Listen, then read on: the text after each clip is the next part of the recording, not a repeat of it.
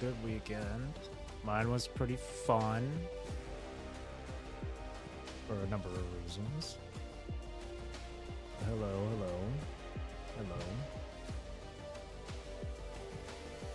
Alright, and today I'm going to continue with surviving Lucem. We're in part 2 of it now. Escaping from calamity. Alrighty. One thing I gotta say before we start here, before we get into the second part of the story, of the chapter, I mean, is I'm how do I sorry, I feel a little bit embarrassed to say it, but like I'm kind of glad to see how well received my PGR streams have been when I first started streaming PGR up until now. I'm actually I'm pleasantly surprised. Really just shows how many people, or just how loved PGR is by many. Speaking of which, when I did Lucem last time over the weekend, someone did comment that there was a bit of context behind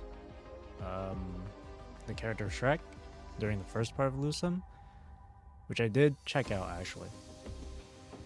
They linked the video and all that stuff, or they mentioned the video.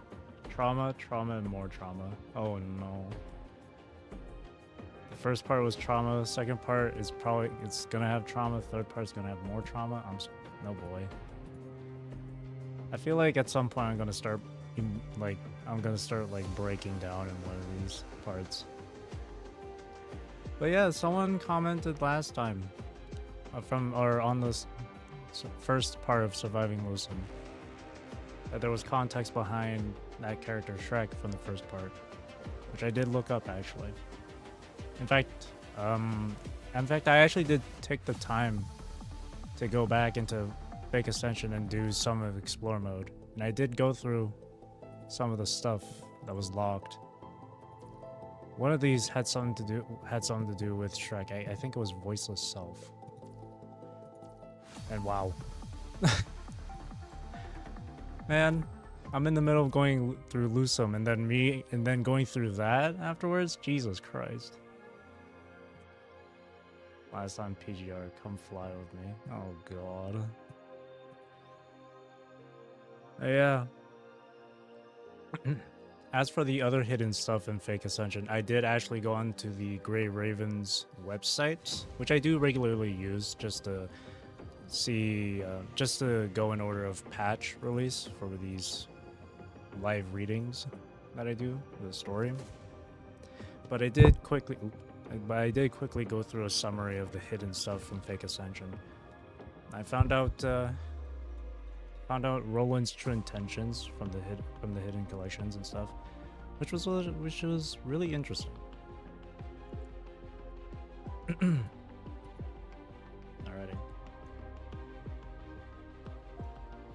let's get this started. Starting off with a combat node, eh? Fourth ship. Oh boy. I gotta, hang on. Let me just take a breather here. I want to get myself a little bit prepared for any more trauma that's about to happen later down the line for this chapter. Alright. Let's do this.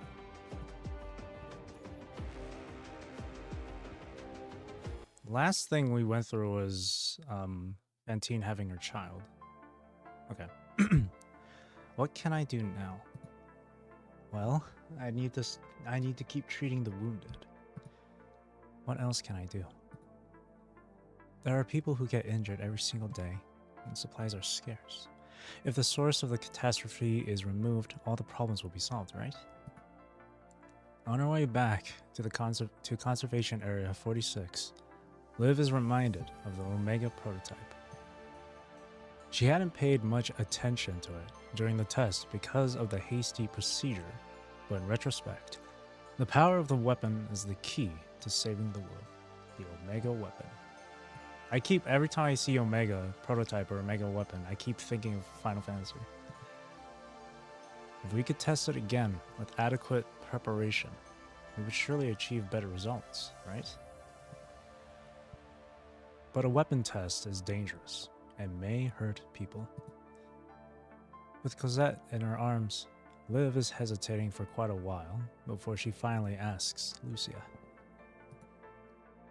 Lucia, do you remember the Omega prototype we tested before? Yes, I was thinking about that too. I remember it could absorb the punishing virus, something that had never happened before. About that, Liv tells Lucia what she thinks. Apply for the testing program again? She thinks about it for a moment. Good idea. The previous test was too hasty. If we're better prepared this time, we'll definitely get better results. Once we eliminate the punishing virus, we'll solve many other problems too. Yes, I remember the look on Lee's face when he saw the test data. I'm sure he wants to try again too. Our top priority now is to find a way out of the predicament. We've got to be more proactive. It makes two of us. Can I apply for it? Are you sure? Liv rarely offers to do that, but Lucia smiles and is not surprised at all. You can't wait to get it done, right? Yes, waiting and mourning can't change anything. I've been thinking. Liv, you're really a strong girl. Unlike those who keep to themselves, you care about what you and other people feel. Even if it's overwhelming for you sometimes, you can get over it and pull yourself together very soon. Lucia, go and do what you want to do. Lee and I will give you our full support, and when your application is approved, the three of us will go for the test together. This new weapon will definitely play an important role in reclaiming Earth. And if we can find a solution, we'll help everybody out of this misery. Sure. In Conservation Area 46, Liv tends to all the patients in need of treatment as usual. Since the leader of the armed refugees was informed of the story of Cosette, she stops complaining about matches. When all her patients get their treatment, Liv takes Cosette, who is in a swaddle, to the cubicle of Commandant Lucem. She changes Cosette's nappy and feeds her some nutritional powder until the baby falls asleep. Then Liv puts Cosette in the makeshift cradle next to the Commandant's bed. She gets up and carefully checks the Commandant while pressing the comms button. She thinks it will take a while before somebody answers, but she hears a familiar voice immediately. Hello, Liv. Celica, there's something I want to ask you. Is there a follow-up test of that weapon we tested earlier? What's the plan? I want to apply for further tests. What happened? You look so much more determined than before. Nothing happened. I just want to do what I can to get us out of this predicament. Liv. If there was a mission that would get us out of the predicament, but would most likely pay the highest price, would you do it? The highest price? If you mean the safety of Lucia, Lee, and Commandant, I certainly wouldn't do it. No. It's about your own safety. My safety? That's right. Although Celica keeps emphasizing the if, she doesn't look like it is just a hypothesis. Liv used to feel powerless. Sadness and regret can't change anything, so she decides to move on no matter what. But at the same time, she is also aware of the fact that as long as the punishing virus is still around, the problems will drag on. What if the punishing virus is gone? The Omega weapon can make that happen. That's what everybody has been waiting for. Liv knows she can't let this opportunity slip away. What if she has to die to make it happen? Liv remains silent for a moment, but eventually she smiles in the face of this once-in-a-lifetime opportunity. If it really worked, I would do it. Seriously? You really think so? Yes. So many people died right in front of me, I could do nothing to help. Now everybody, the task force, and humans are trapped in this catastrophe. And no one will be spared, including the elite squads. If it's just a matter of time before the catastrophe kills us all, why not do something that promises to make a difference? I'd love to give it a go. Celica, I don't want to see anyone die anymore. Actually, about this, the president hasn't decided whether to give you the call or not. Are you alone now? There are only Commandant, me, and this little baby here. A baby? Is it a refugee's baby? Is the mother dead? Yes. Usabeni is still in a coma. Yes. The signal is off for a moment before Celica's face reappears on the terminal. I'll transfer you to the Parliament Hall. Please keep your environment quiet. Alright. Noticing the seriousness in Celica's expression, Liv turns back to make sure Cosette is sleeping before nodding to Celica. Celica's face blurs on the dark blue screen.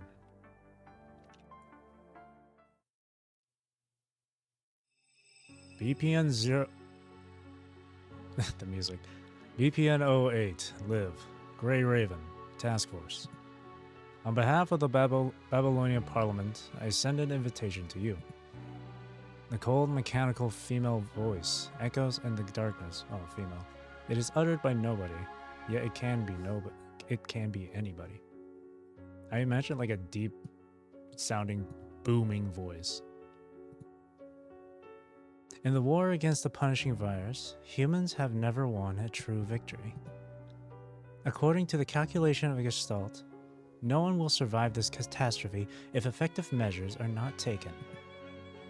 At the outbreak of the catastrophe in the Puglia Forest Park ruins, the Science Council had already made a preliminary recreation of the technology recorded in the Omega file. We managed to retrieve and analyze the test data of the Omega prototype through the contact of the Grey Raven with the unidentified twins.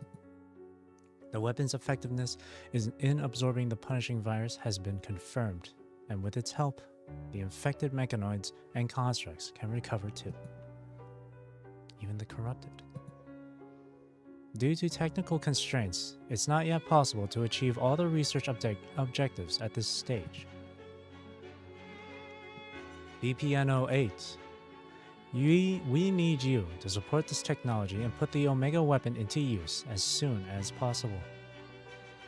What do you want me to do? Become a carrier for the Omega weapon. A carrier? Use the latest specialized frame and its properties to attract the punishing virus, allowing the virus to pass through your mind and be completely absorbed by the Omega weapon. Through my mind? That's the only way to maximize the effect of the Omega weapon. This is a dangerous task because we can't control the rate of attraction of the virus, and once it exceeds the rate of absorption by the Omega weapon, you'll get infected completely. In addition to that, there is also a high risk that your frame won't be able to reboot again or use recall due to symptoms such as mind deviation and contamination. But in order to reclaim Earth and go back to our common home, we must do whatever it takes to overcome the predicament. BPN 08, humanity needs you. Will the punishing virus really be cleared and infected individuals recovered. This will be our first attempt at this technology. At this stage, there remains a lot of uncertainties. BPN-08, we need a pioneer. Fine. Someone has to take the first step. BPN-08, does that mean you agree to our invitation? Yes. Please confirm that you can't quit the mission once you take it. Confirm. Please confirm that you are aware of the dangers of this mission. At the end of the experiment, your chance of survival is only 7.23%. Confirm. BPN-08. On behalf of the Babylonia Parliament and humanity, I thank you for your service. Please tell me what to do next. The hall is solemn and silent. A middle-aged man with an erect posture gets up and stands in front of a table. Liv, take Commandant Uzlebeni back to Babylonia. After this talk, I'll send out a notice to all constructs stranded on the ground to explain the situation. After I get their consent, you'll be escorted back by them. There is an undestroyed underground base in City 47, where some transports and an airship are stored, along with the last of our supplies. They're all we've got now.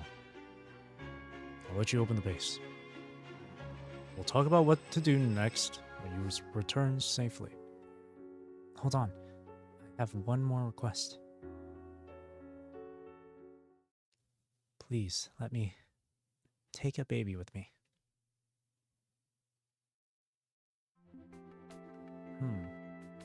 While Liv is speaking to Babylonia, the constructs that had been transferred from City 43 are talking to the constructs that had survived the Omega prototype delivery mission. Seeing Lucia and Lee walk into the lounge, one of the constructs jumps up from his chair. So, you guys finished your work now? To her surprise, Lucia sees a familiar face from the initial annihilation of the hetero hive mother among the 4 surviving constructs. When we get out of the transport, we didn't even have time to say hi to Captain Lucia and the other members of Grey Raven. Exactly. Hello, I'm Percy. I met with Lucia and Captain Chrome in City 75 before. I've heard Lucia mention you guys. You must be Captain Percy. You gave the locators a Commandant, right? That's right. How are your injuries? We're all fine.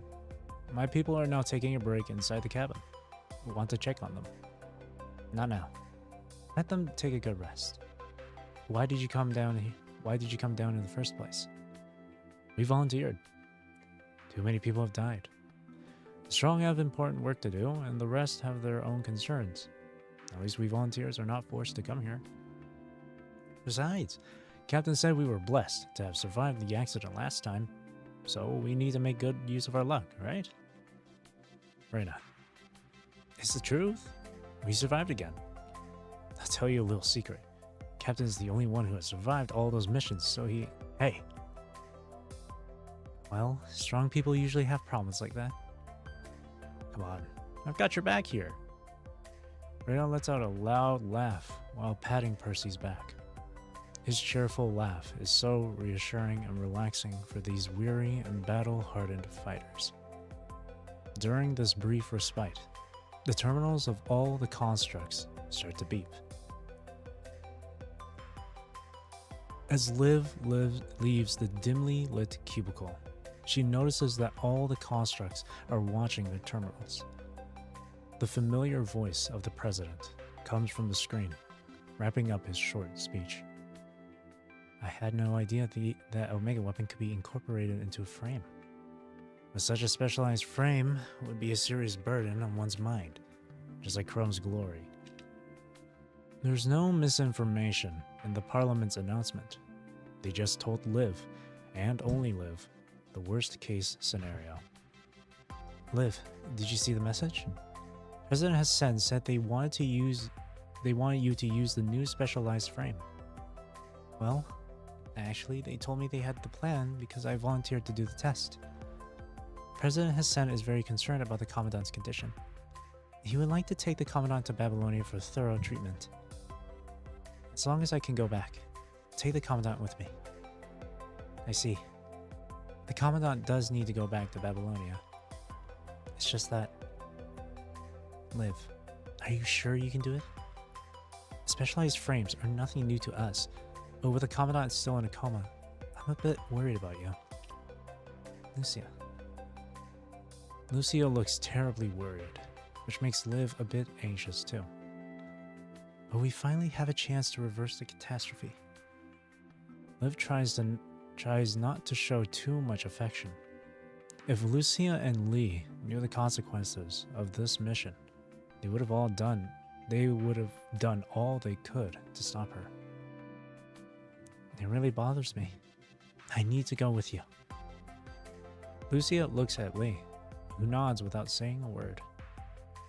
Alright, the four of us go together then. Great, Captain.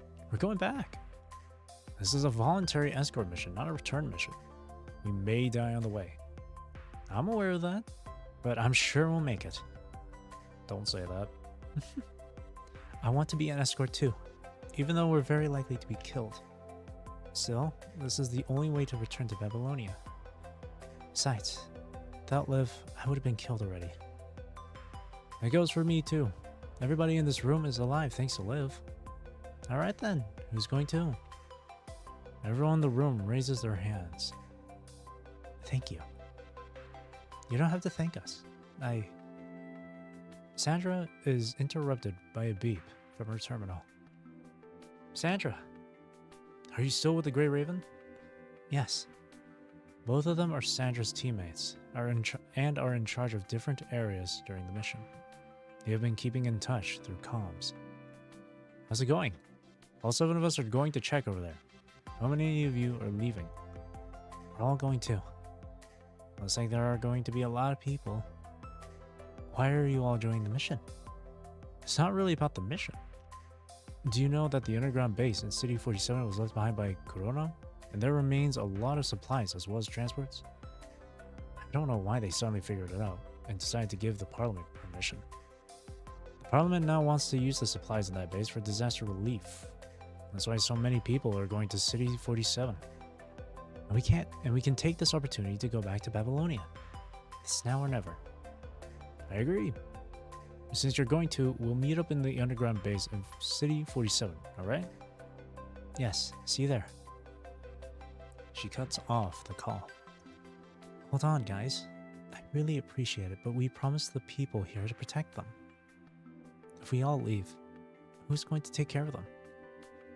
I see your point, but the hetero creature barrage is coming. I can't do detection, and I'm no match for those creatures. I still have the manual on taking care of the wounded you wrote for me, so I can work as a nurse here. If anything dangerous is attacking this place, I won't be able to help. That's right. So, what should we do now? Shall we say? Lucia double checks the action plan. If she wants to protect everybody, the best option is for her and Lee to stay. But a strange feeling comes to her mind, as if she has neglected something very important. Lucia frowns. The last time she felt that way was when she was on her way to capture the Ascendant by order of Ravenge. Is this just a coincidence? Lucia, what's wrong? I have a bad feeling about this. Lucia. Is over-worrying me mistrust? Liv calls Lucia in a pleading tone. Lucia relents. Sorry, I was overreacting. Alright, let's make a plan. The president said there were plenty of supplies in the base, so I'm sure everybody wants to get their hands on them. We're pretty close to the underground base, and we have plenty of time to do round trips, so I suggest we take everyone there in different groups. Okay, sounds good. The underground base is going to be bustling. I know, supplies are scarce these days. People will be flocking there. I'll talk to their leader about the base.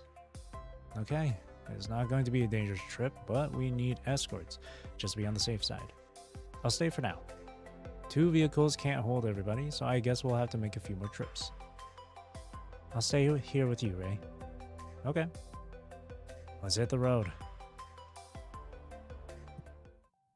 The Grey Raven arrives at the entrance to the underground base of City 47 at midday. After leaving the Commandant in the sleeping pod, they are waiting for a while before a large influx of people comes from different directions. Liv opens the base's warehouse and hands out the supplies inside to the eager crowds. Days of hunger are finally quelled for the time being. Everybody seems to be in a better mood.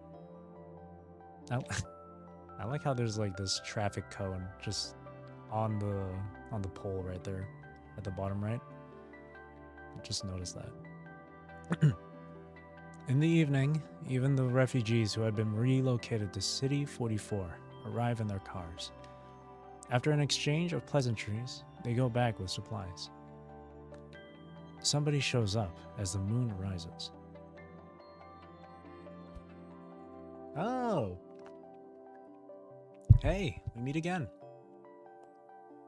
He talks to the Grey Raven and learns that the wounded in Conservation Area 45 are being treated by Forsaken's doctor and everything is fine. In order not to deplete the supplies there, Shrek has decided to get some supplies from the underground base in City 47. As he hangs around, Matches, the border collie, spots him and follows his motorbike to Forsaken's base. As dawn breaks, it is time to embark on the journey. The constructs from different squads get together in groups as ordered by the interim captain for a final confirmation and roll call in front of the airship. I'm sure you all know from the President's message that the battle on our way back to Babylonia will be a tough one. This is a voluntary mission. I don't care why you risk your lives to be part of it. I just want you to understand one thing. Getting rid of the punishing virus is the only way out for humanity. This is a difficult as well as noble battle. This is a life-changing moment for all of us. For us all. So we must win. There is half an hour to go before our departure. Say goodbye to your friends and get ready for the journey ahead. Then, we'll win back the future of humanity and Earth. Roger. Liv. I haven't seen that look on your face for a long time. Huh? You think I have a poker face? That's not what I meant. But you always looked like you were forcing yourself to smile.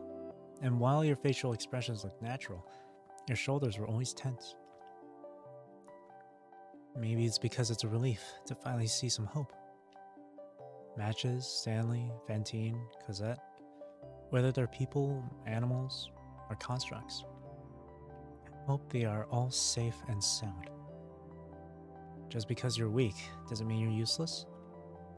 Huh? Is that what Commandant said? That's right. I remember the second half of the sentence was, take a few parts out of you if you don't understand that, right? Remembering the past, they start to laugh. Yes, I had just joined Grey Raven at that time. There was a very confident construct who snapped at a teammate, and there was a support construct who couldn't kill the enemy as quickly as he did on a mission. Most people couldn't be bothered with things like that, and none of the other commandants stepped in. Yes, I still remember the commandant said, just because a single cog can't stand up to the enemy doesn't mean it should be left behind. I totally agree. Whether it's a human or an animal, or even an insect or a bacterium, just because they seem weak doesn't mean they should be dismissed. They are all unique and irreplaceable in their own positions. It's the diversity of lives on Earth that gives us hope. That's why I'm so delighted to be involved in this research, and hope it will make a difference. Lucia, you'll need to take care of the people here after I leave. But remember, you and Lee must take care of yourselves first. Liv's smile is gone, and she speaks very slowly. I will. I promise you. Liv nods and turns to look at the stairs before her. Those who are going with her are waiting there. Let's hit the road, Liv. Come on. Are you ready? All right, I'm off. Have a safe trip. Liv boards the airship with Cosette and Commandant Usabeni. This seemingly long journey is only the beginning of hope and parting for both Liv and the other surviving humans. No matter how much she wants to stay, she has to go.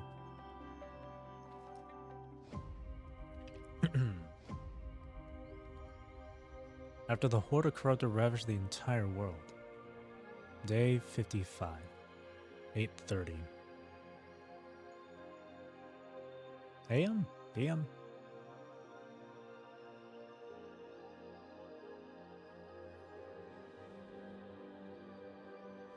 Pew.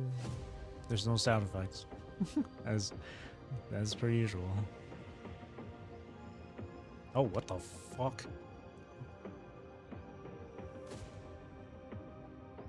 Captain Oak from Mountain Vulture. I'll be the temporary commander of this escort mission. Hi, Oak. This is Liv from the Grey Raven. We've already confirmed the safety of our commandant and a protection target. Great. Full speed ahead, Hopper. Hopper. I think it's Hopper, and Hopper's with 2 P's. The future of humanity depends on this mission. We need to transport the target back to Babylonia at all costs. For the future of Earth, we swear to stick to the mission and fear no sacrifice. Stick to the mission. Fear no sacrifice. Everyone, please be safe. Hello, can you hear me? I forgot to mention something. Hopper carries a propulsion shield recently developed to deal with the flying enemies. Hopper is not capable of keeping it running for a long time. You have to stay connected to keep it running. Understood. And you are? I'm Kina. I used to work on the maintenance of Hopper. We will see each other again if you can come back alive. Chief technician with Corona. I've never seen someone being so picky while using my stuff. How adorable. Alright. Just remember to stay connected with Hopper to keep the shield powered. The shield will help you defend against the enemies. It features an identification friend or foe system that will detect the enemies and clear them out itself.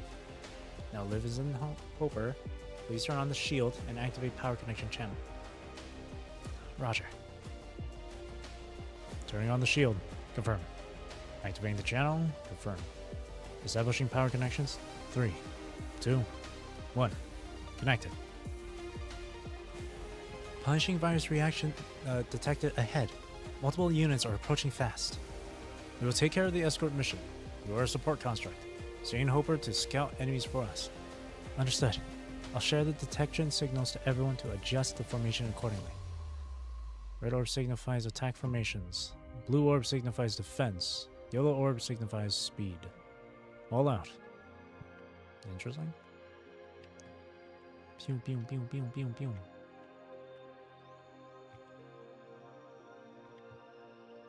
It's kind of awkward when there's no sound effects.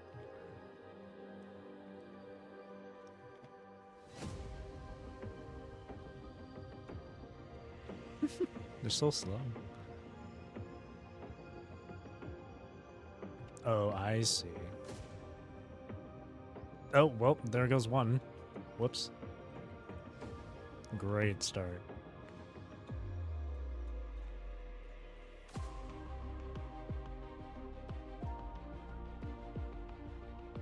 It's so awkward without any sound effects.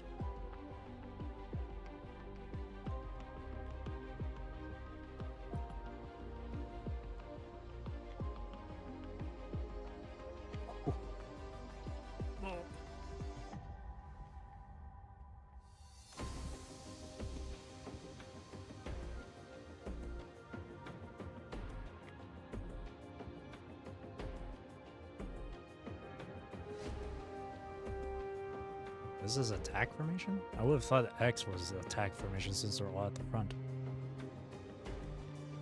Okay, well, I led you to your death, and I led you to your death too. Oh, they're all dead. I'm terrible at those.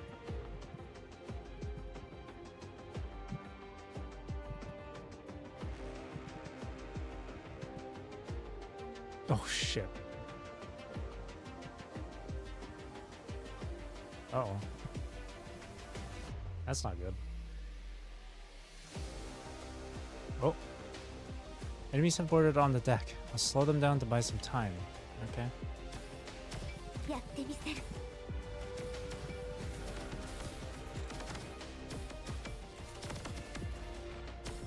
Nice.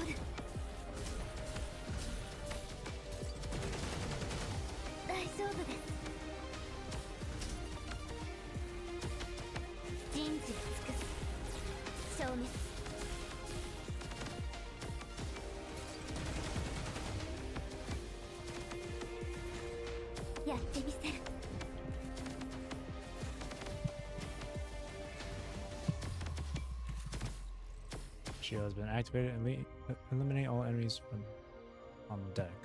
Did it say that? Alright, back to just silence. We will keep working on the Escort mission. Okay, we got people back. I feel like this is better, just so I can have a better time tracking these projectiles. Okay. 3 of them dead already, and it's... Jesus.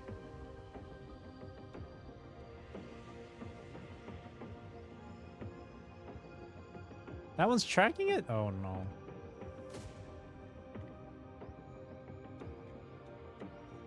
Psh, they're all dead already. Oh man, this thing moves so slow.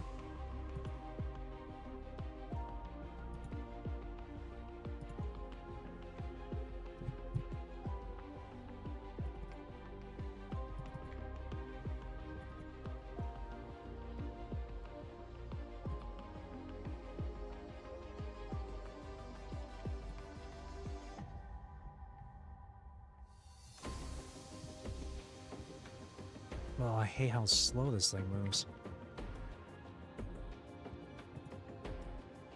Okay.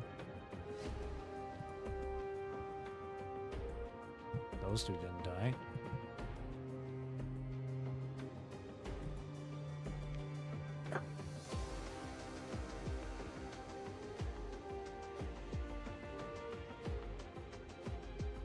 Interesting start to the second part.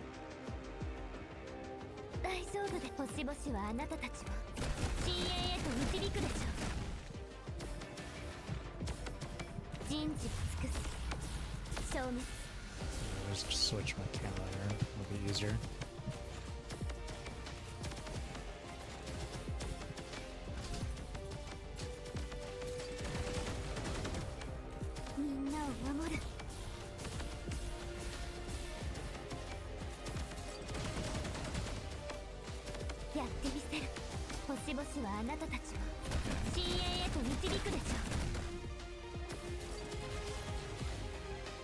Okay. Here we go again. Watch them all die in the first 5 seconds after showing up.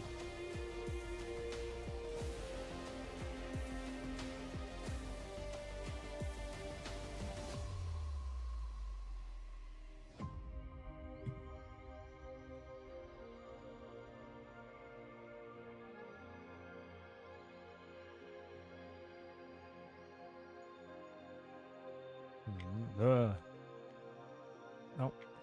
There's 1. There's 2. There's 3. Jesus. Well, at least it wasn't the first 5 seconds.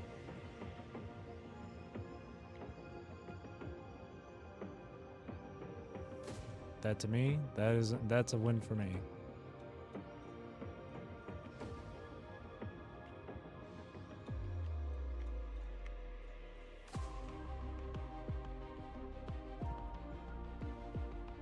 And I can... Okay.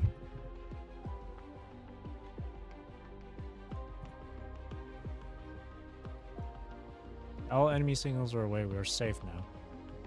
But Hopper is almost out of power, and we've got casualties as well. It's not time to give up. We have to transport those who are still alive back to Babylonia.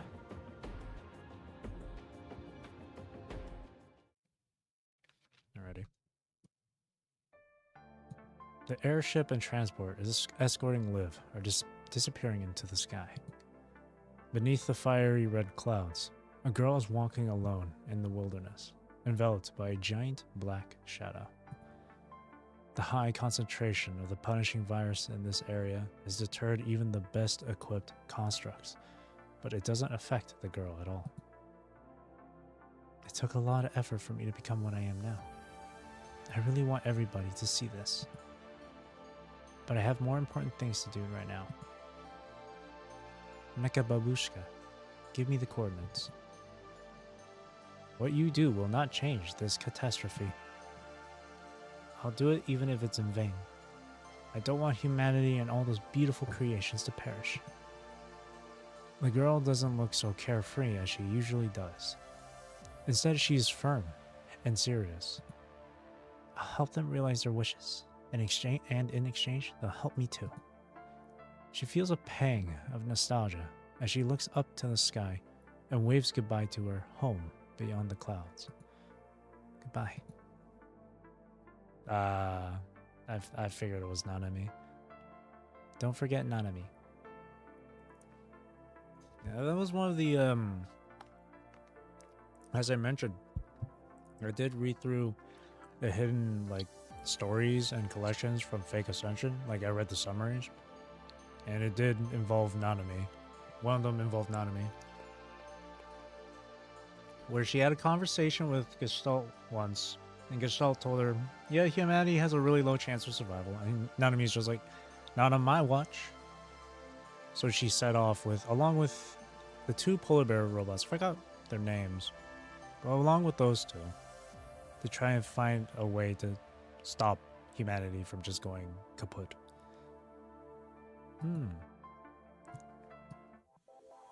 I figured it was Nanami the moment Gestalt showed up on the screen there. Oh, it splits into two. Well, we're going in order, so 12 and then 13. Countdown to life. The last 13 days of Liv. Huh? She ain't gonna die. Right? It has been 15 days since Liv returned to Babylonia. It is also the 15th day she has been adapting to her new frame. The peaceful facade of Babylonia would have tricked her into believing that everything has gone back to normal, if not for the obstacles and pain she has experienced throughout the adaptation.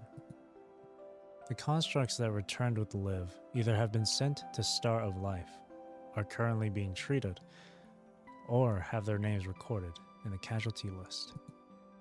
Those who once gathered at conservation areas 43 and 46 have mostly survived, but the conditions of a few of them are still critical. Apart from following the protocol to work on her adaptation, Liv has mostly spent her time in Star of Life, assisting the doctors there and looking after the patients. She seems to have brought her habit on the surface back with her. Besides taking care of the patients, Liv will also jot down their particulars in her journal. She knows that terminals that contain non-essential information will be reset after her frame is destroyed, so she has chosen pen and paper instead. Cosette, brought to Babylonia from the surface, is also staying at Star of Life under observation. She seems to be doing fine right now. Celica has told Liv that Cosette will be transferred to the youth center later to await adoption, or she might stay there until she has grown up. It has been over 2 months since Usubeni was injured at the Puglia Forest Park ruins. Dang, 2 months now, huh? Jesus, still in a coma. Since returning to Babylonia, the Commandant has been receiving the best medical treatment possible. But the days pass by, and Usubeni shows no sign of waking up. Not even when the heavily wounded Simon has woken up from his coma and comes to visit with the medical personnel's help. Thank God, at least Simon's okay though, thank God. All the doctors in Star of Life know full well that if Usubeni does not wake up soon, there might be no waking up at all.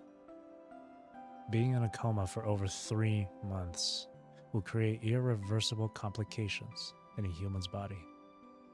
Even if a miracle happens after 3 months, the best option the Chief Commandant has is to turn into a construct. But miracles do not just happen. Not to mention that should the Commandant wake up, all that awaits are the adjustable plans the Parliament has planned, eagerly paving the road to the end of a hero's journey.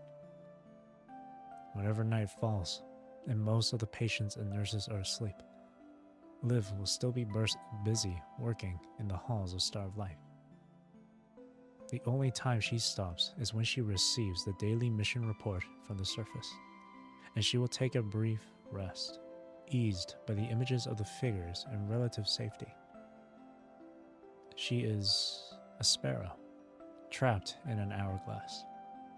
Knowing that she will soon be buried by the shifting sand, she still refuses to give up on searching for a way out.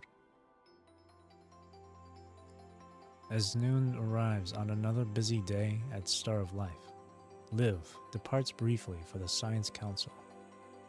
She is already ready to return and continue to help after finishing today's adaptation at the Council.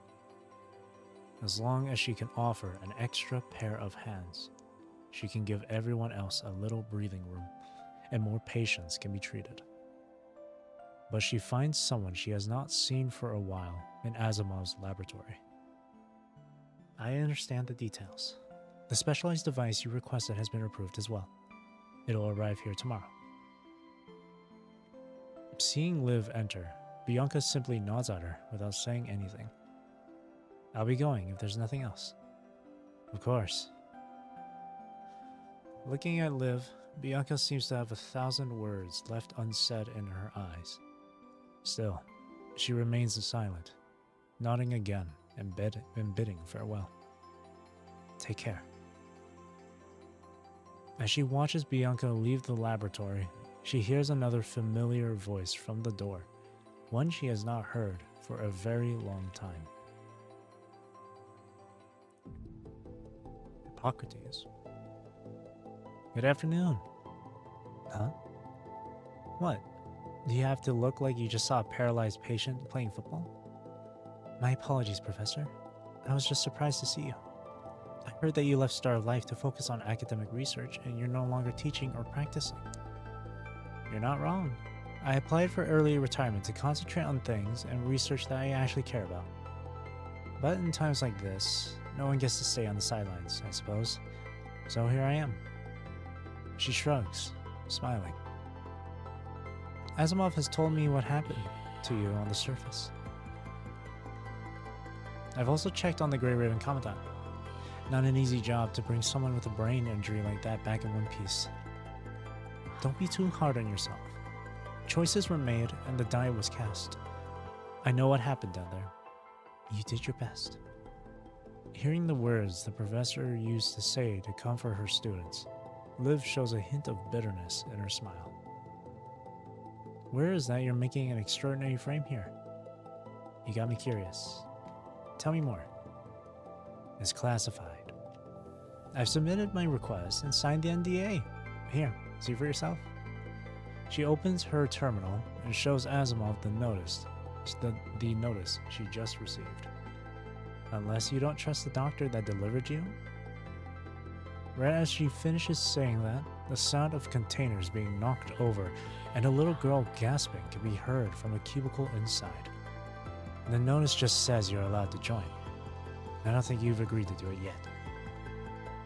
I should learn more about the project before coming to a decision, shouldn't I? Asimov does not bother to argue anymore. He tabs on the monitor before him and pulls up a folder for Hippocrates. I see. So this is it. It's the frame that utilizes the data from an agent, isn't it? Kurono is in over their heads, trying to make an ascendant of their own. It might be powerful on the battlefield, but the frame comes with a side effect, doesn't it? It attracts the punishing virus like an actual ascendant. Since the user of the frame cannot withstand the infection, they'll die soon after they're deployed. But attracting the punishing virus is the effect the Omega weapon needs. That's the only way it can capture the virus. But where does it send the punishing virus? We're still unable to explain most of it. Right now, all I can say is the Omega weapon functions more akin to a tunnel or a wormhole that pulls in the punishing virus. This frame has brought us hope precisely because it can make the punishing virus go away for real.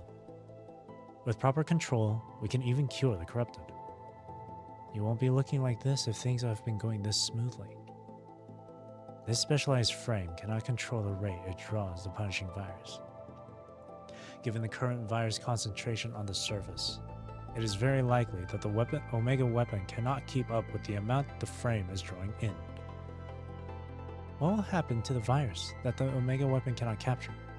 Will they just, in fact, live? Asimov answers her with a silence. This is only to give us another corrupted. If things go wrong, we might even get another ascendant. Commander Nicola agrees that we might risk turning Liv into an ascendant. That's why he has asked the Purifying Force to support the operation. I was just confirming the situation with Bianca earlier. She's bringing over some equipment tomorrow that requires special authorization. Equipment from the Purifying Force. A mind needle probe. And an EMP discharge collar. Did he tell you about this? Yes. Asimov and Commander Nicola told me before we started the adaptation. Do you know what those two things do? One of them monitors my mind activities, and the other one can directly extinguish my mind. You signed the agreement after you learned about them? I did, since I don't want to become the enemy either. A hint of gloom flashes on the cheerful professor's face, but she has not voiced any disagreement. What if we retrieve Liv before the infection crosses the threshold? Even with a specialized frame, the Omega weapon cannot hold on for too long. Everything is a work in progress. We can only improve it after testing. Did you solve this once? With the Smith boy? Chrome? The way I solved that was by including an inhibitor so that the ascendant data wouldn't surpass what he could handle. There are two reasons why we can't use an inhibitor this time. Drawing in the punishing virus is, by default, an act of surpassing the threshold. If we put a limit on that, this project wouldn't be able to do what it's meant to do. Of course those people will come up with something like this when they consider human lives simply part of the cost of their experiments. But this isn't turning a heater on and off, where our options are either hot or cold. Inhibitor or no inhibitor. There must be another way. There would be, but the specialized frame is developed from an agent's data, so its essence is similar to an ascendant. Connecting with the mind of a frame like this often means corrupting a commandant's mind beacon. After getting the data from Chrome and the fight with the hetero hive mother, I reinforced the inhibitor on the glory frame. Right now, his specialized frame is as stable as Arclight. Barring any unforeseen circumstances, both frames only have a 0.64% chance to deviate. But, should a deviation occur, only the Grey Raven Commandant Usabeni can stabilize his mind. Given that Usabeni is still in a coma, we've lost our only guarantee. Is that why Corona is so obsessed with Usabeni? I wasn't too keen to find out the details, but it certainly seems like it. They have trouble solving the infection, and they couldn't get their hands on constructs with remarkably stable minds. Without a commandant who can withstand it, the frames they build can't be deployed, or it'll just result in the user's demise. How do you know about Corona, Professor?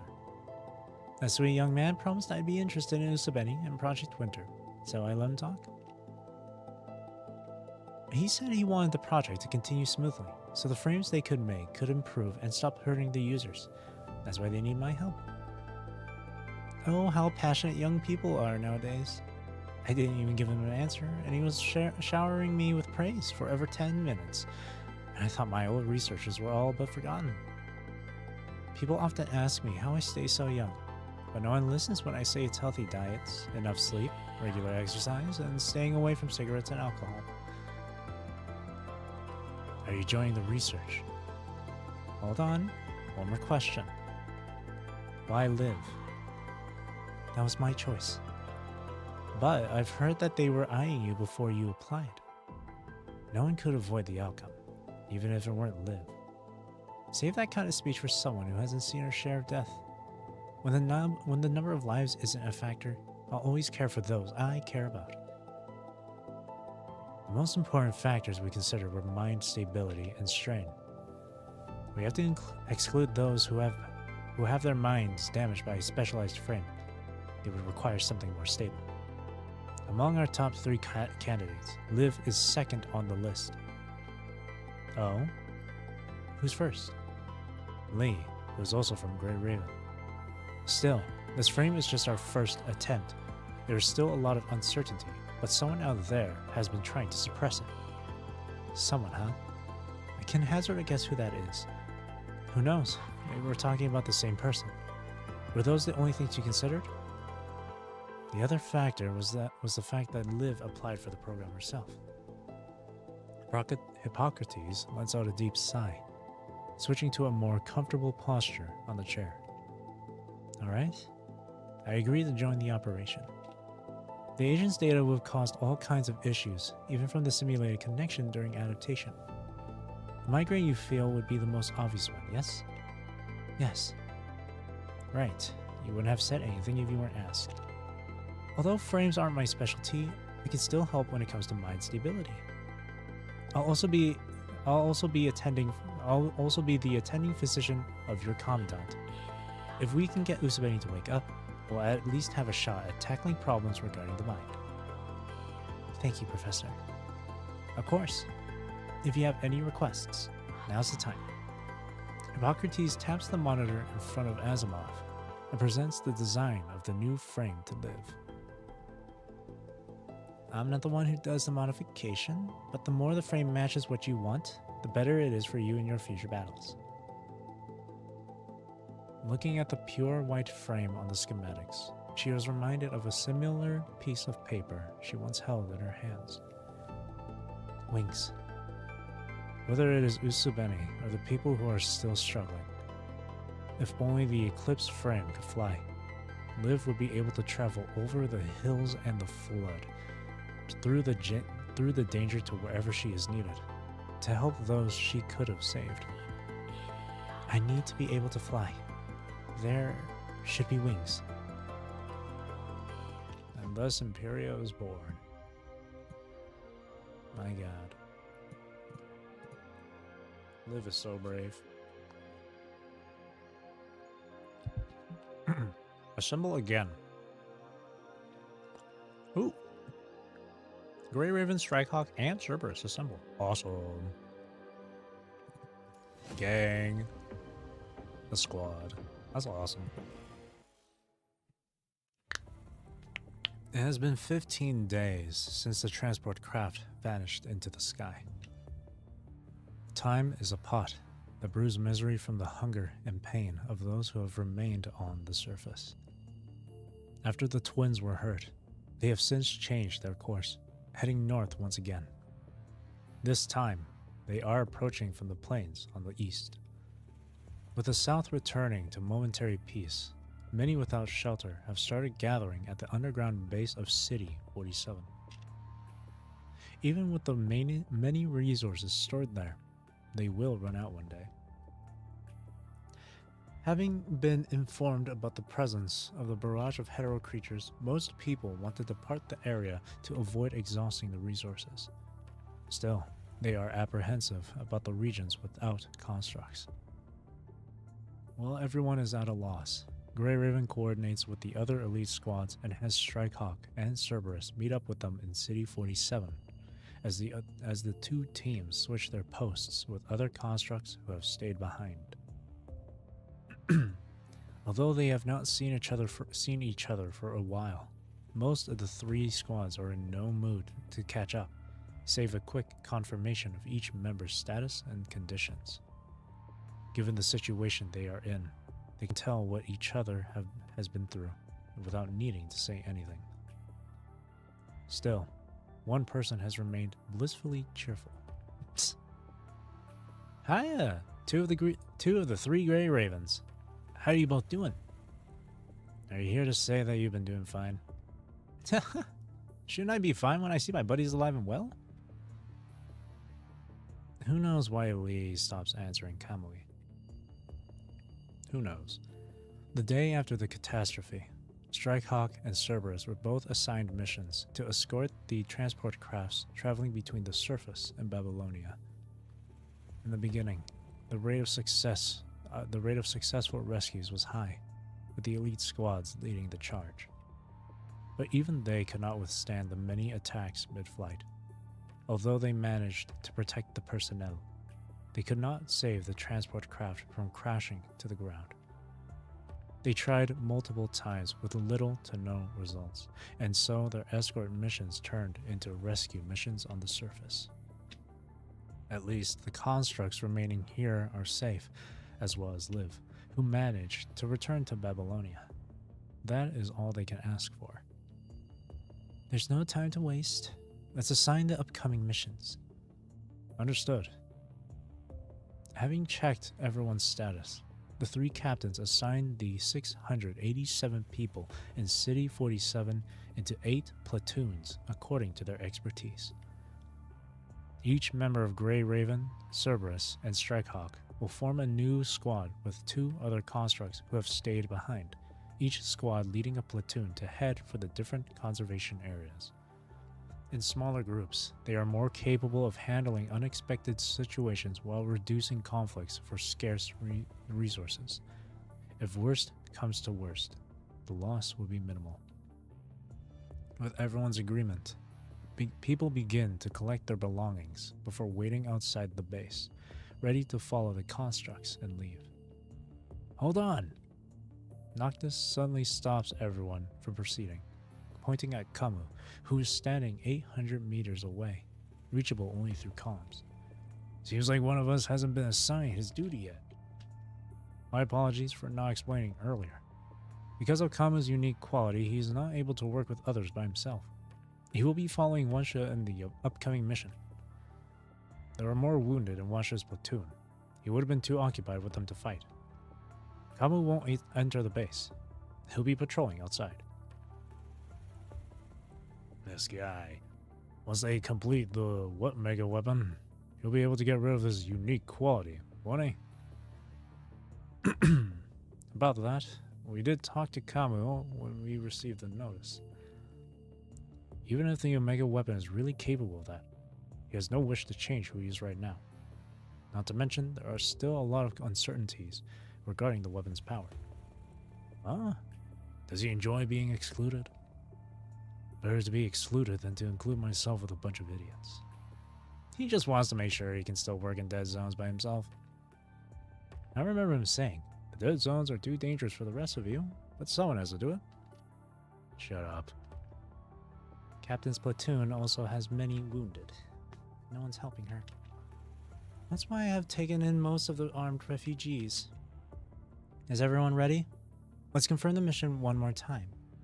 Our destinations are the 3 neighboring cities in the west coast. If you encounter the Red Tide, or a wave of hetero creatures, contact the rest of us and prepare to change course. Copy. Gotcha. Also, Vera suddenly turns to Lee with a teasing smile. Let your brother know you're safe when you have the time, no? I'd hate to be annoyed to death when I do my mission report. Let's move. As everyone watches the Cerberus captain's platoon leave, they hear screaming from Lucia's comms. Help! Help! Watanabe? What's happening? Our base is... the twins... Oh shit. Are you attacked by the twins? That's not good. Gunshots and screams come through the terminal, but they do not hear Watanabe's answer. Hello? Watanabe? Watanabe! There are many wounded. Help! Oh god. Even with the unstable signals and Watanabe's faltering voice, the constructs who hear his few brief words have fallen silent. Disregarding their past differences, no one here can abandon the people before them for another rescue mission. Where are you? East. 37. Many the twins. Changing course out of nowhere. City 37 is too far away from us. We wouldn't have made it. We wouldn't have made it even if we go now at full speed. Help! Act-elect. Has Act-elect also joined the rescue operation? We're still being followed. Draw them away. 43. Are you asking us to meet you at the station in City 43? In 5 hours. Oh boy. Before he finishes speaking, they hear a dog barking from the comms before the screen of the terminal turns black from an explosion. The situation there doesn't look good. We can't just ignore them, Cat. Right. Now's not the time to hold grudges. Let's rearrange the groups. Lee and I will take the 3 constructs from our squad to the station in City 43. The refugees in our platoon will have to count on you guys. It's too dangerous if there are only 2 of you. Please let me come along. But no, I suppose you're right. Although we don't know what Watanabe's situation is for certain, he didn't mention they're still being followed. That's not a good sign. The twins were after us once, and we couldn't put any distance between us with speed alone. We've already spent the only thing that could get rid of them. We can't count on luck this time, not anymore. We need to be prepared to fight. Let me come with you as well. There are too many refugees here. The 3 of us leaving with our squad is the most they can afford. Although I can't let you come with us, can the 90 people in my platoon count on you? Of course, as long as I can ease your burdens a bit. Given how many injured are in the doctor's platoon, ours will have to count on the 2 of you. No problem. We'll say you owe me once, yeah? Alright, let's move everyone. We're coming, Watanabe.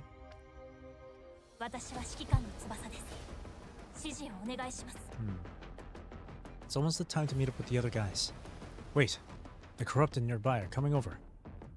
Looks like they are controlled by someone. Oh shit! Okay.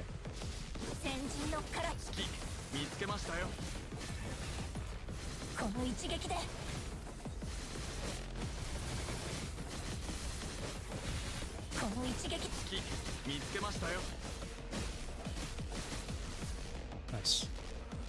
Hurry! The entrance is over there. Oh, it's all this. There's so much shit in the way.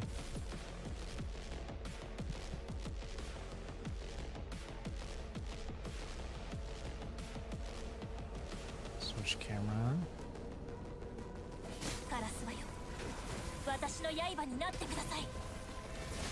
Oops.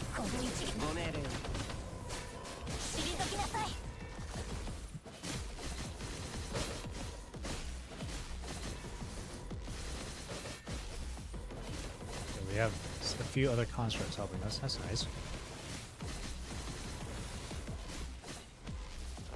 Thank you, boys. Let's go.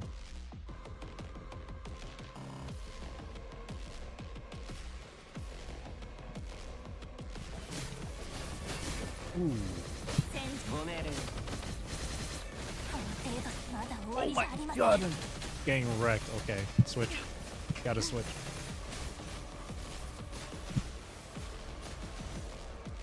Holy. Lucia's health went down so quick. Oh, this way. Grey Gavin? Nice.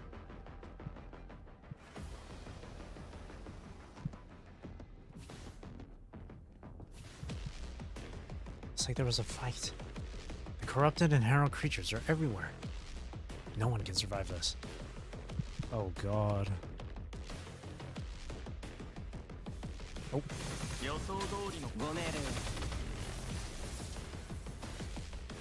Okay.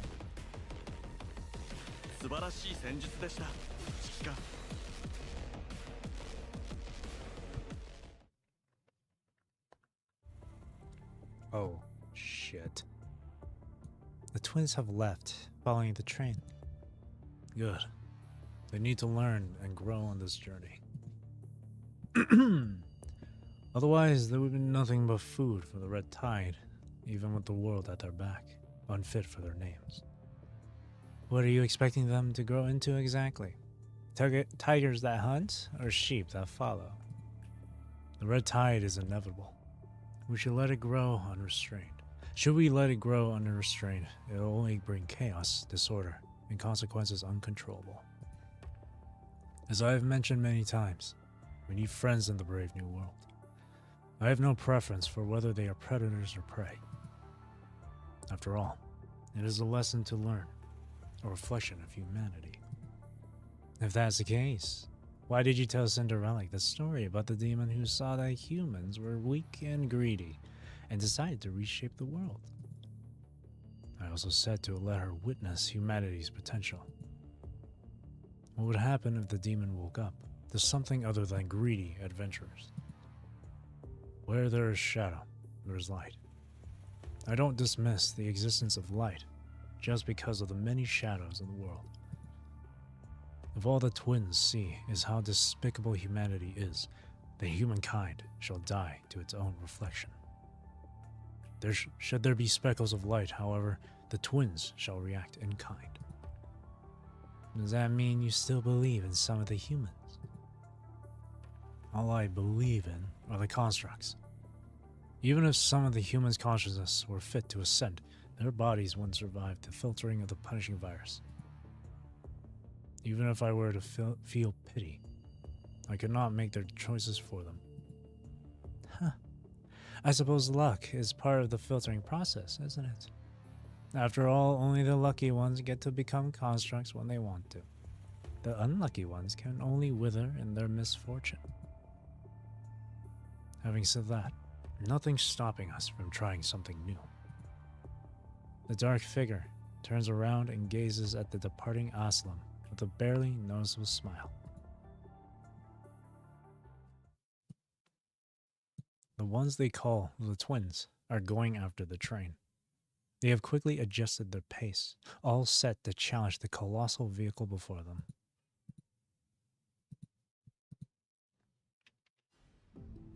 Oh no.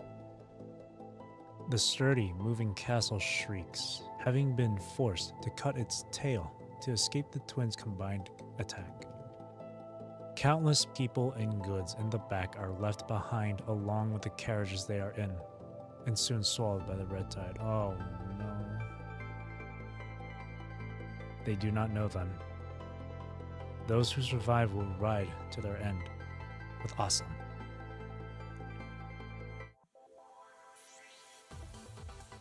Oh no. End train. Aslam has 12 carriages left, 35 constructs, 587 survivors.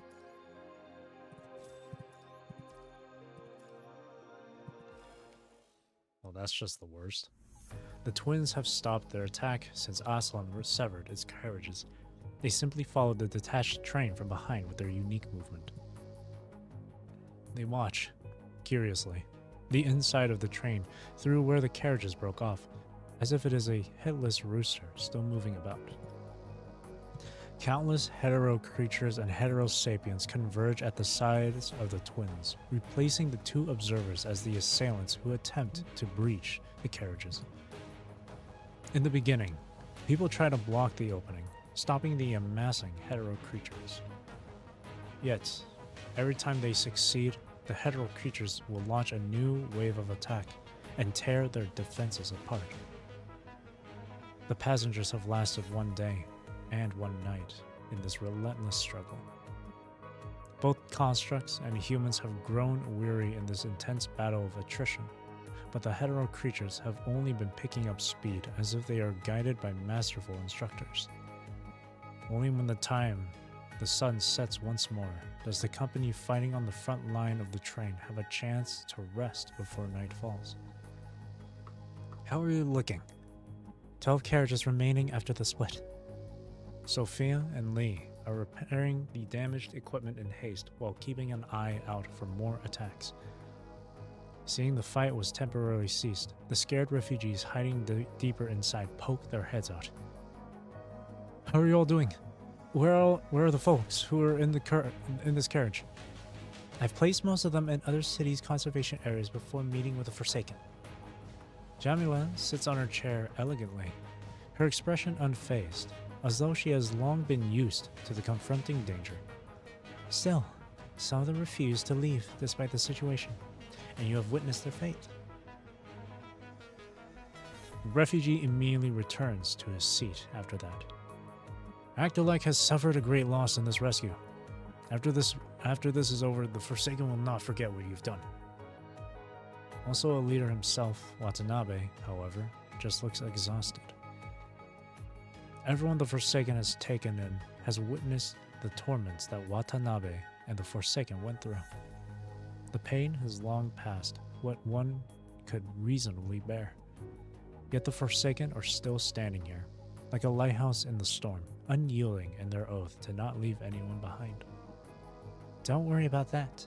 We're here because I have my own considerations and plans. With what has transpired, no one gets to remain uninvolved. We should have stood together in the first place. Not to mention that Babylonia has agreed to compensate for all damages. Is that part of the deal? Call it a provisional supplement term. Both Babylonia and Actolek want the same thing. To save lives and seek new possibilities. So does the Forsaken when you put it like that. Watanabe frowns, turning back to the interior of the carriage. The 35 constructs who gathered in the base are fighting to protect the 587 survivors hiding here. Most of them are members of the Forsaken, but there are also many patients that they have temporarily taken in. After the event at the Puglia Forest Park ruins, Watanabe has been leading the different Forsaken bases to take in those who were affected, giving them shelter. The Forsaken have always been held in high regard in these areas, but that has also led to them taking in way more people than the conservation areas. Not long after the twins attacked, a large gathering of hetero creatures charged their base as if being summoned. Suffering huge casualties, Watanabe was forced to take those remaining to escape from their base. You're welcome, but you'll have to help us fix the train in the future. Of course. Is there a future? Shrek, having boarded the train alongside the Forsaken, is leaning by the shaking seats, his brows furrowed as he watches the working constructs before him. Ever since he came on board, the normally talkative young man has been looking around with worry and disgust, almost as if he fears not just the monsters chasing them, but the train itself as well. I know it's not my place to say it, but those two and their siblings are still after us. It's clear that we can't outrun them. We can't win by attrition. I might just be a civilian, and I'm grateful to be saved, but both the folks behind us and I can't bear to lose any more of you. Hearing that, a corner of Jamila's mouth ever so subtly rises. Especially you, Watanabe. You don't have to say it. I know you're almost at your limit, haven't been operating non-stop for the past month. But we don't have a choice right now. Isn't there a new possibility? When we were putting together the supplement terms, I received an extra request to help test your new weapon system. Are you talking about the Omega prototype? We can fight the twins with it. The effects during our first trial were minor, but they must have improved by now. That's right. I just received a message. The operational command is preparing phase 2 of the prototype, and they're planning to drop it tomorrow. With the improvements they've made, this Omega weapon can create a small disinfected area, drawing in the punishing virus within. Hearing that, everyone's sullen face relaxes a little. But its effectiveness is still inconclusive. We should prepare a backup plan. Have you confirmed the exact timing and location? I have. We need to arrive at the station in City 210 by 4 o'clock tomorrow. There we will receive the new prototype. Must it be City 210 and 4 o'clock? That's cutting it real close. We need to take into account the time needed to depart and meet up with the support force. We must hurry and put some distance between the enemy and us. Not to mention that it's too dangerous for the civilians to remain on the train. There's another functional base in City 210. People can get off there. It's more than enough if we just keep a small force of combatants here to draw the twins' attention. This is why reaching City 210 by 4 o'clock tomorrow seems reasonable. And I suppose we had to speed up? Jamila smiles, her gaze passing each of those discussing the plan until it stops at Shrek in the back. Through the sound of their discussion, she sends Shrek a message, speaking silently.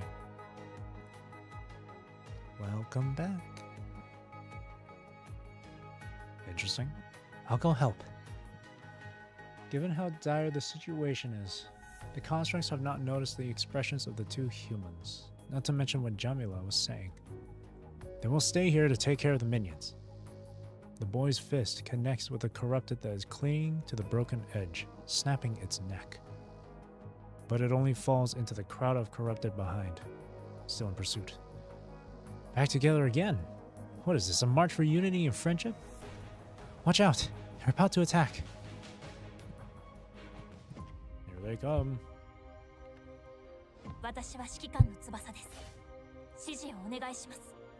Grey Raven and Strikehawk. We're here to help you. Careful, they came out of nowhere and attacked our teammates. But they disappeared when we attempted to strike back. Keep your guard up. Check the side of the train.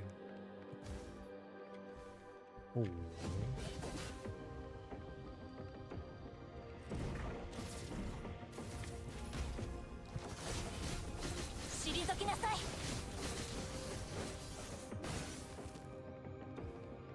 Oh.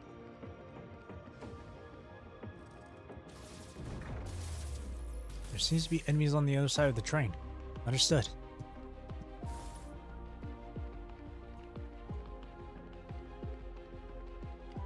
Oh man, they should have played Dust during this.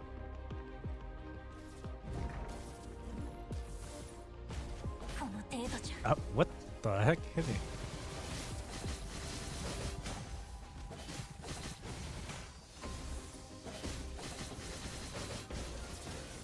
The twins are approaching fast at the end of the train. Don't let them get on the train. We have to stop them before that happens. Oh shit.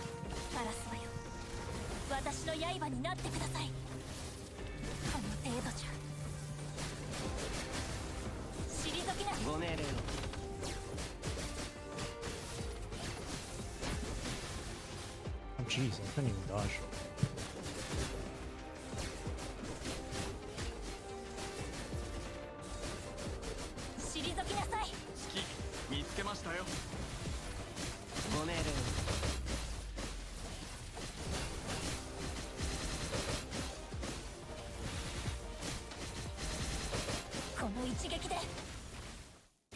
Oh.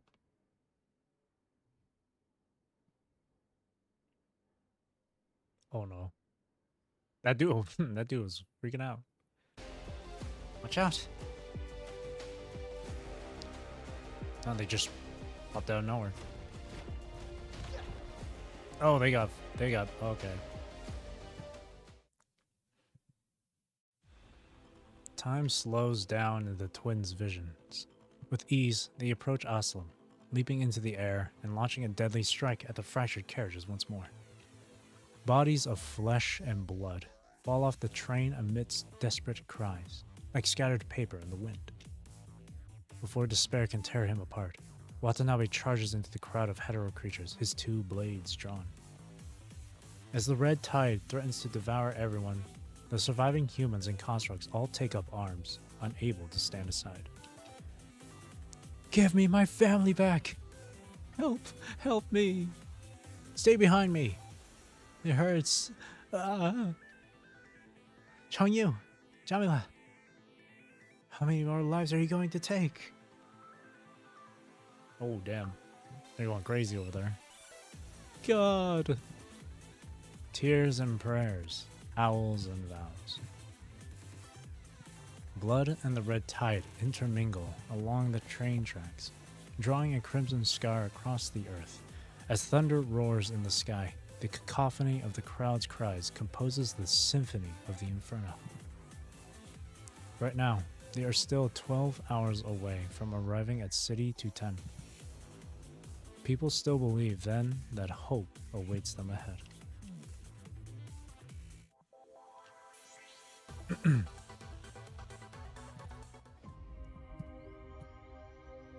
Endpoint countdown.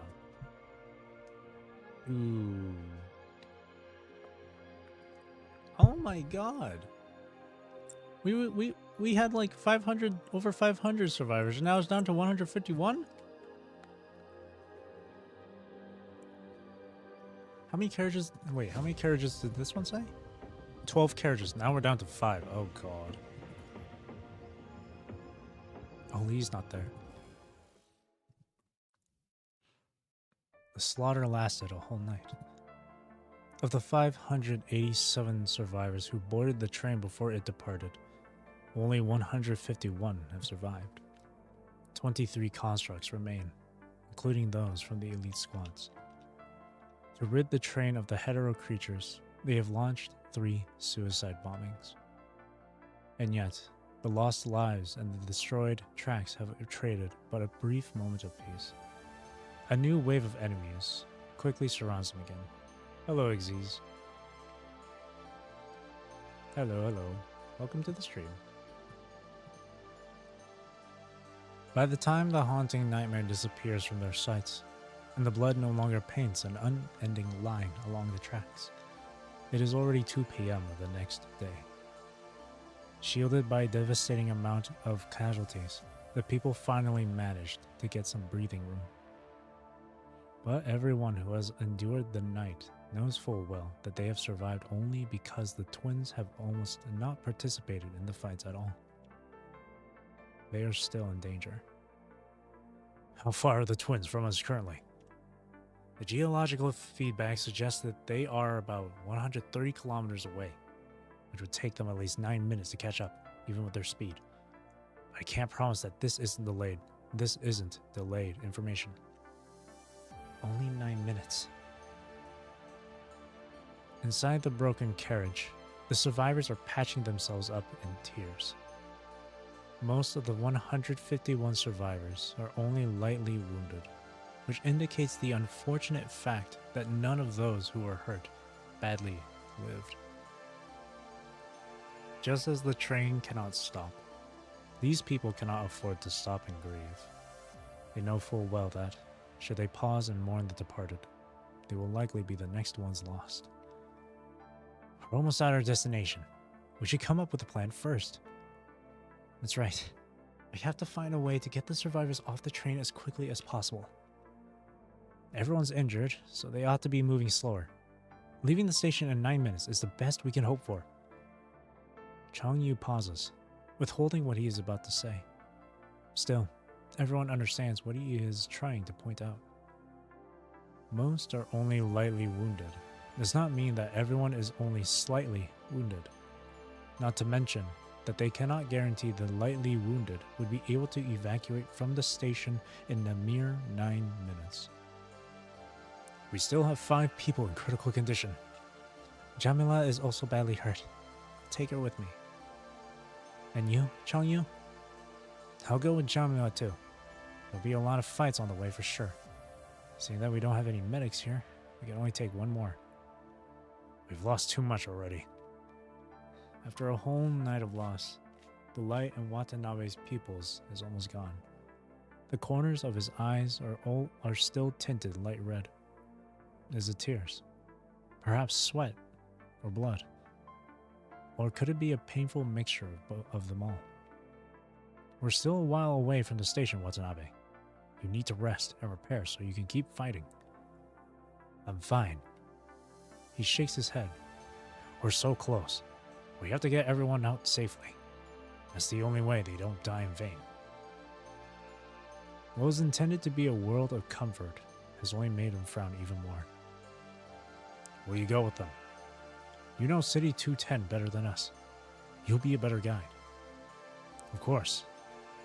I'll try to bring some of the seriously wounded as well. Leave Shrek and the rest to me. Is anyone else going? The people with light wounds will need Construct's assistance to travel to safety in 9 minutes. Hold on. If the twins realize that the crowd is no longer here, they will change their target. We'll be looking at even heavier casualties. No way. Our mission is to be the target of the hetero creatures and the twins? No one objected to Chrome's plan 2 days ago when they had yet to face the barrage of enemies. But now, most of them just want to leave this grueling front line. We'll meet with Babylonian support force in City 210 and get the prototype weapon. But to deploy the Omega prototype, we have to make sure that the enemies are still following us. It's too dangerous to be at close range with them. I think it's safer to do it on the train. Before she passed out last night, Jamila mentioned that if you're going to use the train for your operation, we'll give Lee access permission. Of course, she also mentioned that we'd be sending Babylonia a bill for all the damage caused. Fine. The loss suffered in the prior night has everyone deeply traumatized. They are struggling to be optimistic, even when they can see the light at the end of the tunnel. Perhaps we should let everyone choose. Instead of encouragement, Chrome chooses a different path. Everyone choose? You mean you're letting us decide if we stay or go? That's right. Please pass the word and ask what everyone thinks. I will. Without delay, the construct drags his wounded leg further inside the carriage. I'll help them prepare for the move as well. Okay. Watanabe and the construct soldier leave the cart. Do you really think that some of them would choose to stay? I say most folks would care more about their own survival. I do. Neither of the choices guarantees safety. If we force them on the more dangerous path, the result will only waver. Seems like we have to prepare a backup plan. What do we do if the twins don't follow the train? We'll split up into small teams. The moment they deviate from our planned route, we'll initiate attacks like we did before to catch their attention. It'll be easier to draw the enemies to us if we can provoke some of them. Right. Let's work out the details. I'll guard the people as they go. I still have an EMP disruptor. After we get the Omega prototype, we can use the prototype to catch the corrupted's attention before deploying the disruptor. Good. We must be ready. This battle will decide the fate of all of our lives.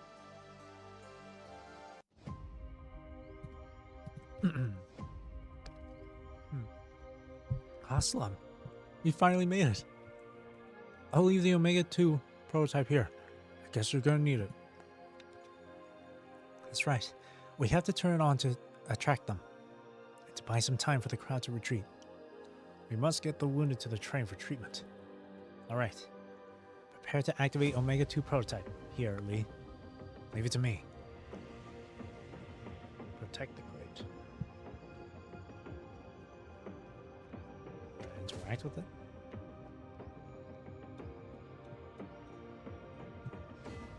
That's why Lee isn't with us in the squad. He's busy with us. Deal with the enemies, don't let them get here.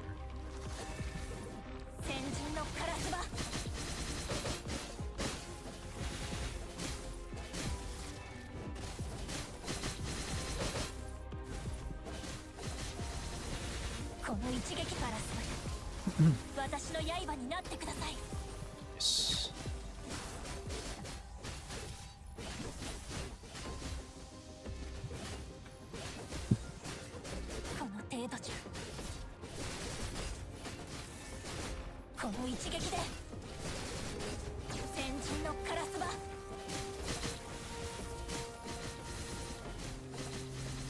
Man, these guys were tanky.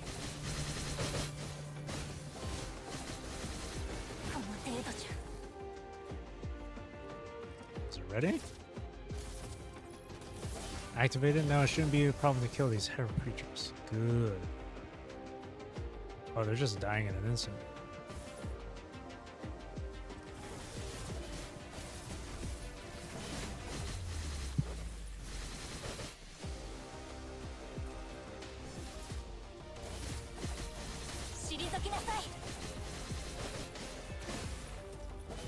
I think this one needs to get closer.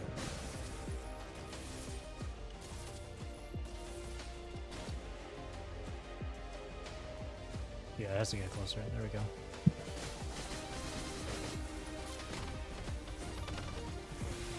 Or not. Enter Matrix. Oh, okay. Thank you, Lee. Letting us know. Oh, shit.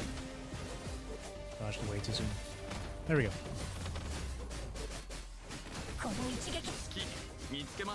So we gotta enter Matrix each time then.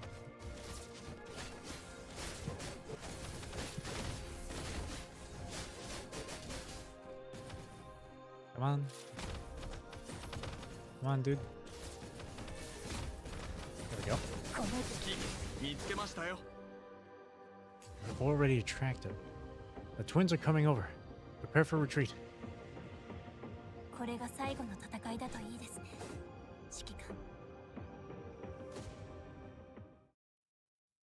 Oh, they're coming. 8 minutes and 49 seconds. In the last 11 seconds of this dire battle, the train finally starts moving again. The twins continue following the train without being drawn away by the departing crowd. Once they reach their planned location, Lee and Chrome work together to assemble Omega 2 with some alloy plates, fixing it to the broken surface of the carriage. From their experience, the twins should soon strike the alloy plates, which means coming into close contact with Omega 2. However, as if noticing the danger within, the twins have yet to approach. Could it be that they've learned to recognize the Omega prototype, having encountered it before? If that's the case, they'll just dodge it. They'll just dodge even if we toss it at them. Nodding, Lee takes out a polarity masking case from his tactical backpack and removes Omega 2 from the alloy plate, putting the weapon inside the box. I found this polarity masking case when we were repairing Aslan. It's usually used to hinder searches, so we can give it a shot. Alright. But before Lee can throw the case towards the twins, they immediately back away for several hundred meters the moment Lee pokes his head out. Is the masking device ineffective against them? I don't think so. If anything, I suspect that they might have recognized when we were about to attack. From now on, we should treat them as intelligent enemies instead of mindless drones. Did we expose Omega 2 too soon when we installed it? Not really. We already deployed Omega 2 when we were trying to create an opening for the people to evacuate. If the twins are still somehow connected to the hetero creatures, they will know how dangerous this train is right now. In that case, our best shot is to bring the masking case into direct contact with them. Looking at each other, the three of them turned their gazes toward the inside of the carriage, searching for something to aid their fight.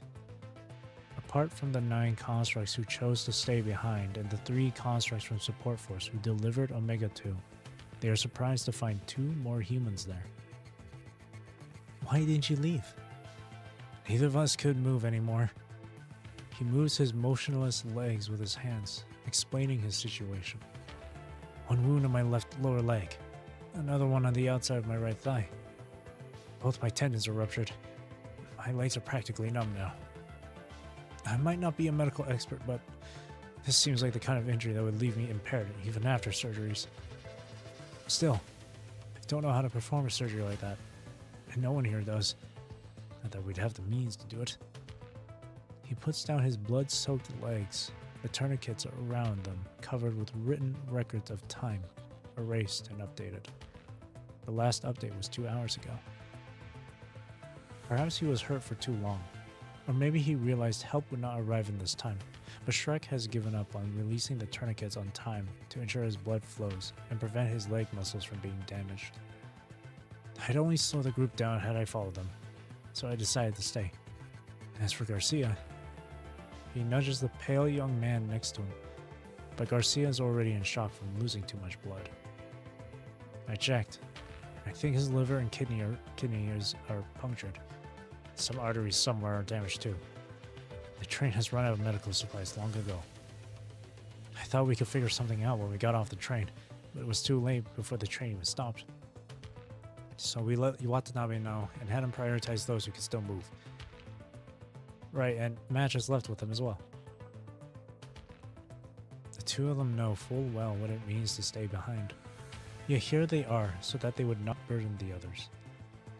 Stop pouting and say something. You guys still have work to do, don't you? He's right. We have to solve our immediate problem if we want a shot at treating the ones who've stayed. Leave the task of confronting the twins to me. I'll come back with my short-range jet. Might work if we're doing this on land, but you won't be able to return to a high-speed train. You're right. I'd need a backup plan, which is why I was looking for this. Lucia pulls out an abandoned handbag underneath the seats and puts the masking device inside before taking out a bundle of thin steel cables, holding onto one end. I'll tie the other end inside the carriage. If something goes wrong, I'll make use of this. Lucia and Lee nod at each other. Having made sure that Lucia is well prepared, they open the door to the carriage. I'll leave this place to you. Lucia quickly steps out of the train, dashing toward the twins with her thruster.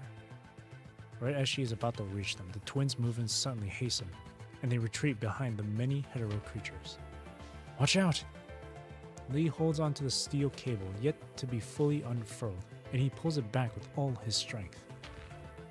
With the force of the pull, Lucia manages to change course and fly back into the carriage right before hitting the hetero creatures. Was Lucia right about the masking device being ineffective against them? Either that, or they have become wary of anyone who tries to approach them once they no longer can detect the location of Omega-2. Tricky situation either way. Let's determine which one it is, then we'll come up with an answer. Alright. Lee returns to the first carriage, hiding the handbag with a masking device in a safe location.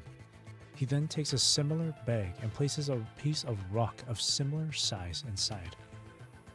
Lucia takes the bag and dashes out of the train again. The result is the same as last time. The twins immediately retreat to the back, avoiding contact with Lucia. Now to test the other theory. She places the bag with the rock within the gap between two alloy plates before cutting off a corner, letting the bag fall out of the carriage. The twins do not move away this time, letting the bag roll onto the ground by them. So, it's not the bag that they're wary of. Before Lucia can finish, the twins launch another attack on the train. The impact separates the remaining 12 carriages, and the 3 constructs who stayed at the back are about to slip away with the broken off cars. Lucia rushes forward and catches the desperately running Lee, throwing him above the carts so that he can make use of the crumbling walls to make his way to the front. Meanwhile, she escapes the collapse with the help of her thruster. Chrome, following closely behind the two, catches the steel cable still tied to the other end and fires all the ice bullets from his gunblade. Taking advantage of the recoil and the elemental energy, he also manages to retreat to the safe carriages. Garcia! Hearing Shrek's cry, the 3 constructs look back, yet to regain their footing, just in time to see the young man who was in shock from blood loss fall off the train from the broken edge, landing next to the twins. Lucia tries to step out and save the innocent man, but Shrek, mournful and hurt, stands in her way. Following his gaze, they see the twins have Garcia firmly clasped, saving him from the impact to the ground, only to condemn him to the highly concentrated punishing virus, as flesh quickly festers in their arms. It's too late. Let him go. Is it just the wind howling? The young man's voice trembles, his words seemingly a wail. I couldn't catch him. I failed. Oh man.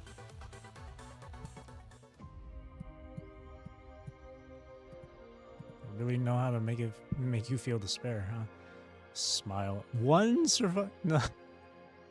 Oh god.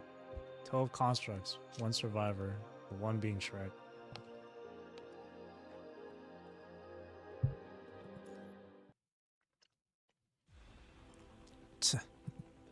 The remaining carriages across the barren field and enter a tunnel. After a brief moment of darkness, the survivors are horrified to find the train encircled by hetero creatures on both sides. We're surrounded! Engage the enemies! Roger! The The constructs inside leap out the windows, heading for the roof to fend off the hostile force. But in their path stands a colossal nightmare. What? Oh, another hive mother? Jesus. Why is it here? They're flanking us. How many mothers have they got? Enough to send one to block our way? The invert device. Damn it. I can't move. Brace for impact. The speeding train crashes into the hetero hive mother, rocking the carriages intensely in a deafening clash. The train shrieks woefully. The hive mother, with her tentacles planted firmly into the ground, is uprooted as the walls of the tunnel collapse. The next moment, the last surviving human is flung outside the train alongside the many things stored inside. Watch out! The moment the hive mother's interference is gone, Lee dashes through the crumbling debris and grabs Shrek's hand, but his split-second decision puts him right underneath a falling rock that he cannot dodge. With a loud snap, Lee realizes his joint is broken. His broken frame alerts him with excruciating pain, but Lee refuses to let go. Get up! I can't pull you!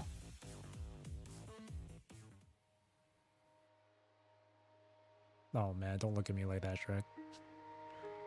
Hearing Lee's desperate plea, Shrek smiles.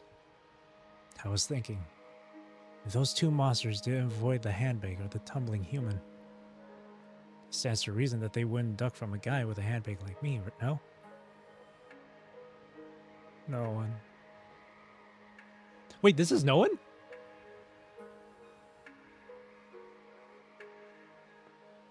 Well, actually, he does really look like no one, doesn't he? This is no one? Yes, he is. Oh, shit. He really does. I thought of, yeah, he kind of, now that I'm able to see his eyes, yeah, I can, yeah, he does really, oh, that is no one. From his, like, regular character illustration, from the regular, like, NPC artwork, he looked completely just, like, normal. Until I see this eye, I'm like, wait a minute, this guy looks familiar. It kind of also makes sense how much they put such an emphasis on this character. A lot of focus on him. This is no one. Oh, then he's fine. I'm not gonna be sad. Right? Right? I'm still gonna be sad. This is surviving Lucem after all. I didn't know this was no one. Alright.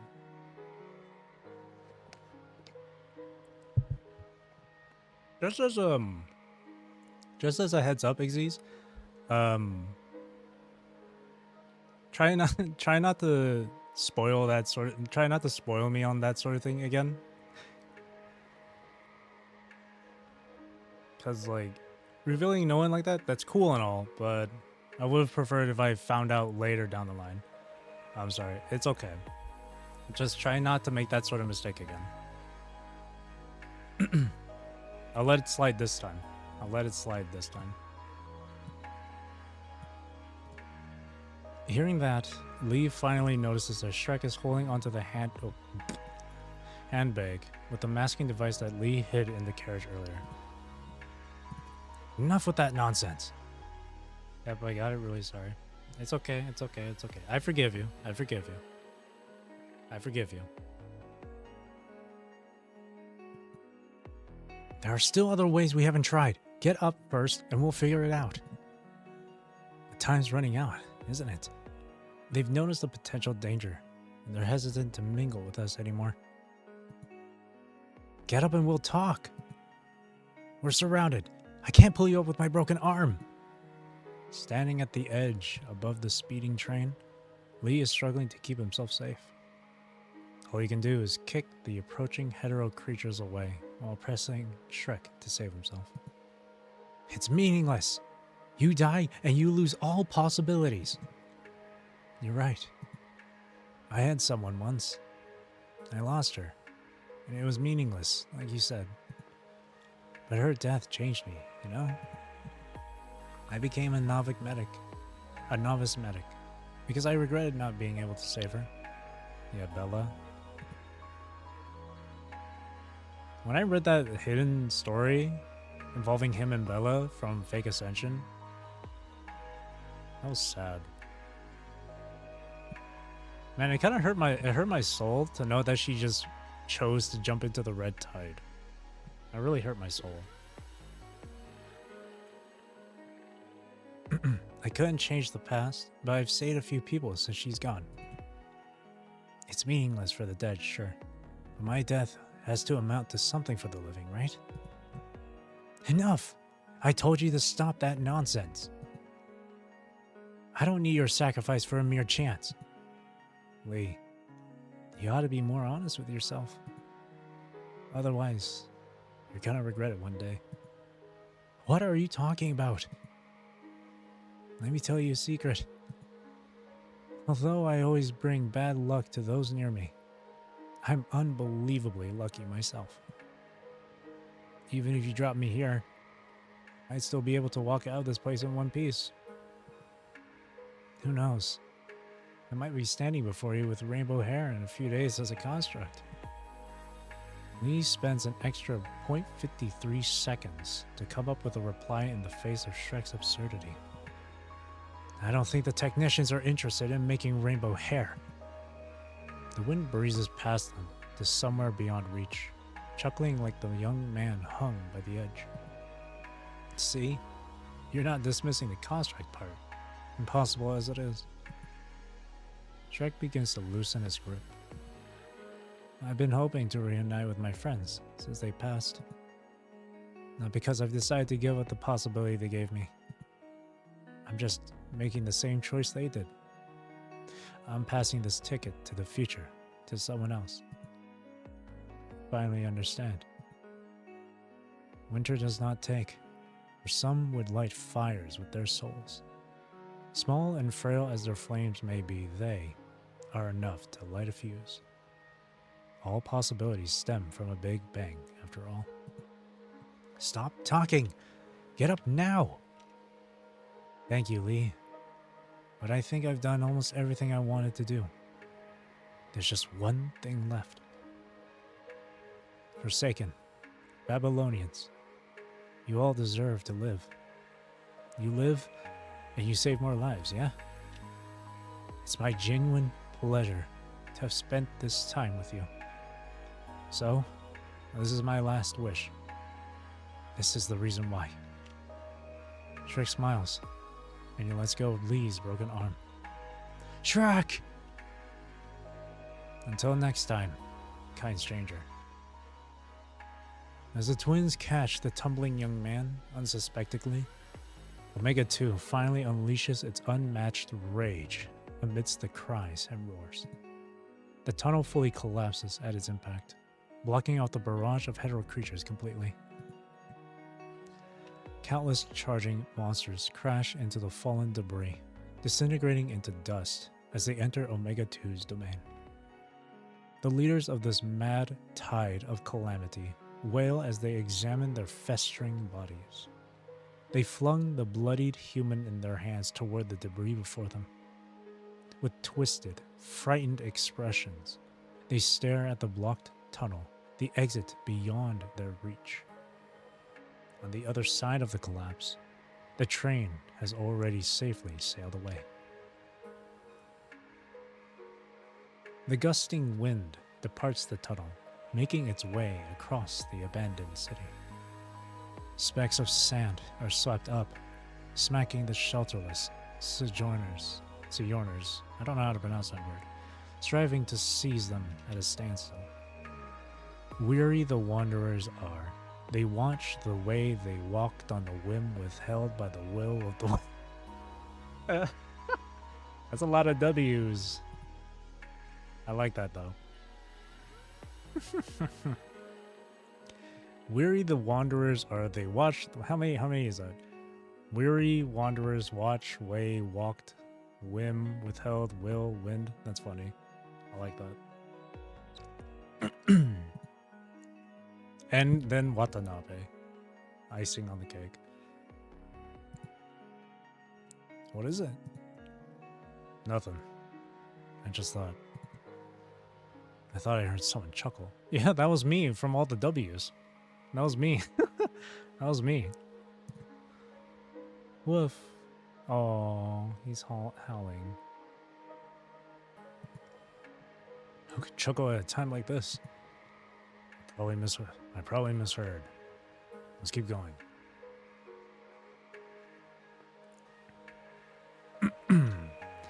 The sun sets in the west. The clouds at the edge of the sky are adorned with the colors of fiery flames, coating the survivors in a blanket of gold. In the dust-filled tunnel, a dark figure breaks the silence and steps through the stillness. Their new weapon is destroyed, but its aura still lingers. The punishing virus concentration here is still incredibly low. Mister? Ignoring the girl's report, the man who has merged with the shadows walks across the ash-covered floor, placing his attention on the pool of blood beneath his feet. Cute. Yeah. God bless Matches, the cute little doggo. If something happens to Matches, I'm gonna be sad. I'm gonna quit the game. I'm kidding, I'm not quitting the game. But I would still be sad.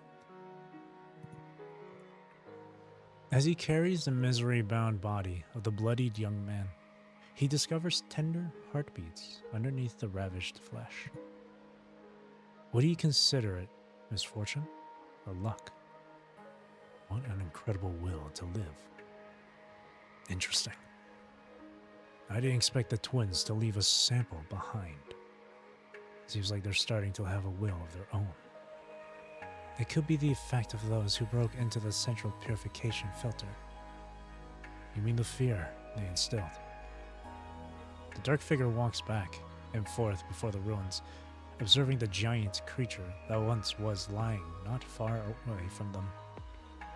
It seems that the damaged hive mother also sensed her children's fear, rushing here from a nearby hive to their aid. Is that the maternal bond? Are you feeling sad for her? No. She's just a vessel for Data, a being that takes the role of a mother. She isn't my real mom.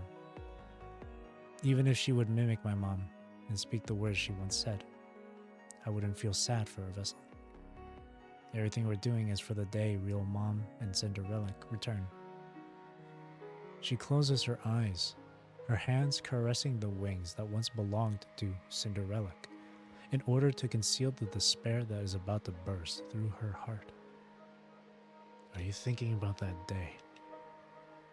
I'm sorry. I'll give you your freedom once it's all over. I can help you even what you want is going to Babylonia.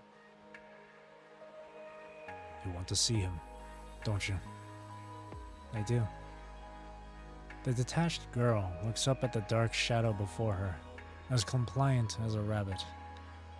Whether Mr. Kugawa Kurono remembers killing Mom, whether he agrees with everything I've done. I want to see him again and tell him that Mom has woken up.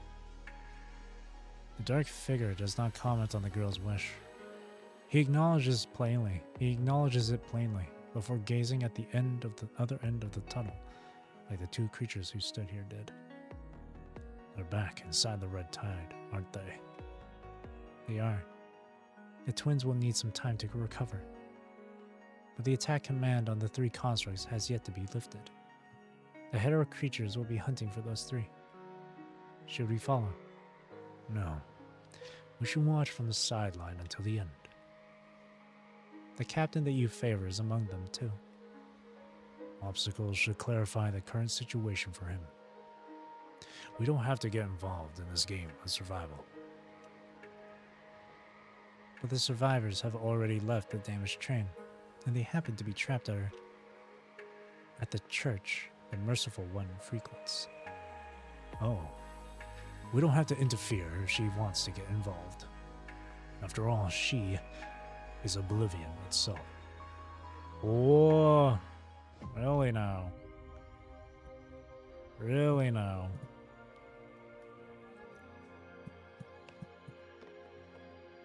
That's so interesting. Because I know about the stuff that goes on in PGRCN server. It's open beta, so like it's inevitable to see this information from there. So I know about Ishmael being playable. And her type is like Void or Oblivion or something. That's... Wow. That's pretty good.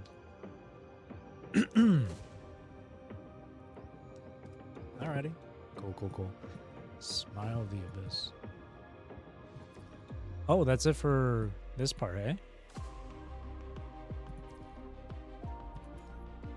Oh, we're just about halfway through. It only took 2 hours, this one. Well, we're going... Alright. Yeah, it was only 2 hours. We could definitely keep going.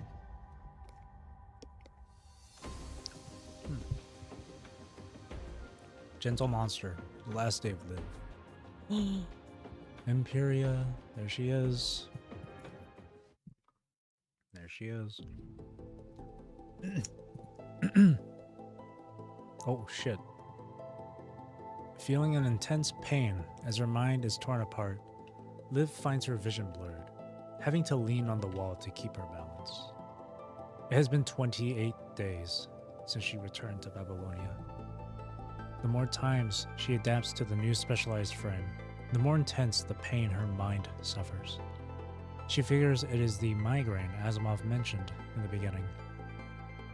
Although the migraine has become less frequent with the help of Professor Hippocrates, the intensity has not lessened. She feels like her head is impaled, and she struggles to focus. This is how he lost all the constructs that were sacrificed during their adaptations. No, this is probably not the only reason. Mournfully, Liv closes her eyes, trying desperately to stabilize her mind. I have to get up. The patients are still waiting. It is 6 in the morning. Even when the rescue missions to the surface have been halted for nearly a month, mornings in Star of Life are still as busy as ever, with many constructs and medics forced to enter their residency early. Star of Life has become even more chaotic in some ways. Still, many wounded have had a fighting chance during the most critical moments, only because these constructs and medics were there to share many of the duties.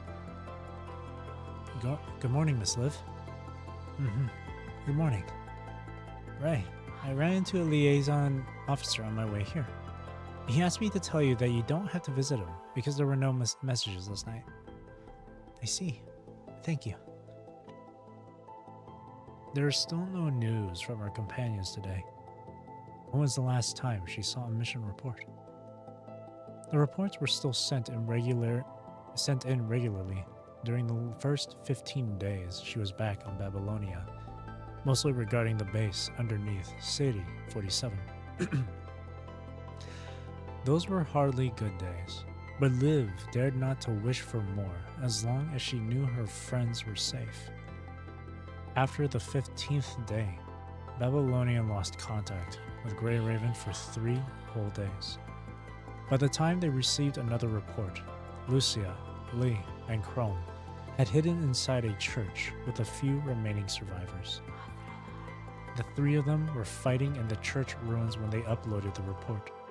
They could not disclose much, having only submitted the test result of Omega-2 without being able to collect detailed data.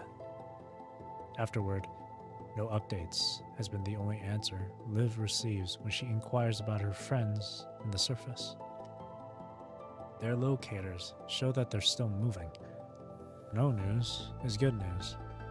You're carrying a heavy burden. You should prioritize the adaptation. She heard those answers when she was sent away after pressing. Is that really good news? Looking at the corridor and Star of Life, Liv recalls seeing Murray there earlier. The young man, who always wears a smile on his face, was nothing but worried, trying to find Hippocrates to confirm something. She wanted to ask the professor about it, but Hippocrates never told her. Lucia, Liv. Oh, Lucia, Lee. You're Liv. Amidst all the pain she is suffering, Liv is trying to come up with a way to find out how her teammates are doing. Hey, a penny for your thoughts? A warm hand suddenly gives her a slap on the back. Did I startle you? Professor. Alright, go with me. I've got something to tell you. Hippocrates takes Liv toward the ward where the Grey Raven Commandant is staying. If all goes well, this will be your last 24 hours before you depart. Really? Finally. Realizing that she will soon reunite with her companions, Liv feels slightly relieved. Oh? Finally? Is that all you've got to say? I'm sorry, Professor. Even though she understands what the professor is asking, Liv cannot say it. Why create more pain with her tears when her fate is sealed?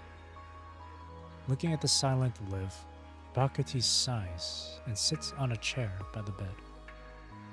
Do you know what some of the other teachers and I thought of you when you were still a student? Slightly confused, Liv looks at the professor, uncertain if she's referring to the comments written on her assessment manual.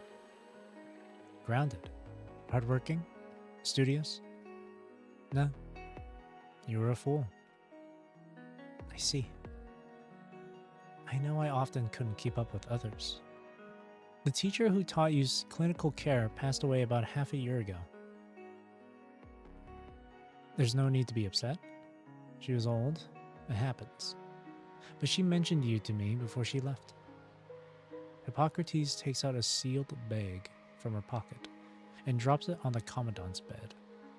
The professor looks at Liv, frowning, her sorrowful eyes filled with nothing but grief. That's... Liv takes the sealed bag from the bed and opens it.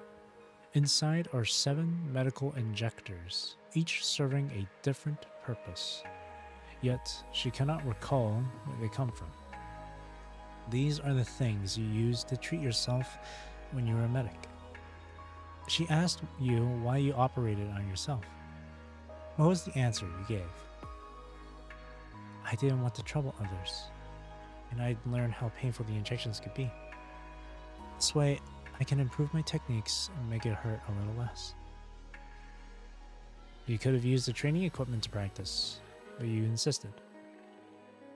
The professor mutters as she lifts the blanket that is covering Usabeni and performs palpation on the commandant. That was the first time that teacher saw a fool like you. Blood draws, sutures, injections. You did them all yourself, and you left her quite an impression. Eventually, she started collecting the equipment you used after sterilizing them. Reminders, she said, lest the deaths we've seen cost us our empathy. Lest the deaths we've seen cost us our empathy.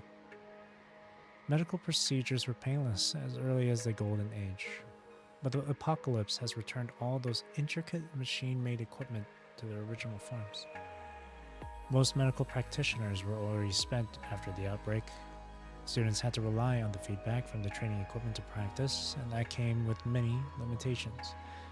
But who could afford to care?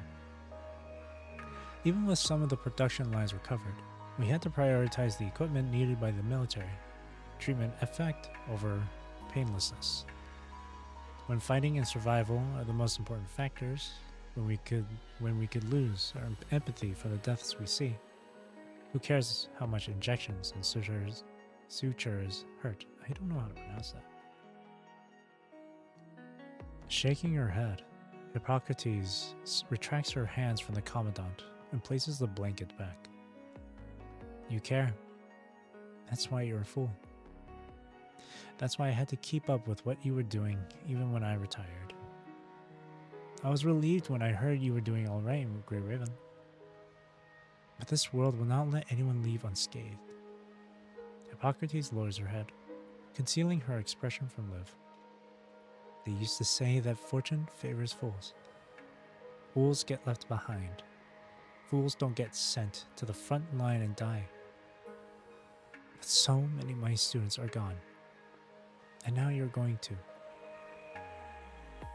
The aging professor grabs Liv's hands, her voice breaking and trembling, as though this one act would keep Liv here when Liv cannot stay. Professor, I tried. We tried, but you couldn't live. I couldn't wake up your commandant. I failed. I retired, and it cost me so much time. Yusabeni might never wake up again. I even tried to convince them to wait a few more days. If your commandant wakes up, it would solve so many problems. But so many people are dying down there. We're out of time. I'm sorry I couldn't save you. Professor, please don't be upset. Everything you've taught me, past and present, has been supporting me to this day. Past and present. I just want you to have a future. The professor closes her eyes and shakes her head, locking up all the grief that makes her waver. She stands up and walks toward the door. It's too late to say anything now. Let's go. Asimov is almost ready.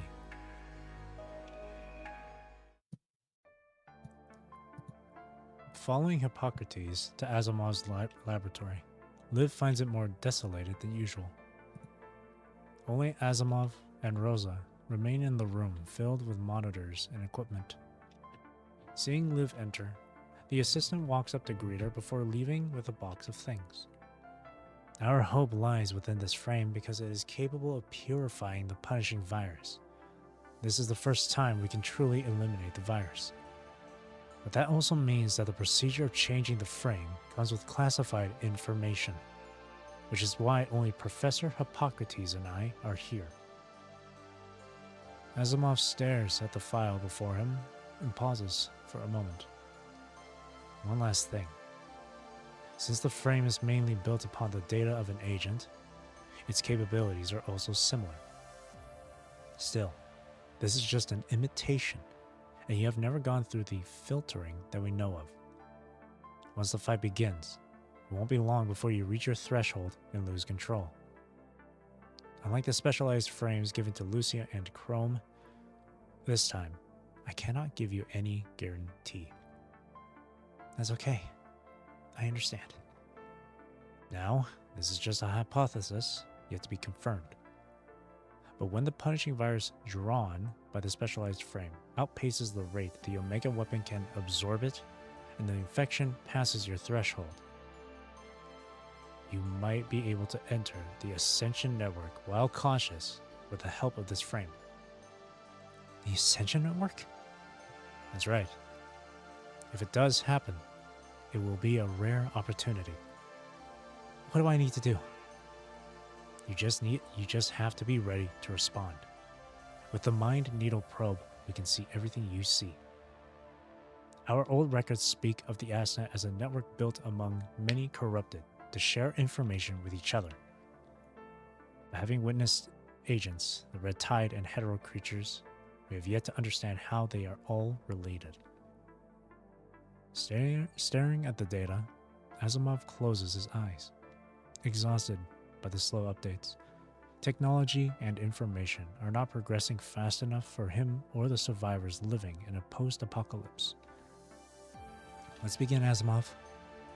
The good news is that, unlike the procedure with Chrome, Liv isn't hurt, and I am here. We won't need a commandant this time. Before joining Grey Raven, Liv would carry the world by herself until the moment she fell. After she joined them, Usabeni once told her that she needed not to carry that burden alone, because her commandant and her companions would always be by her side. And now, okay, she used to be alone, she can do it again. Compared to the suffering caused by the calamity, the pain and loneliness she feels are nothing. This is the dawn of hope.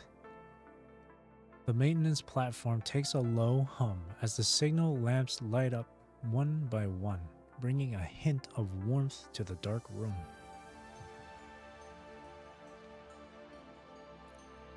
As the two of them watch, Liv walks toward the light. And there she gets her new frame.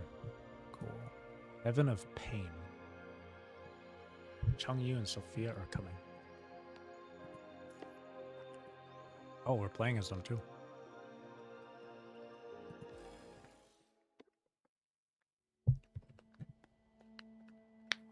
It has been 28 days since Liv left for Babylonia. This is also the 10th afternoon they have spent stuck in the church. Dusk falls onto the bloodstains covering the churchyard, hoping to conceal them, only to accentuate the crimson color. After the twins left, the train finally came to a halt next to a forest in the middle of nowhere, its limit reached. Before they could perform any repairs, they were soon surrounded by waves of hetero creatures, and they were forced to retreat and put up defenses inside this nameless church. Having tried to break through the enemies several times, they only ever find themselves cornered in a new location. Those twisted horrors have marked their names. Those creatures will haunt them every step of the way like shadows, inseparable. In order to contain the destruction, the three of them decided to stay in the church, using it as a base of operation. But no fights can go on forever. They have been resisting on church grounds for 10 days after the pursuit of Aslam. With their supplies lost, their resources are about to be depleted when one of their terminals finally rings. Hey there, how are you all holding up? Whoa, you look terrible. But that's alright, because we're bringing you some supplies, and we've also brought a few Babylonian constructs to help you. Don't come here. It's too dangerous. Actalek is struggling too, so please look after yourselves first. Relax. Actalek has been working with the Niter, so you don't worry about us. So don't you worry about us. After we got settled, we went back for some of Watanabe's folks as well. I know it's pretty bad where you are, so stop turning us away. We just borrowed these supplies from the Niter anyway. We're almost there. I bet you're all feeling very grateful. How are Jamila's injuries? Bilal got us someone who can help. Good. Sit back. Don't give up. We'll be there soon enough. Oh. Oh, I've never seen her like this. Ending the transmission, Lucia returns to the dust-filled room and its dreary silence. Any news? It was Changyu and Sophia. They're bringing us some supplies to repair ourselves. I told them not to come, but they insisted and said they'd be here soon. Lee does not answer. He is on the brink of collapse, his broken right arm yet to be properly repaired, deteriorating from infection. Dusk and silence, exhaustion and wounds, they weave together a web that binds the two of them to the bench they are sitting on, with no hope to escape. Even with all their struggles, time has not granted them room to breathe. Only when a speck of dust falls on her shoulder from the chandelier in the church does Lucia drag her damaged frame up, supporting herself with her katana. They're back. I'll get Chrome. His frozen attack can still buy us some time. Any news from Babylonia? No, but our mission report and reinforcement requests have been received. Have they abandoned us? Lucia does not answer. Lucia does not know how to answer. They are already knee-deep in an impossible situation. The hetero creatures would still fight to their death, even if Babylonia sent in armies and transport crafts now. When the cost of a rescue mission outweighs the result, no No one's life is worth more than a dozen others. Oh, no one life. To Lucia and Lee, Grey Raven's spirit will live on as long as Liv and Usabeni are safe on Babylonia. Except, we promised the four of us will always be together. We did. It's too soon to give up. Changyu and Sophia are still on the way. I know. The devices that you made, are there any left? Not a lot. No one is willing to fall here. Even when their lives are like candles in the wind, their spirits are still burning bright. Don't worry, they're coming, guys. They're coming. They're on their way. We are not far from Grey Raven. Protect the supplies. Understood. Hey, I'm back.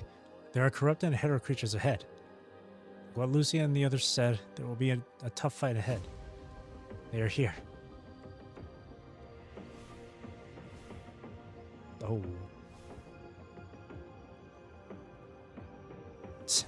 Can't believe they made it here so fast.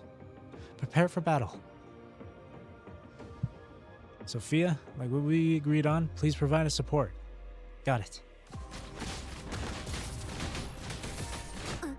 Oh shit.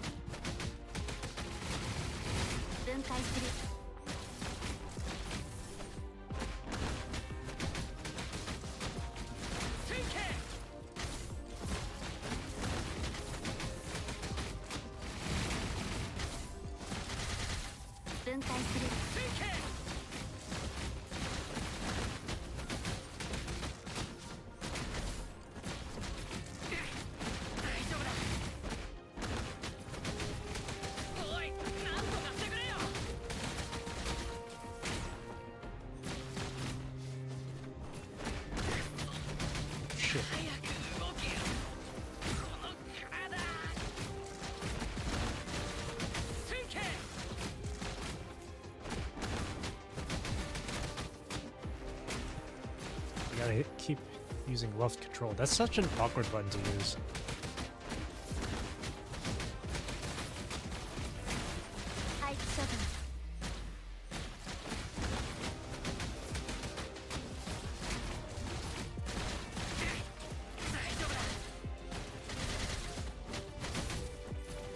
Okay.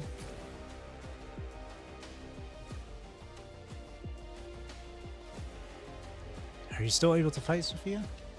I'm still okay to provide some support, but you are severely damaged. Doesn't matter. Whatever you, don't worry. According to the plan, the next escort team member should be here. Officers. I'm tired of this. Sophia, I'm counting on your support. Oh shit.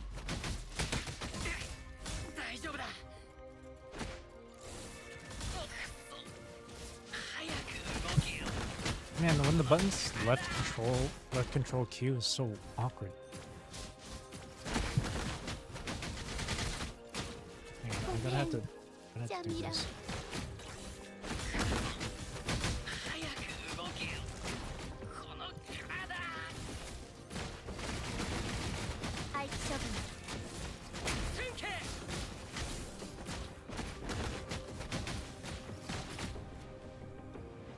Oh, switch.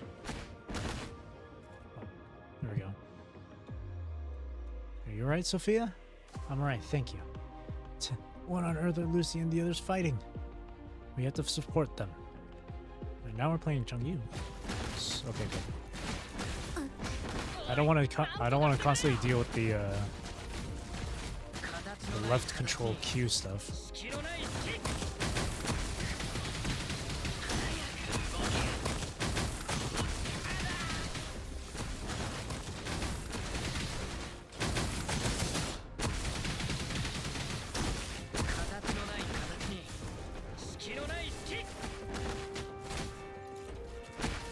They are attacking so much.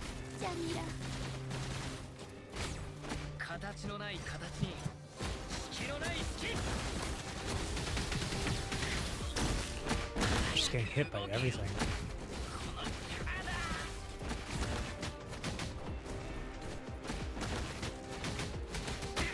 Oh god. There we go. What is that? So, is that the so-called boss? It's like something for the church.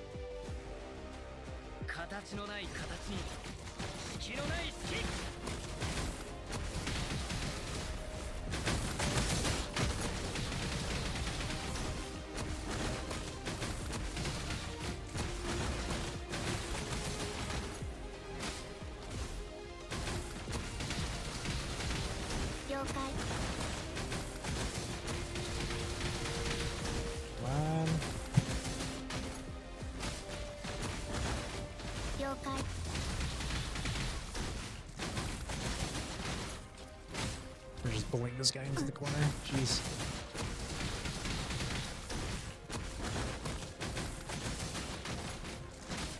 Okay. It seems the corruptive reaction has completely disappeared. Time to contact. Oh. Changyu.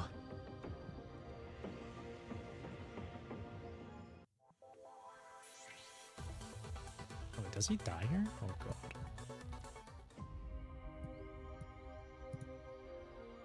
Hold on until the last minute. Ring the bells. 5 survivors. Chrome.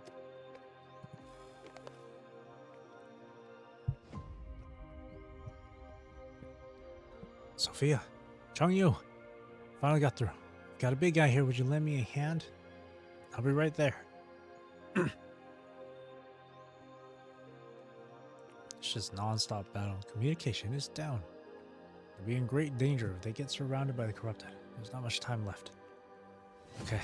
The coordinates of their last communication are here. We can still make it.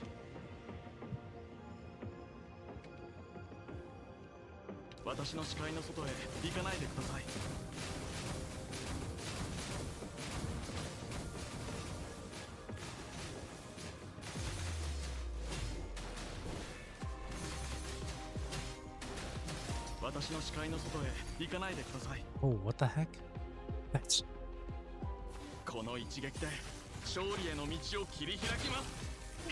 Oh. Oh, what the heck?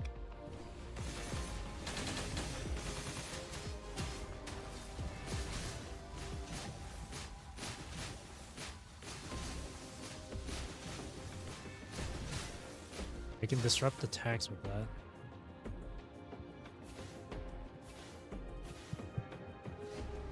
Changyu!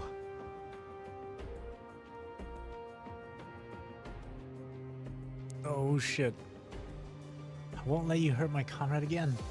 You've been the one who fights the enemies. Now it's your turn to have some rest. Gotta help her. Sophia, Changyu! I'll take care of the enemies. Sophia, take Changyu to somewhere safe. Roger.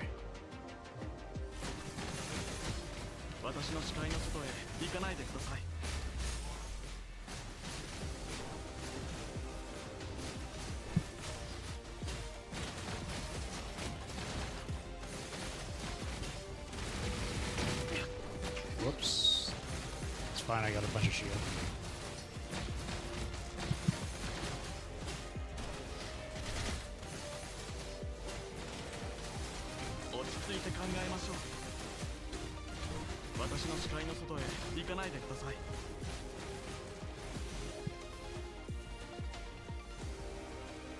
Sophia, how's Changyu doing?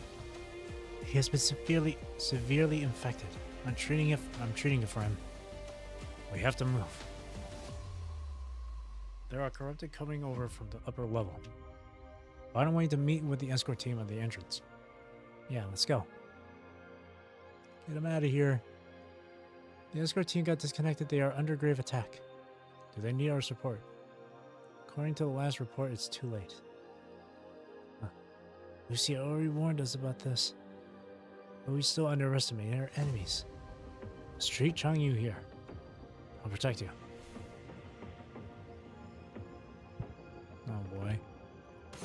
の一撃で勝利への道を切り開きます。私の視界の外へ行かないでください。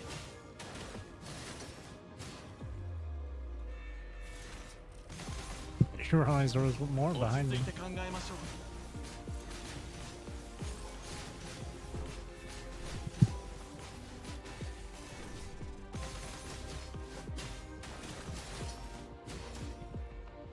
この一撃で勝利への道を切り開きます。 Never mind. He still kept going. 落ち着いて考えましょう。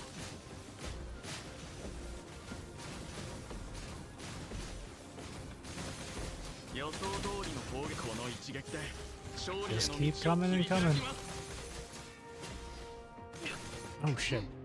私の視界の外へ行かないでください。予想通りの攻撃ですね。私の視界の外へ行かないでください。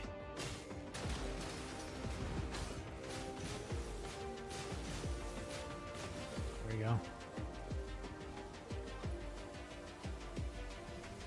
This is not the perfect setting, but let's fix you here, Changya. Alright, let's meet up with Lee and Lucia. They are still defending against the enemies from the other side. Let's go. Wait! Bro, my man. Sophia? What's going on? Oh shit.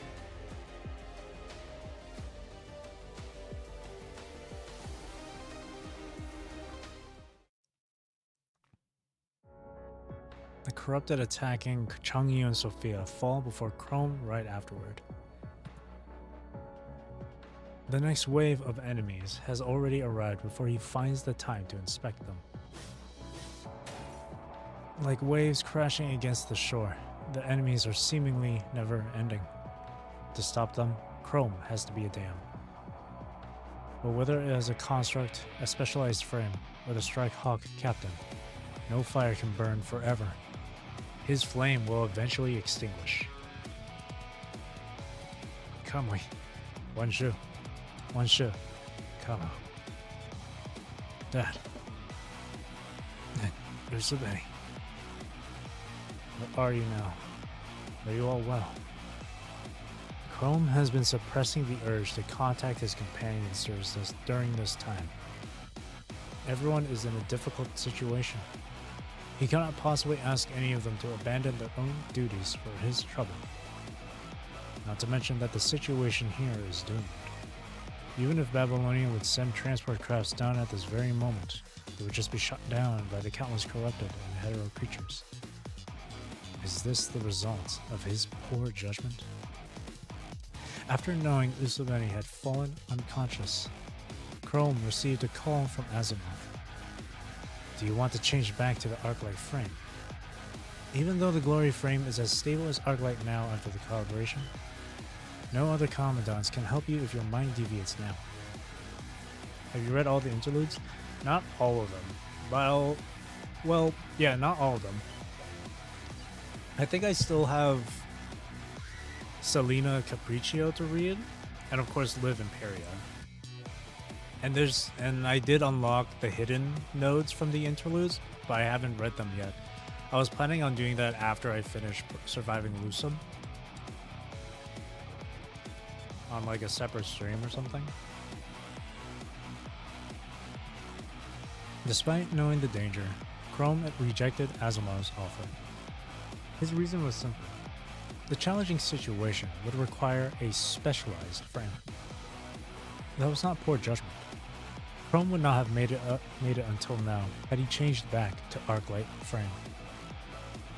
Or was it when he decided to board the train? Could he have avoided this hardship if he had led his team back to the conservation area earlier? Sure, but I never would have done it. He knew full well that the danger this path posed would be more than he could bear. Still, all he has done is come up with more contingencies instead of returning to the safety of the conservation area. That was a tough fight. If he were not there would be even fewer survivors. Chrome would never put his own life over others. Then there is only one answer. I made the right choice. His right choices have led him here, bathed in crimson, surrounded by howls. I can't fall yet. I have to protect them. Ignoring the pain, Chrome clutches his weapon once again. How many times has he done this? As if his body is a ship caught in the waves, his faith, the fuel that feeds the engine's flame. Chrome is burning hard to fight the infinite storm and ocean. Except there is no end to the ocean or the storm. Can the same be said of his body? The hetero creatures mix with the corrupted, like a harvest ripe for reaping. Chrome's gunblade has long been coated by the red liquid from the harvest, corroding his frame and accelerating the infection. The crimson storm has shown no sign of stopping. The wind blows by his ears alongside deafening screams and cries. Gotta go enjoy. I'll be back to watch the replay. Alright, thanks for coming by, Exes. Have a great rest of your day. Or night. Thank you, thank you. Triumph after triumph, the meanings of these small victories are lost as soon as the next fight arrives. Chrome's vision begins to blur and flash amidst the ceaseless fights. It has lasted just a little too long.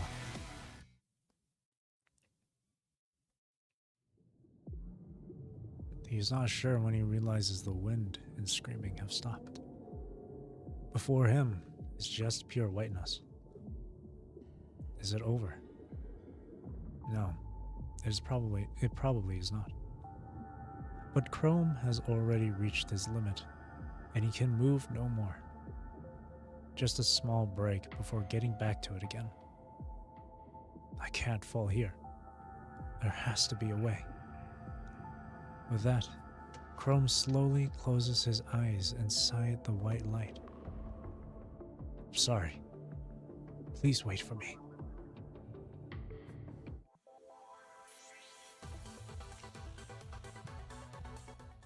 Jeez.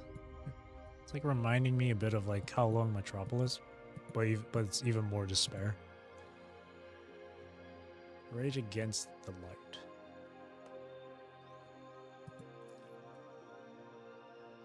Lee and Lucia.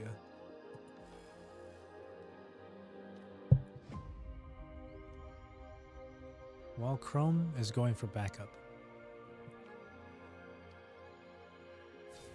Roger. Heading to Changyu and Sophia. I'll leave the area behind the church to you guys. Okay, I'll meet up with them and come back. Talk to you later. Chrome is heading over there. Okay, I'll set up defense devices here. Otherwise, there will be more enemies. Watch out! Lucia, get away from there!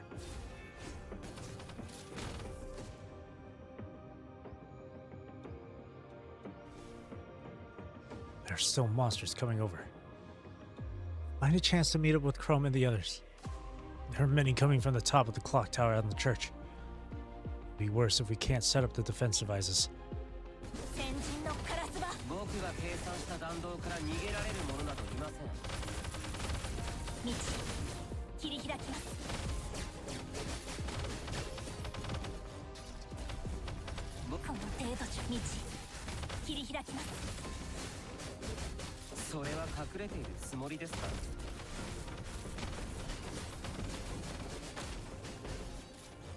Go, go, go.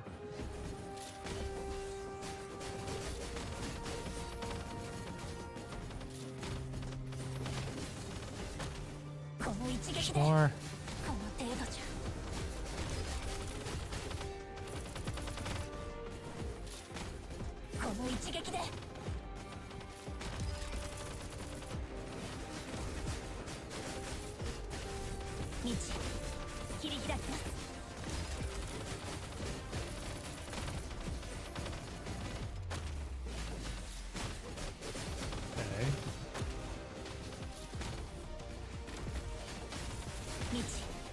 The situation is under control. Go me, Chrome. Okay, let's finish the enemies on the path. This way, right? Okay.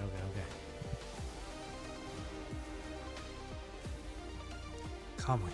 Mushroom, Como, Father, and Chrome? What's going on over there? Silence. We have to meet him ASAP. Wait, the defense devices ahead were broken.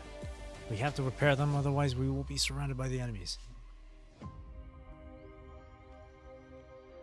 I'll fight the enemies for Lee to fix the devices. Arctiform is disabled. Oh no.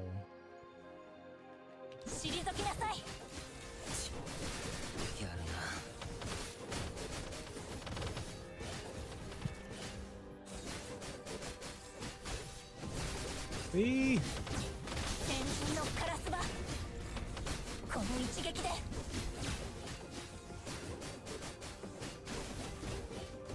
Okay.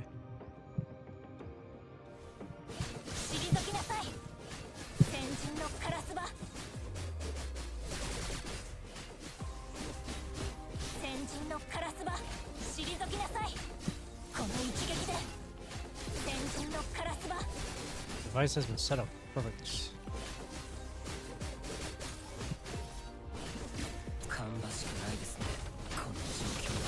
God, he's at like 1 health. Oh, Jesus.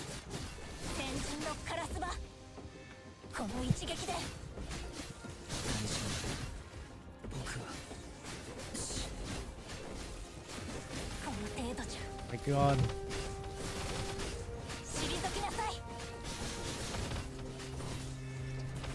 Really is some like last stand stuff, man. There's still more?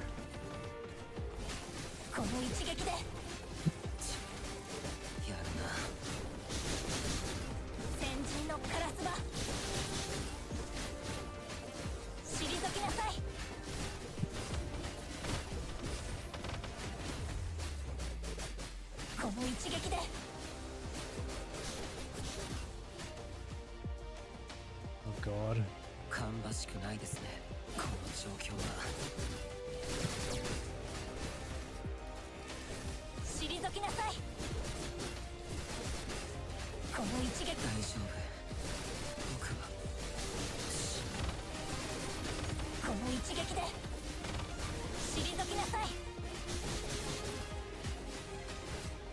Oh shit.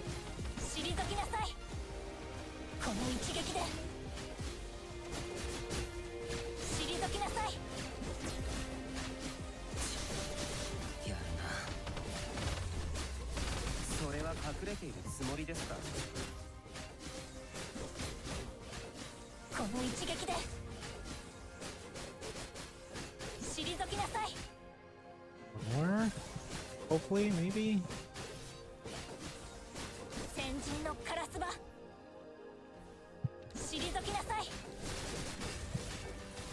Oh God. They're attacking the devices too.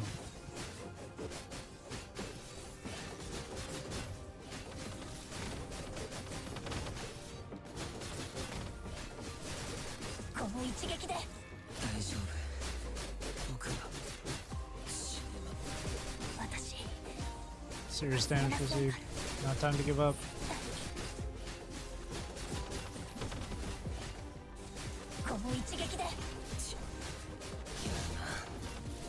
This is such a holy shit. Such a hopeless situation.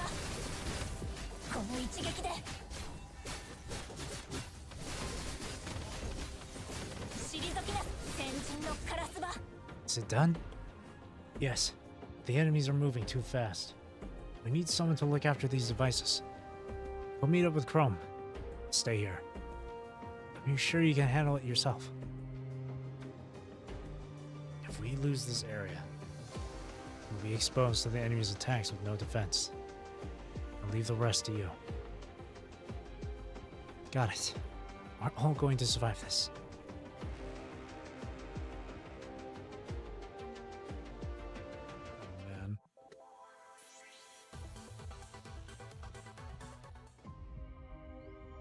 Until no one is listening. One survivor?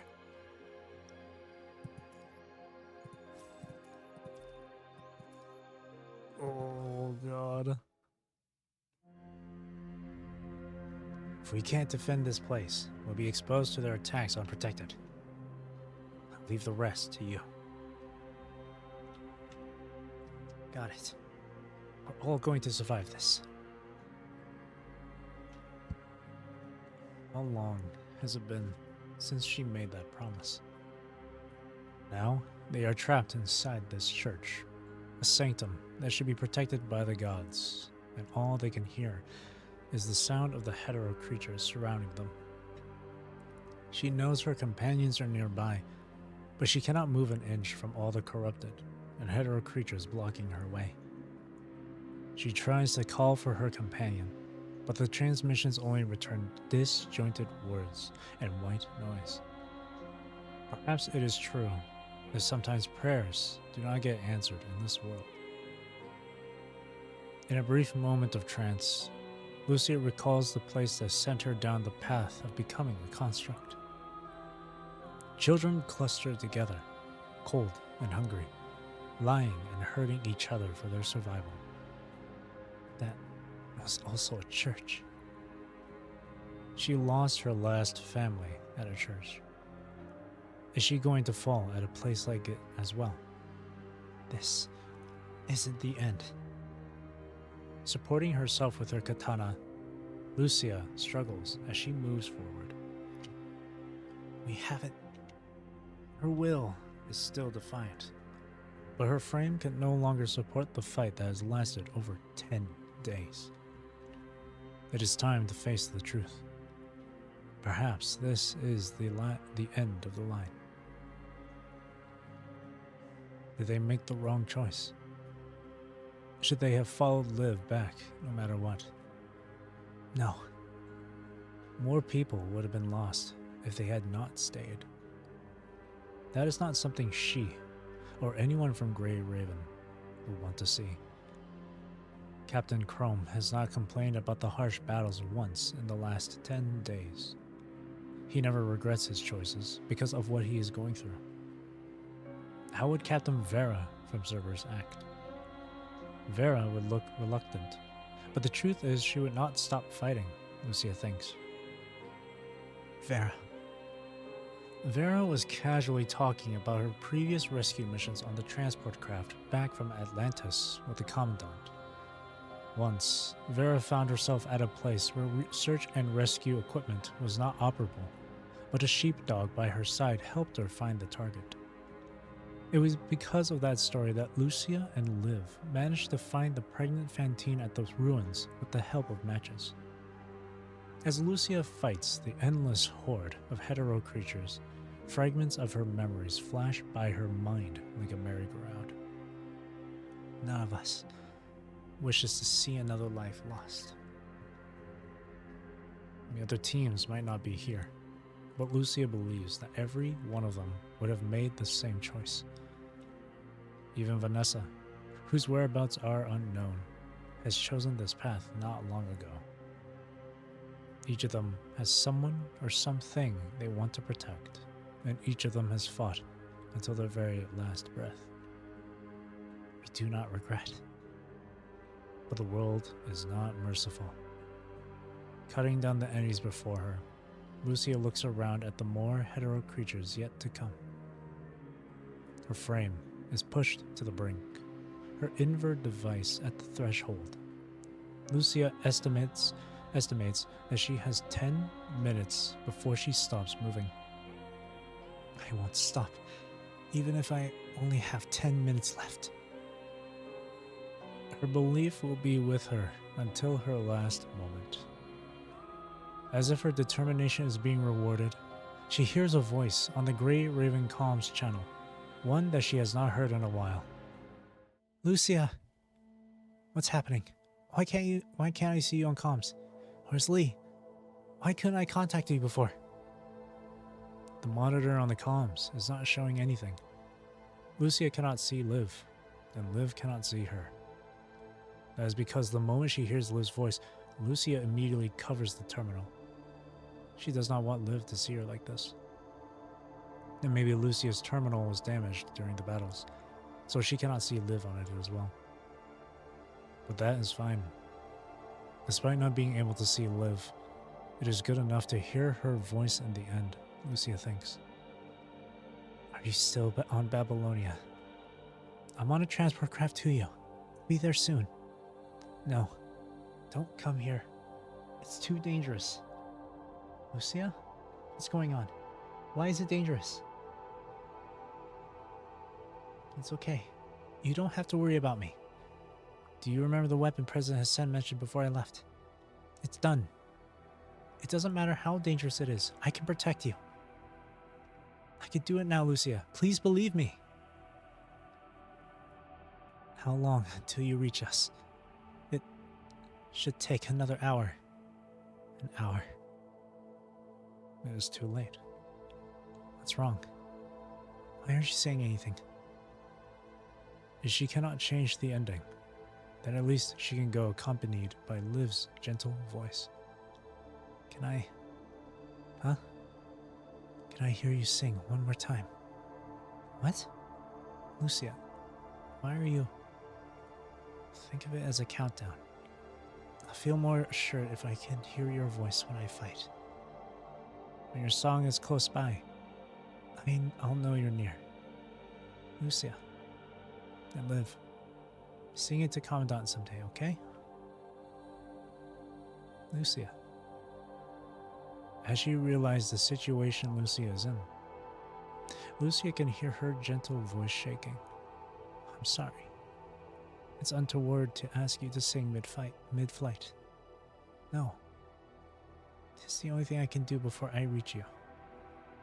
Let me stand by you this way. But you have to promise me that you will keep yourself safe and never give up. Hold on until I get there. I will be able to help. You have always been able to help Liv. In order to keep Liv from being more worried, Lucia tries her best to chuckle. Then, I'll be waiting for you here.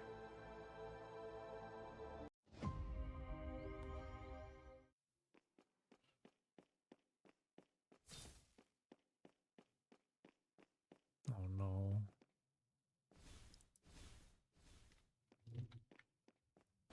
Another hour. She had to survive for another hour. We're surrounded again. Our comrades are not far from us. We have to make it until we meet up with them.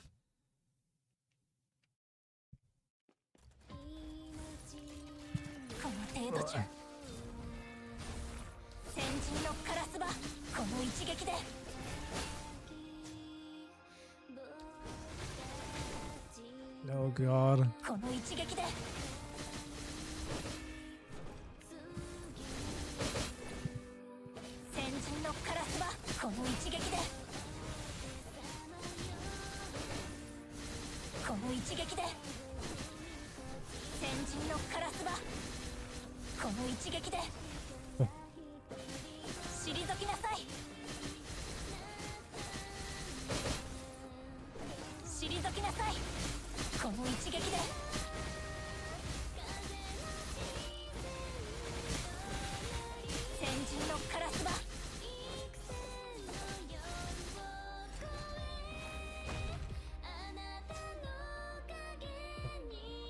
Won't stop fighting even if the Evernight devours me.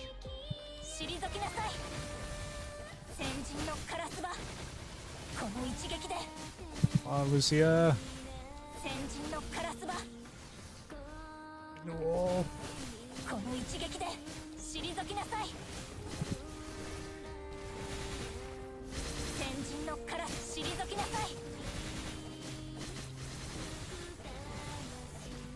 Out of her way. No matter how many enemies that are there. Oh.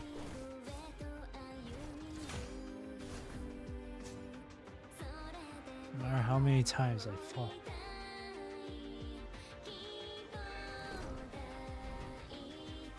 I will not give up even if it is the last wail. Great Raven.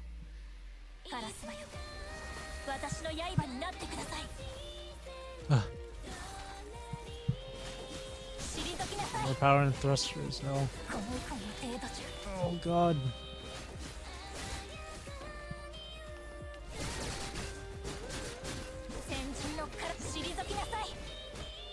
God damn it. God damn it. 退きなさい。この一撃で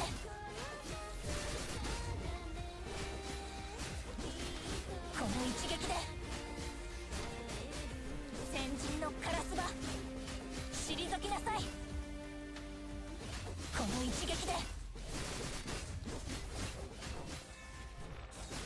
この一撃で先人のカラスバ退きなさい。 No matter how desperate the situation is. Sorry, Jamila.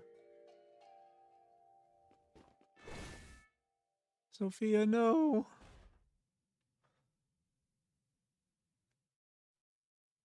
Damn it. Move. My body. Chongyu, no. No, I believe. Please, wait for me. No, I believe, I have faith.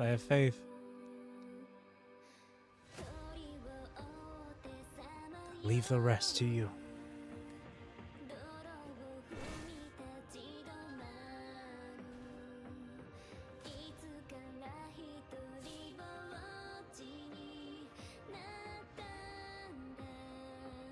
Made a promise. The four of us will always be together.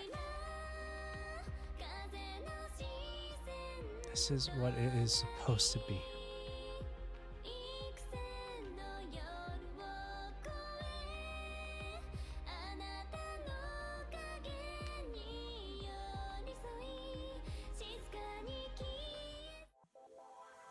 Imagine they did that as like an entire cutscene though. Like an entire cinematic. That would have been so good to watch. 5th, farewell. The last 9 hours of Liv. The time it has taken to change her frame is longer than usual because she is filled with anticipation and uncertainty. Liv closes her eyes as two sets of eyes watch, but she wakes up to a flock of whispering crowds. With an intense migraine in her mind, Liv struggles to open her eyes, looking forward through the haze and darkness. The familiar leaders stand before her, offering care and words of comfort. After they step back, faces strange or familiar begin to approach her. Most of them are councilmen from the Parliament. Apart from the administrators of Star of Life and Bianca, Liv can only just recognize which departments the others belong to from the badges they are wearing. They are ecstatic, intrigued, ruminative. All kinds of emotions center on Liv, filtered through their gazes. They are brimming with passion as if staring at a valuable piece of art. But there is a coldness, as they do not seem to see Liv amidst all her mechanical parts. Among them is a woman from the control court who walks toward Liv and hands her a golden brooch. May it guide your way through the haze, Liv. Thank you. She can hear people cheering as she hears the name of her new frame. Hiding the migraine she is feeling, she smiles at the title that illuminates the night. By the time the crowd is gone, Asimov's laboratory reverts to its dark and cold self. Lit by the dim light from the monitors, Liv sees her professor shaking her head, sighing. Liv is not sure what she has done wrong. She is about to ask, only to find the professor shedding a tear. We're going to perform one last adaptation. It will take approximately 2 hours. I'll do my best to minimize the migraine in this adaptation. Go and say goodbye to your commandant while we're still getting ready. Don't leave behind any regrets, Liv.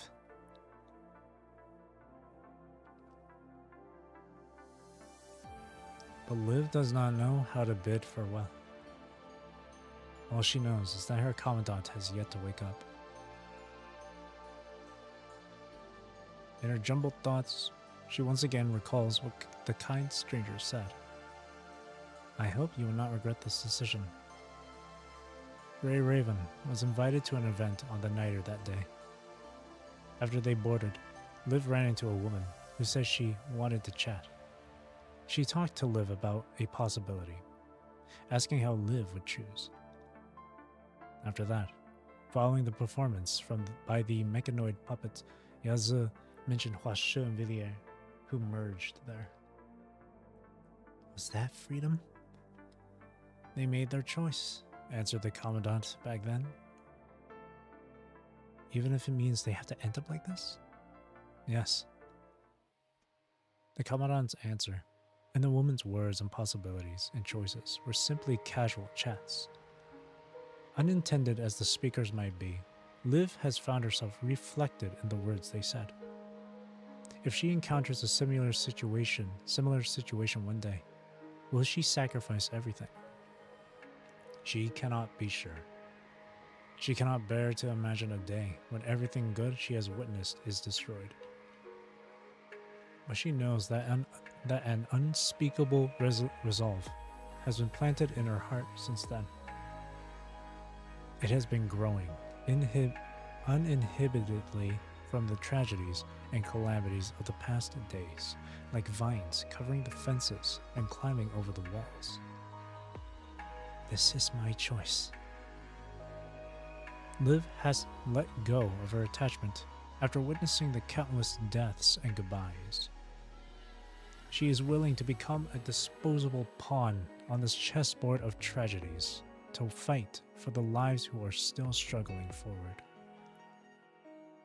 Children without homes will always seek a place to settle. People who have not experienced love will spend their lives looking for substitutes. Liv has found a home in Grey Raven, and she has gained warmth there, but she has not treated it as her destination.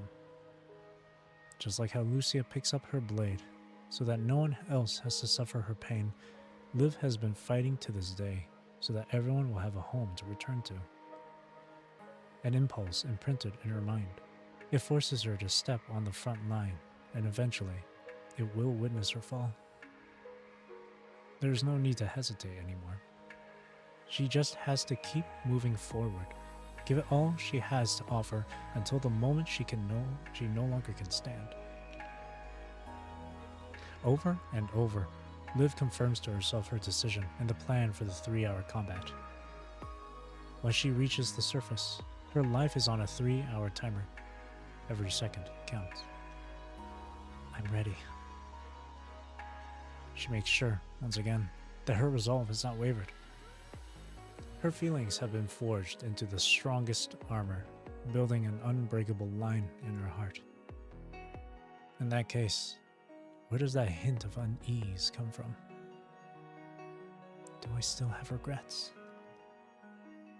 Looking at the pale and gaunt Commandant on the hospital bed, Liv remains silent amidst the beeping noise of the vital signs monitor for a long while. Finally, she lifts her hand and gently places it on the Commandant's chest, the cold fingers of her new frame rising and falling rhythmically along with it. She remembers that spot.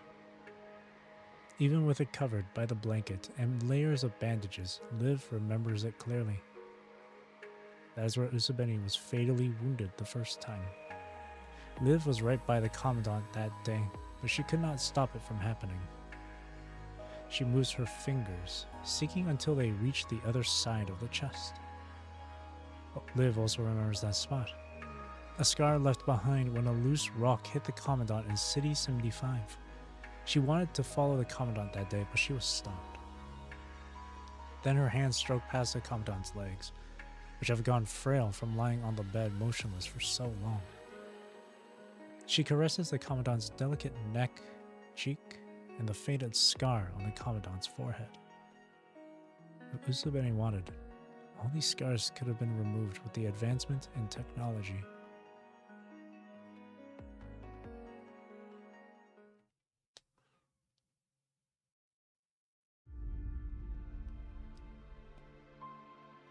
The girl in white leans downward, holding the hands that once gave everyone warmth. And I remember, Commandant. Whether the marks are there or not, I remember. I remember every scar. I remember your pain. I remember your every thought, struggle, and moment of weakness. The shape of your silhouette, the warmth in your hands, your dreams, our dreams. All your sufferings, in exchange for a step toward the future. Now, I'll walk on the same path for the countless people like you who are suffering in this apocalypse. I have a chance to make a change. I'll finally stop feeling powerless. I've done it. Please, be happy for me, Commandant. But an unmistakable hint of pain still lingers in her. Commandant, I don't know what I can offer to thank you for the days you stood with us. I've never been an exceptional person. It is luck that I've been able to stay here, protected by you and Grey Raven. Like sunlight in the attic, night breeze through the ruins, as voiceless as shadows. I have nothing but myself. What else is there to offer? There's just my memories. Of you, of them. When sunlight hugs the flowers, its ray carries their scent. When the night breeze passes a crowd, it learns to hum their songs. When a shadow spends its days attached, it draws the shape of light. This is all I am, all I can leave behind. She places the paper boats she folded by the bed. Each one of them is a page of her journal, letters that she has been writing for the past 3 months. They carry ashes and dust, blood and tears. Will you be disappointed by this parting gift, Commandant? The girl who has nothing left takes the 7 injection needles her professor gave her. Collecting the paper boats together, she fixes them to the needles, forming the shape of a queen of the night. A queen of the night, made from white paper boats. A life that flourishes for a moment before they expire. But that boat carries her memories at the end of its voyage. Placing the flower by the bed, Liv holds those delicate hands once more and offers them a parting kiss. Please don't be sad about the brevity of life. As long as you remember it, even a queen of the night's 3-hour blossom can last for an eternity. Please forgive me, Commandant, Miss Aveni. She whispers the name, her grief irrepressible. Even when I'm prepared to sacrifice myself, even when, as a medic, I know it's futile to have these dreams. But still, at this moment, please forgive me. I can't help but wish for an afterlife. No longer able to control her sorrow, Liv cries, her face covered with tears like window pane on a rainy day. Commandant, Usabeni. Her tears fall onto the unresponsive hands, soaking a corner of the bandages. I've been hoping for a day when Earth thrives again. When you can see flowers blooming in ruins, and people laughing by their new homes, displaced no more. I love this world so much. I love all your smiles. Humans, constructs, machines, plants, animals, insects, bacteria. Their existence is so beautiful. It's because of the tiny sparks of lives coming together that the eternal nights will end. But our homes and our future have been taken by the punishing virus. Someone must take the first step to find a way to eliminate them. And even if that step costs me my life and our reunion, it's a price I'm willing to pay. Only when the punishing virus is gone can humans like you, Commandant, live on. So, this is my choice. I'm leaving even when there will be regrets. It's okay. As long as you and everyone can live in this world safe and sound. That will be the proof that I have fought until my very last moment as one of the Grey Ravens. Liv tells the bedridden Commandant everything she has to say, and she no longer holds back her tears. All her pain will be lost in time, her last drop of sorrow, carried away like tears in rain. She hears a knock on the door. Time to go. Time's up. One more adaptation and I'll be gone. She fiddles with the paper flower one last time before standing up. With inseverable affection, she bows to the Commandant. It is my honor to learn from you all. I'm sorry, but it's time for me to leave Great Raven. Thank you, Commandant. I'll take my leave now. Oh, Liv. 最後の調整もうまくいった。ご苦労だったな、リーフ。皆様の期待に応えるため、当然のことをしただけです。こんな重荷をあなた一人に背負わせた。これは私たち全員の責任よ。誰かがやらねばならないことですから、ご信頼感謝します。教授がヒポクラテスを名乗るのは誓いに背いてはいけないと学生に伝えるためですよね。誓いの日から私の願いは変わりません。病気の人たちの健康と幸せ、そしてあらゆる命を尊び、一生を人類に捧げます。教授の弟子として皆様の導きのもと成長できました。とても光栄です。私は絶対にヒポクラテスの誓いを忘れません。これが私の願いですから。もう私からあなたに教えることはないよね。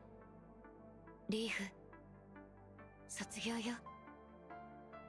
はい、ありがとうございます、教授。次の降下目標地点はグレイレイブン隊とクロムがいる教会の廃墟だ。座標から見て人型生命体もその付近にいるだろう。みんなは無事ですか？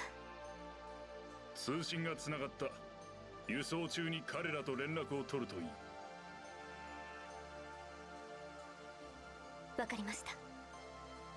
リーフ、人類の希望と命、君に預けたぞ。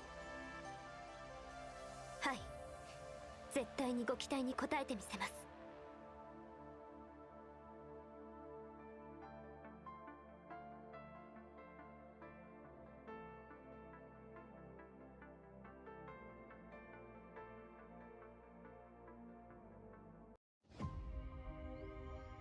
Dang, bro.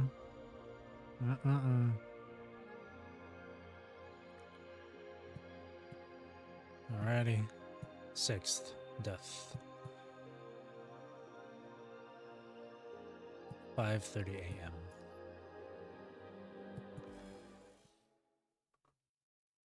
Death has paved the night with its colors.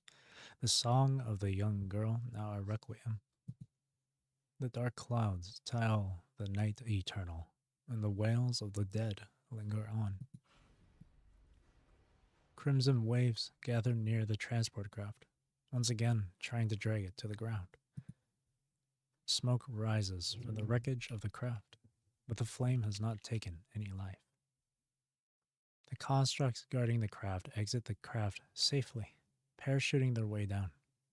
Looking up, they can see dawn has arrived.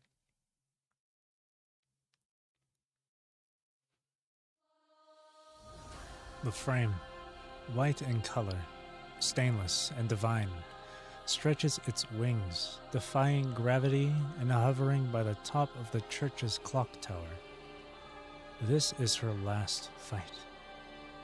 She will become the vessel of science and hope, the change to eradicate the gravely imprinted shadow of the punishing virus. Stepping on the staircase of light, she declares war on the endless night.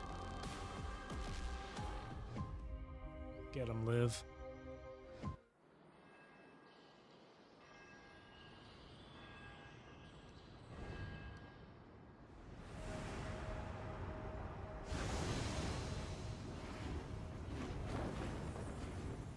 Look at her.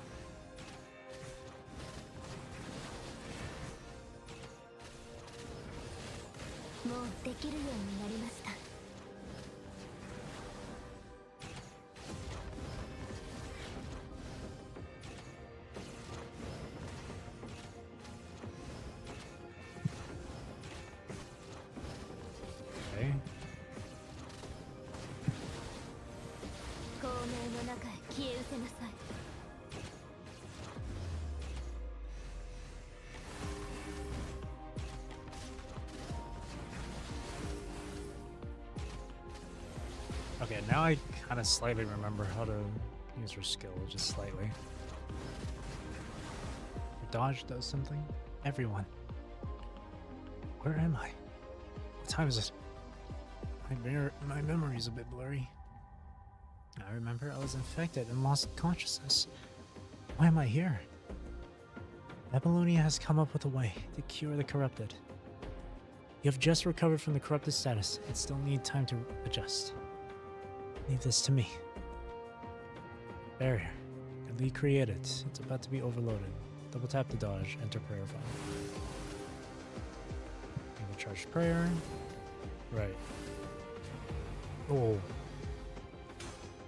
These corrupted the mechanoids that guarded this church. Will you allow me to borrow your device a bit? Sorry. You are not allowed to go through here.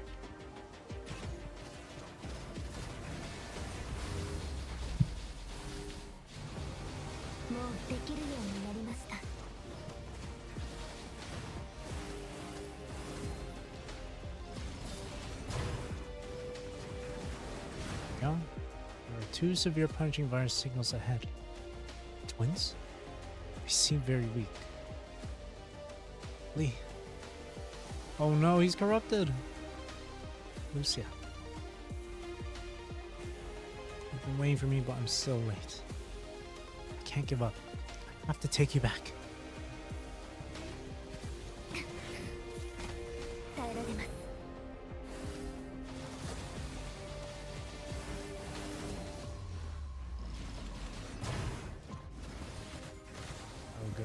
Fight them. No, not like this.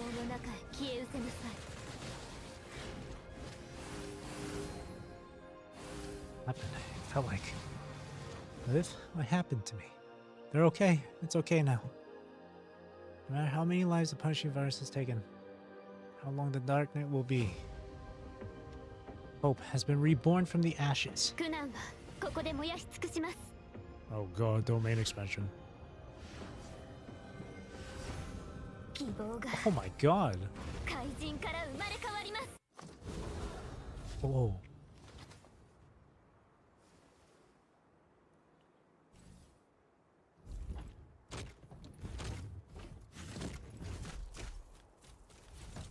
Bring them all back, Liv.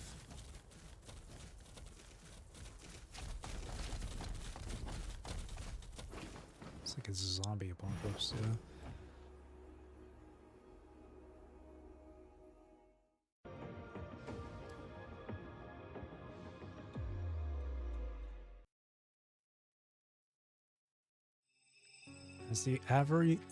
As the ivory fire burns, the hetero creatures turn into red mist, sinking into the young girl's frame. The light underneath the dark clouds is extremely gentle. Even when those eyes have stayed shut for so long, they feel no pain when they greet the dawn. Is that light? Without the corruption from the punishing virus, the infected mechanoids and constructs slowly regain their senses. How am I here? Hey, you're awake too. This is a miracle. No longer needing to fear the uncontrollable virus. No longer needing to kill their comrades. The crowd is bonding with joy and perseverance. Hey, we need someone over here. You got it. Together, they form an impenetrable line of defense, buying time for Liv's advances. The girl who marches toward hell by herself is no longer alone. With their protection, the frame Imperia becomes a monster that devours monsters, casting its ivory flame on the infected crowd, reclaiming humanity's domain from the Crimson River. The day has finally arrived. This is just a drop of the cure on a wound the size of a planet. But humankind has already paid a hefty price to find a cure that can heal this rot. Every construct who wakes up is cheering. The new morning has arrived, and a clear sky is sure to follow. It's all going well. As the researchers have planned, the punishing virus is being funneled into Liv's mind by her frame. But as they expected, Liv cannot channel the punishing virus into power as a non-agent. The effectiveness of the Omega weapon is limited, and the unabsorbed virus is slowly accumulating. Liv has not been controlling the rate it draws the punishing virus, nor has she wanted to. Despite its name, Imperia is nevertheless ephemeral. It lasts but a moment, but with no time to waste, just like a queen of the night's blossom. For 3 hours, Liv pushes herself to her absolute limit. Haha! I can't believe the extent of its power. Not only has it cleared a large amount of corrupted, but it even woke up a bunch of them. That's marvelous. It's nothing compared to the amount of corrupted around the world, sure, but that's a brilliant start. I dare say I can feel the smiles of all those who sacrificed for Project Winter. I hate this guy so much. Looking at Liv on the monitor, Colin sheds a drop of passionate tears. A shame that she has to trade her life for such a brief, tidy spark. Have we finally gained a weapon that counters our misfortune? It appears so from the data we're receiving. After the punishing virus is cleared, the hetero creatures all but vanished. Constructs who were infected have regained a certain level of control, but we'll have to wait and see what happens next. The only ones we couldn't save are the humans who were taken by the virus. Human bodies are still too fragile. Don't forget that we still have our serums. That came out way before the Omega weapon. How's Liv doing? The Omega weapon is mitigating her infection rate, but her mind will break down before the infection takes her. Hold on. Something's wrong. They all look at the records the professor is reading, unclear on what she is referring to. It's probably just white noise? Just random sounds made by the corrupted below? No. It's different.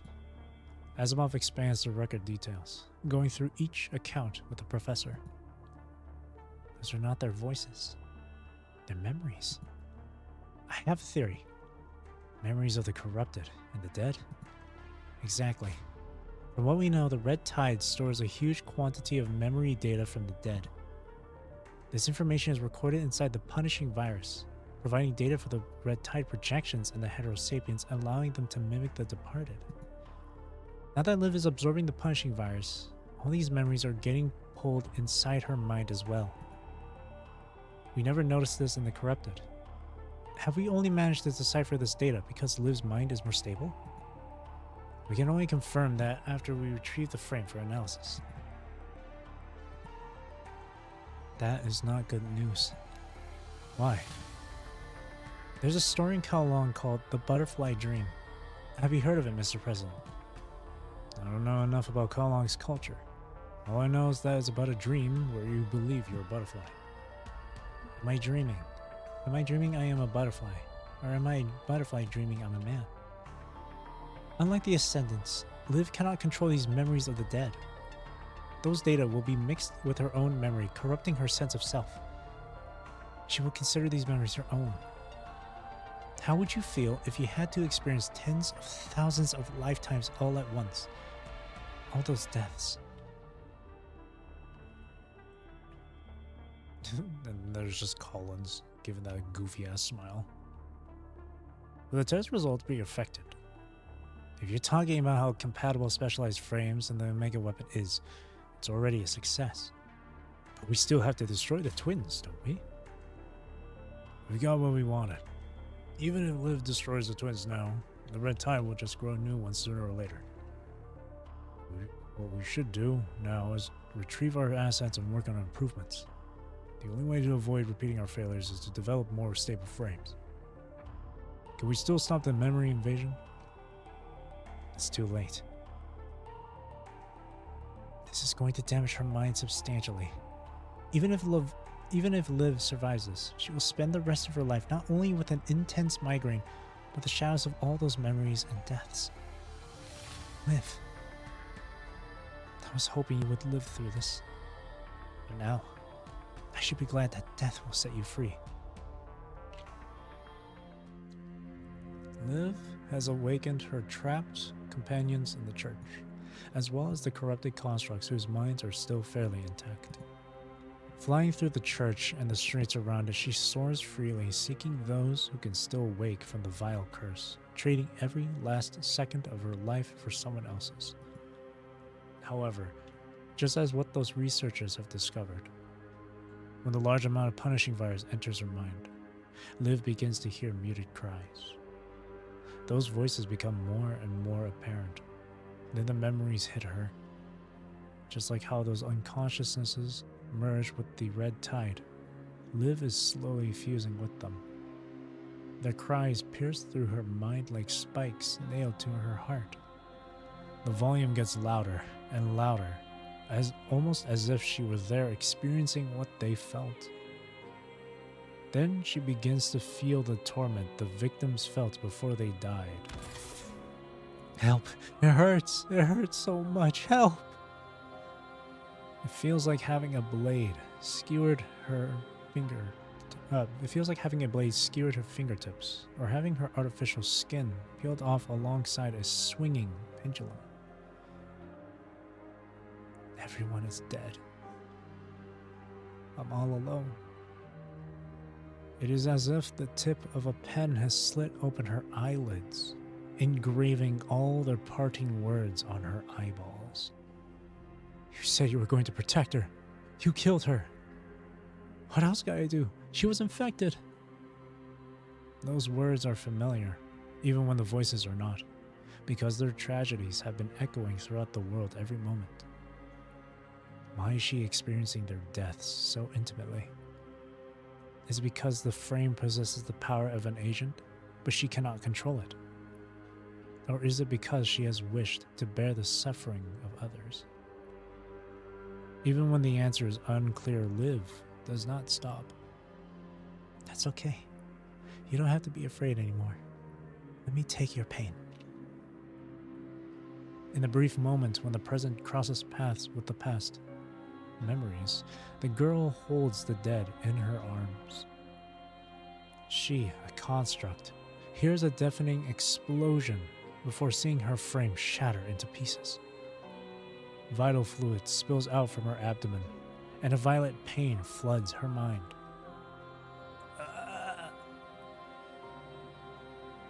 Her dying consciousness takes over her body, and her eyes shut involuntarily from the sense of suffocation.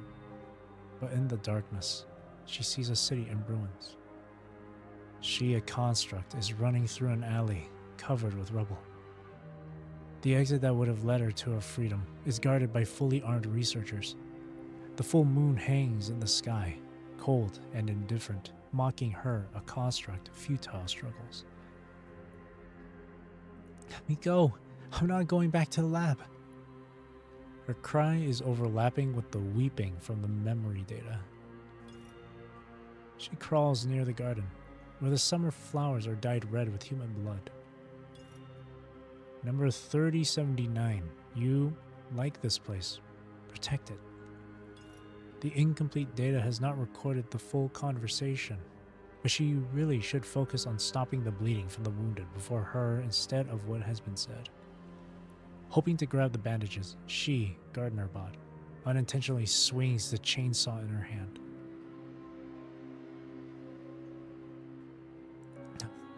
No, I don't want to hurt you. Her regrets will not change the past. Data. 6 years after leaving with the boat, Liv, young construct, has returned home as a deserter after becoming a construct. The familiar streets are now ruins, and the men and women left behind by the great evacuation now corpses and bones. I'm sorry. I'm back. She, a young construct, lies next to the remains of her family in tears, letting the punishing virus take over her. Liv's sense of self is shredded to tatters, blended with the many memories of the dead. She is the broken skull, buried by an avalanche. She is the corrupted who sank into the ocean depths. She is the intricate parts forged in a factory. She is the metal shell in a hail of bullets. She is the loyal guardian of a farm. She is the reaper of the hungry men who came for food.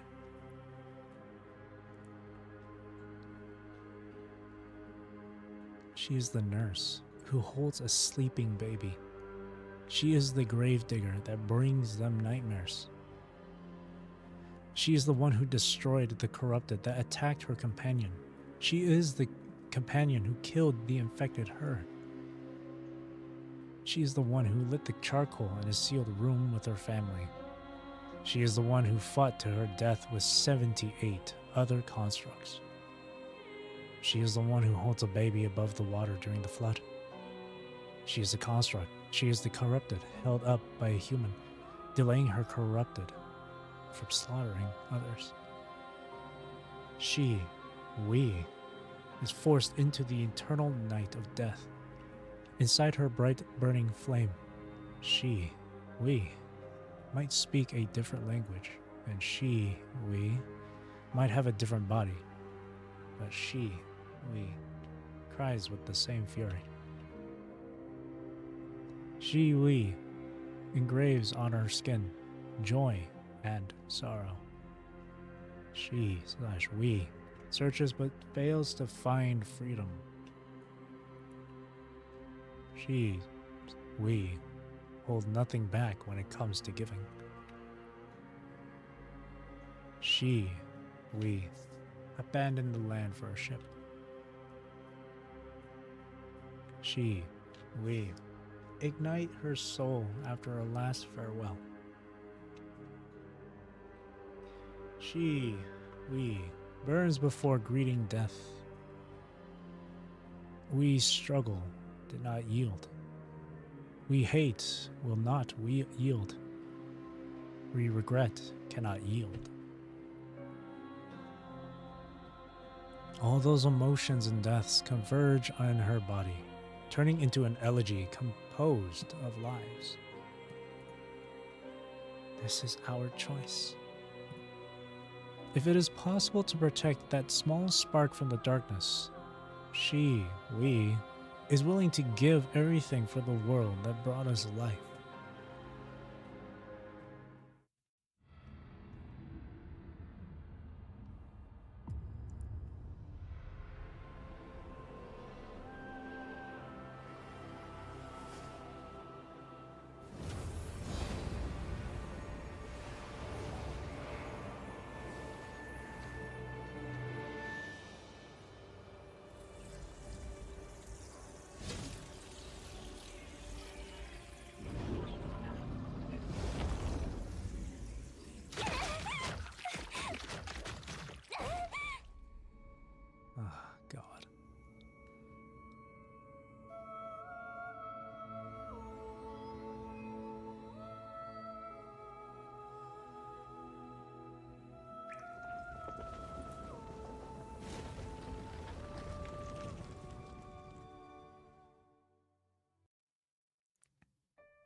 It feels like an endless dream that is drowned in tears. Trapped in a cell of vines and thorns, you have no idea how long you have lingered there. Suddenly, you feel your right hand burning, and you look to find the scorching trail of tears on the back of your hand. Who left those tears? The companions by your side are long gone. All that is left is a splatter of blood leading to the distance. Don't go! Following the trail, you are once again lost in the boundless mist. How many times has it been? No matter how you wrestle and look, you cannot find a way out of here. How long do you have to stay here still? Will you never wake up? Live! You cry out your companions' names, but you only hear your echo in return. They are not here anymore. What should I do? Losing a direction to walk forward, you kneel inside the endless cage, weary and exhausted.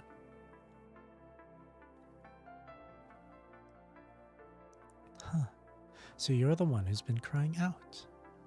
Out of nowhere, you hear an unfamiliar but gentle voice. Who's there?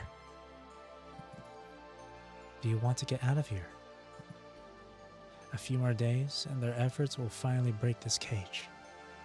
Except, I'm afraid it will be too late if we wait for them. Do you want my help?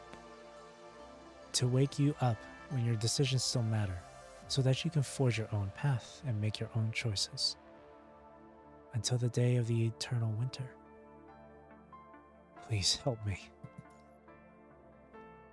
In that case, Usubeni, I wish you a journey with no regrets.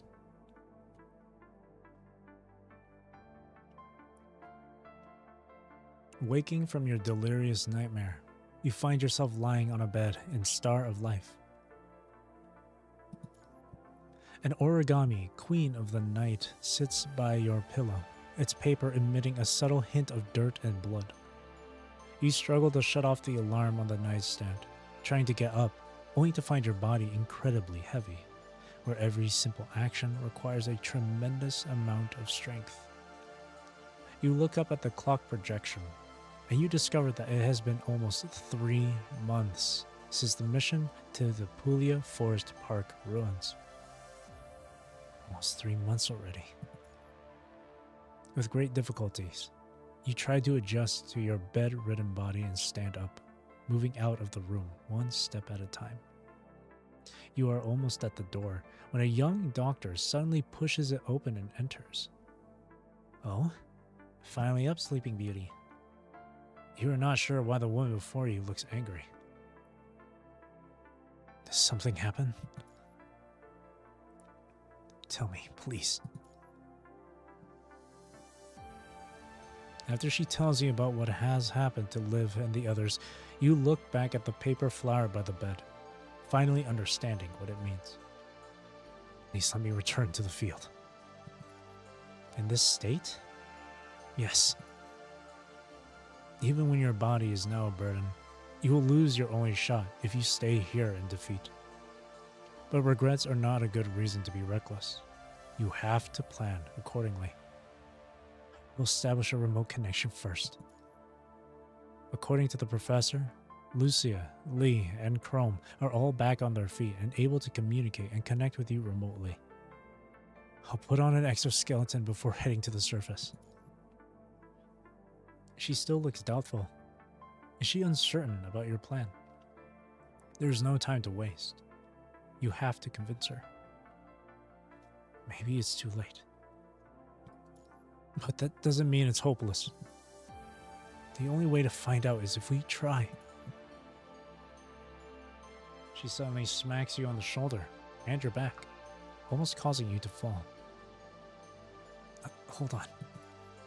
I thought something was wrong with you up there with how confident and eager you are, having just woken up. Your mind isn't jumbled, and your body isn't a complete mess from a 3-month coma.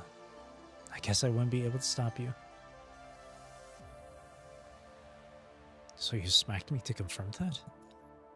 Do you think we have time for a detailed inspection? Being able to stand will suffice. Not that there is any other way. As for your plan, I'll need to find someone else to see if it's feasible. Get changed when I look for them. Can you do that? Of course. Good. You look lively. Woke up a bit later than I'd like, but for someone who suffered a head injury and stayed bedridden for 3 months, you're looking just fine.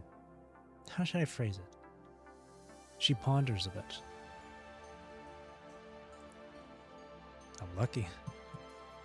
You could be the luckiest dead person in the world if not for the doctors and nurses who treated you and the medical technology used to fix you up. Be appreciative that she whacks you on your back hard. Right.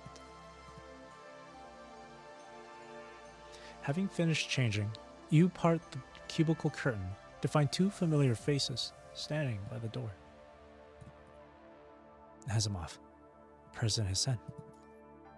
We were together monitoring Liv's situation.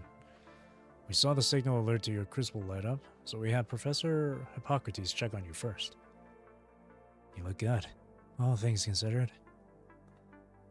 It's been a while. Liv is in grave danger right now. Her mind is being infected repeatedly. I see. What do you see? You haven't the slightest clue. The professor has told us about your plan. It's a shot in the dark, a glimmer of hope with absolutely no guarantees. Liv's mind has been through the ringer. It's impossible to connect to her right now, let alone treat it through the connection. If you were to attempt it, you'd have to first connect remotely with another Grey Raven member, using them as a medium to force your way inside Liv's mind, when they are in close proximity. You can only have a chance to connect with Liv by keeping a piece of her mind shard safe and stopping the data and the punishing virus from conglomerating. That couldn't be all of it.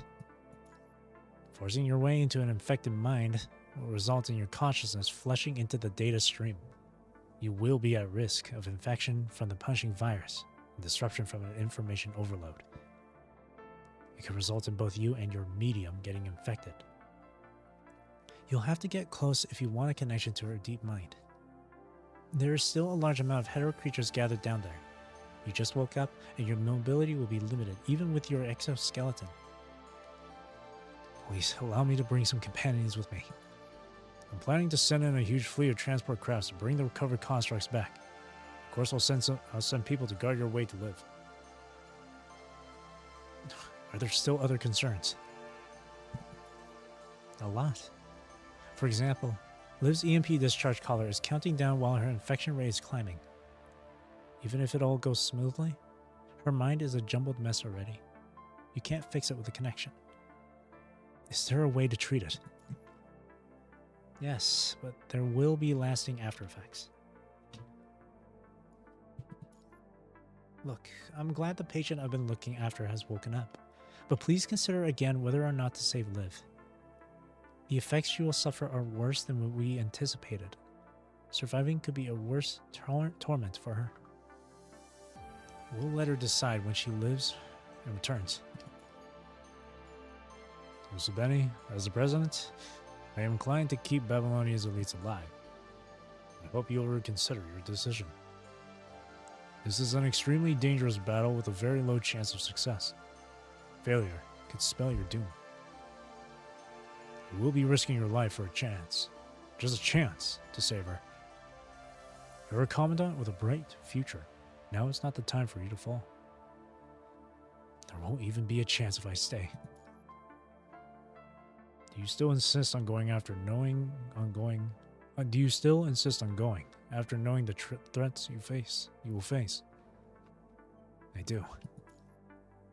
Can you tell me why? Because Liv chose the same.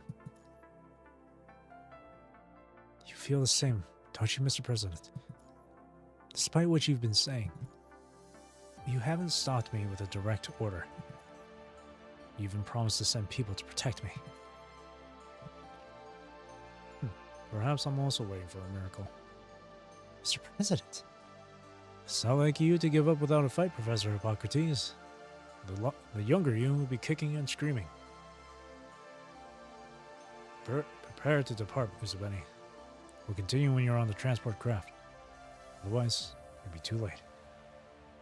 Come back in one piece, or I'll cut you up myself. I'll come back with all of them. She nods, frowning.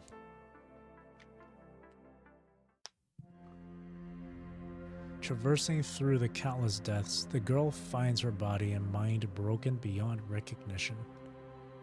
How long has it been? She no longer has any concept of time. It feels like it has only been a moment or maybe hundreds of years. Have they recovered from the infection? Is her duty almost fulfilled?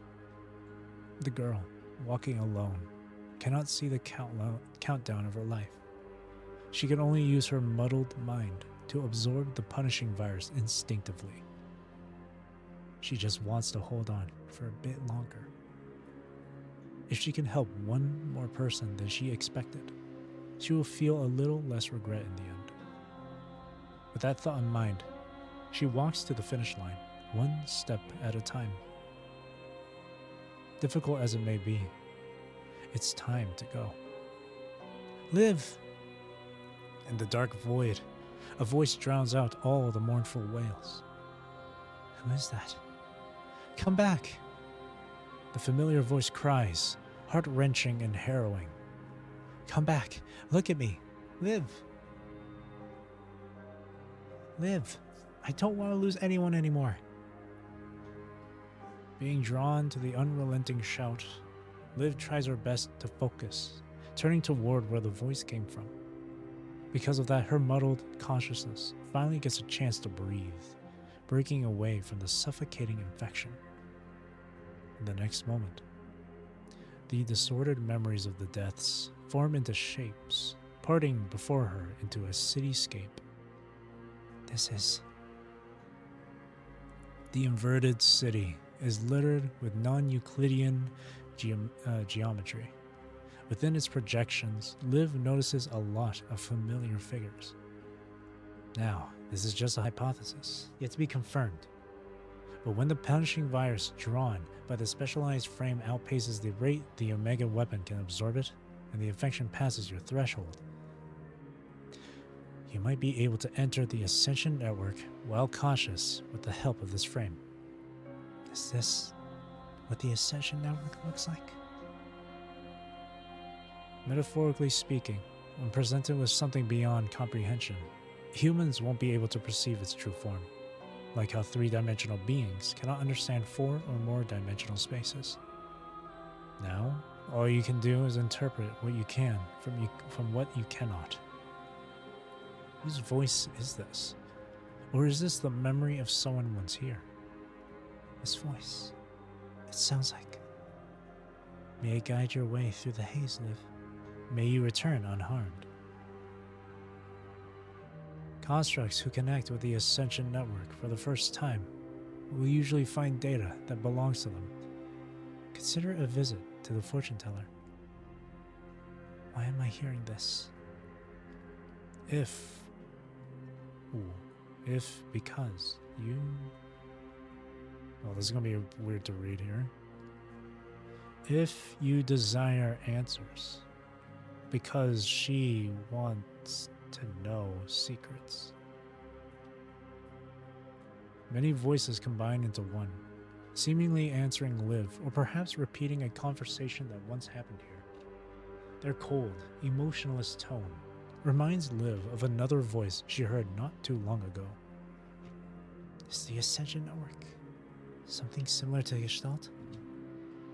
This time, she does not hear any replies. Unable to find the answer to her question, nor the source of the wails, Liv, however, feels incredibly serene. As if time has stood still, Liv no longer feels any pain as long as she stays here.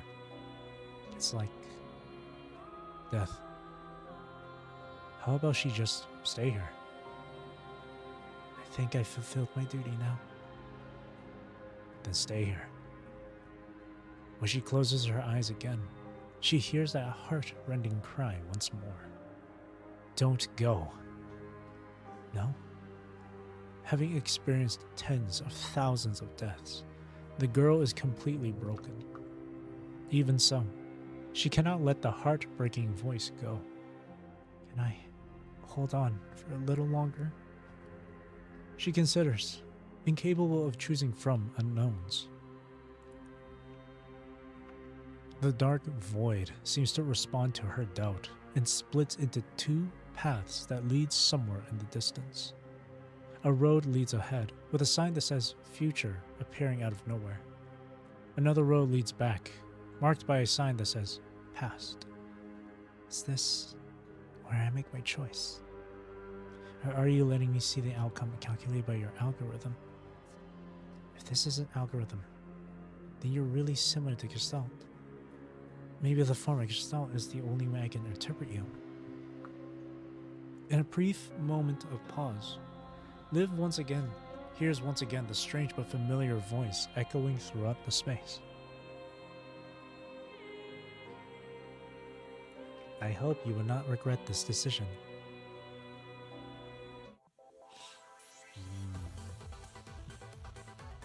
We're nearly to the end. Oh god, it's 2. To death or to life? Oh. I see. Well, like I said, we're going in the numbered order, so we're doing 25 and then 26. To death. By the time the morning crowd has departed, Babylonia has hung up the artificial night sky.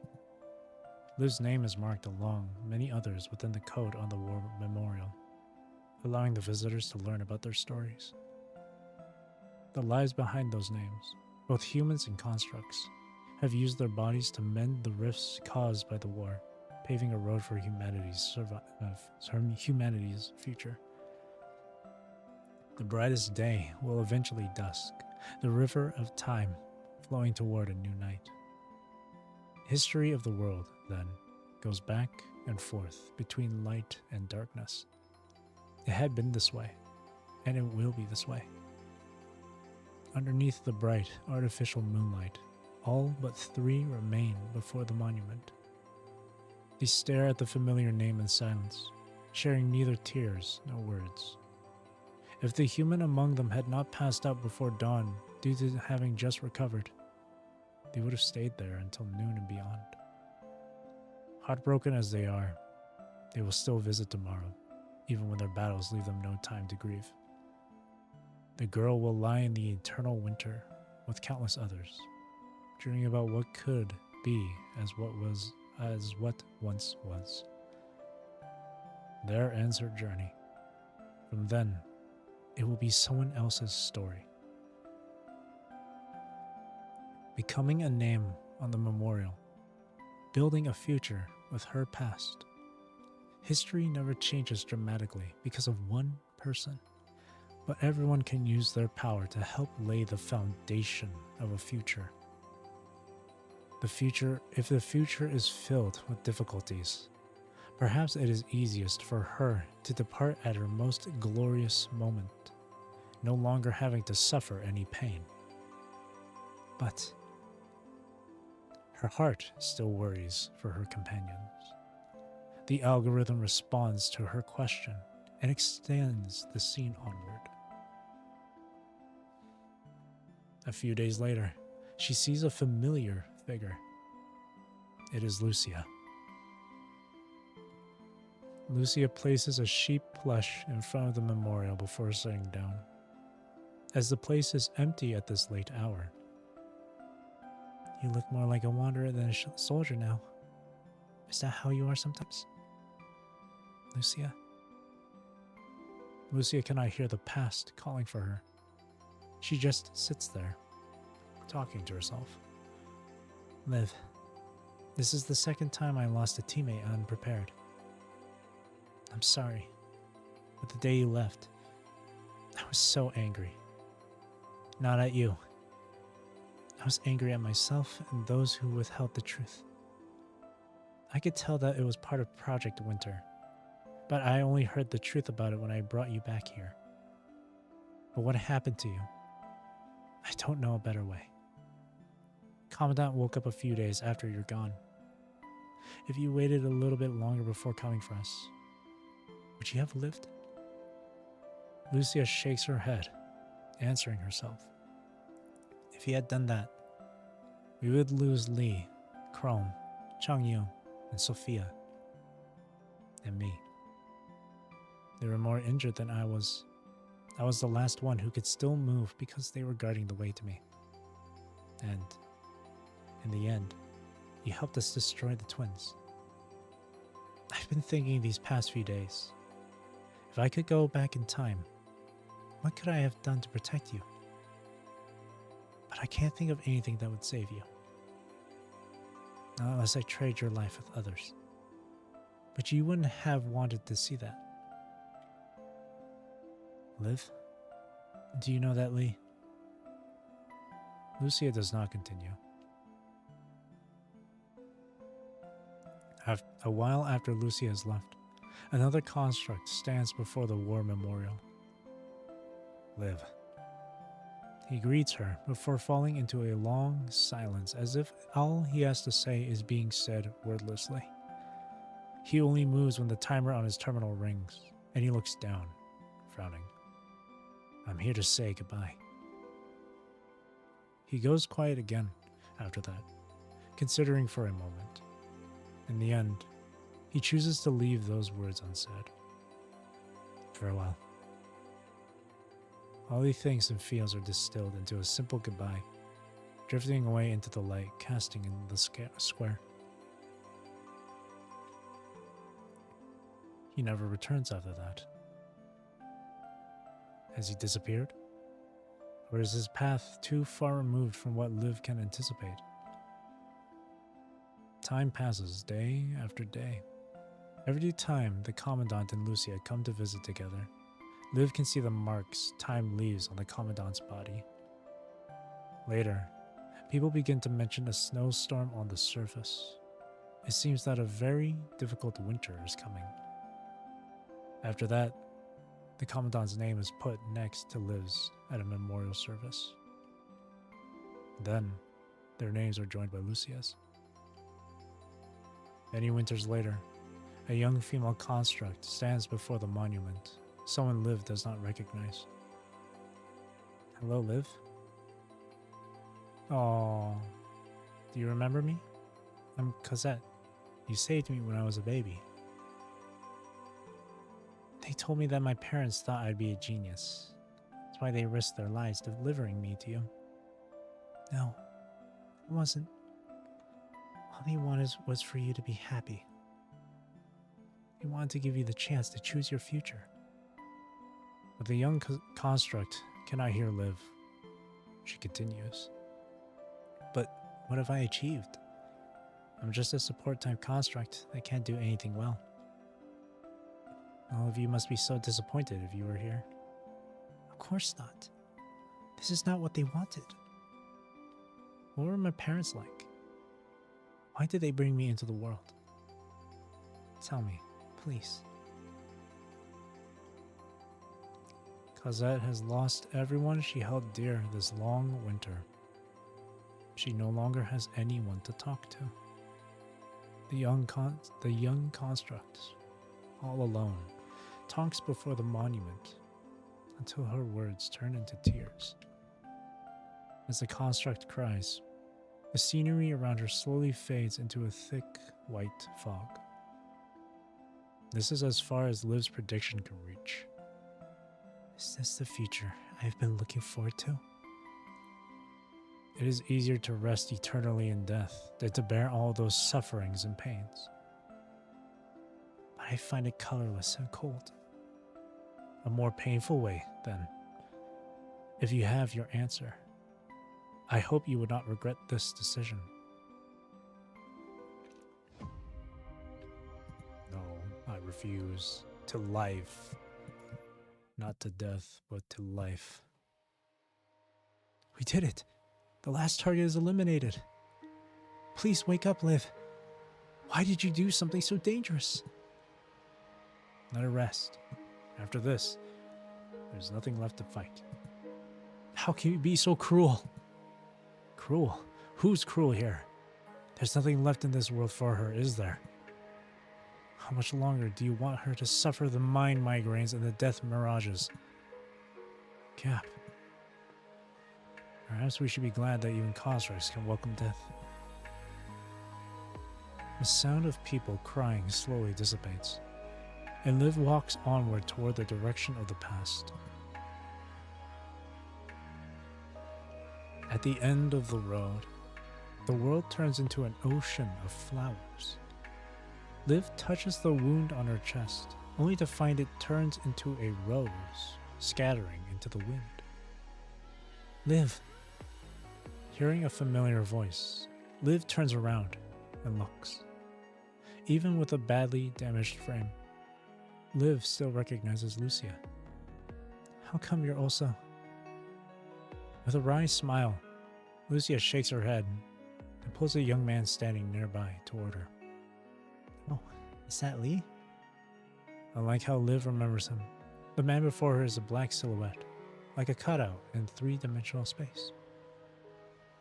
Is it because Lee's path has led somewhere beyond what Liv knows?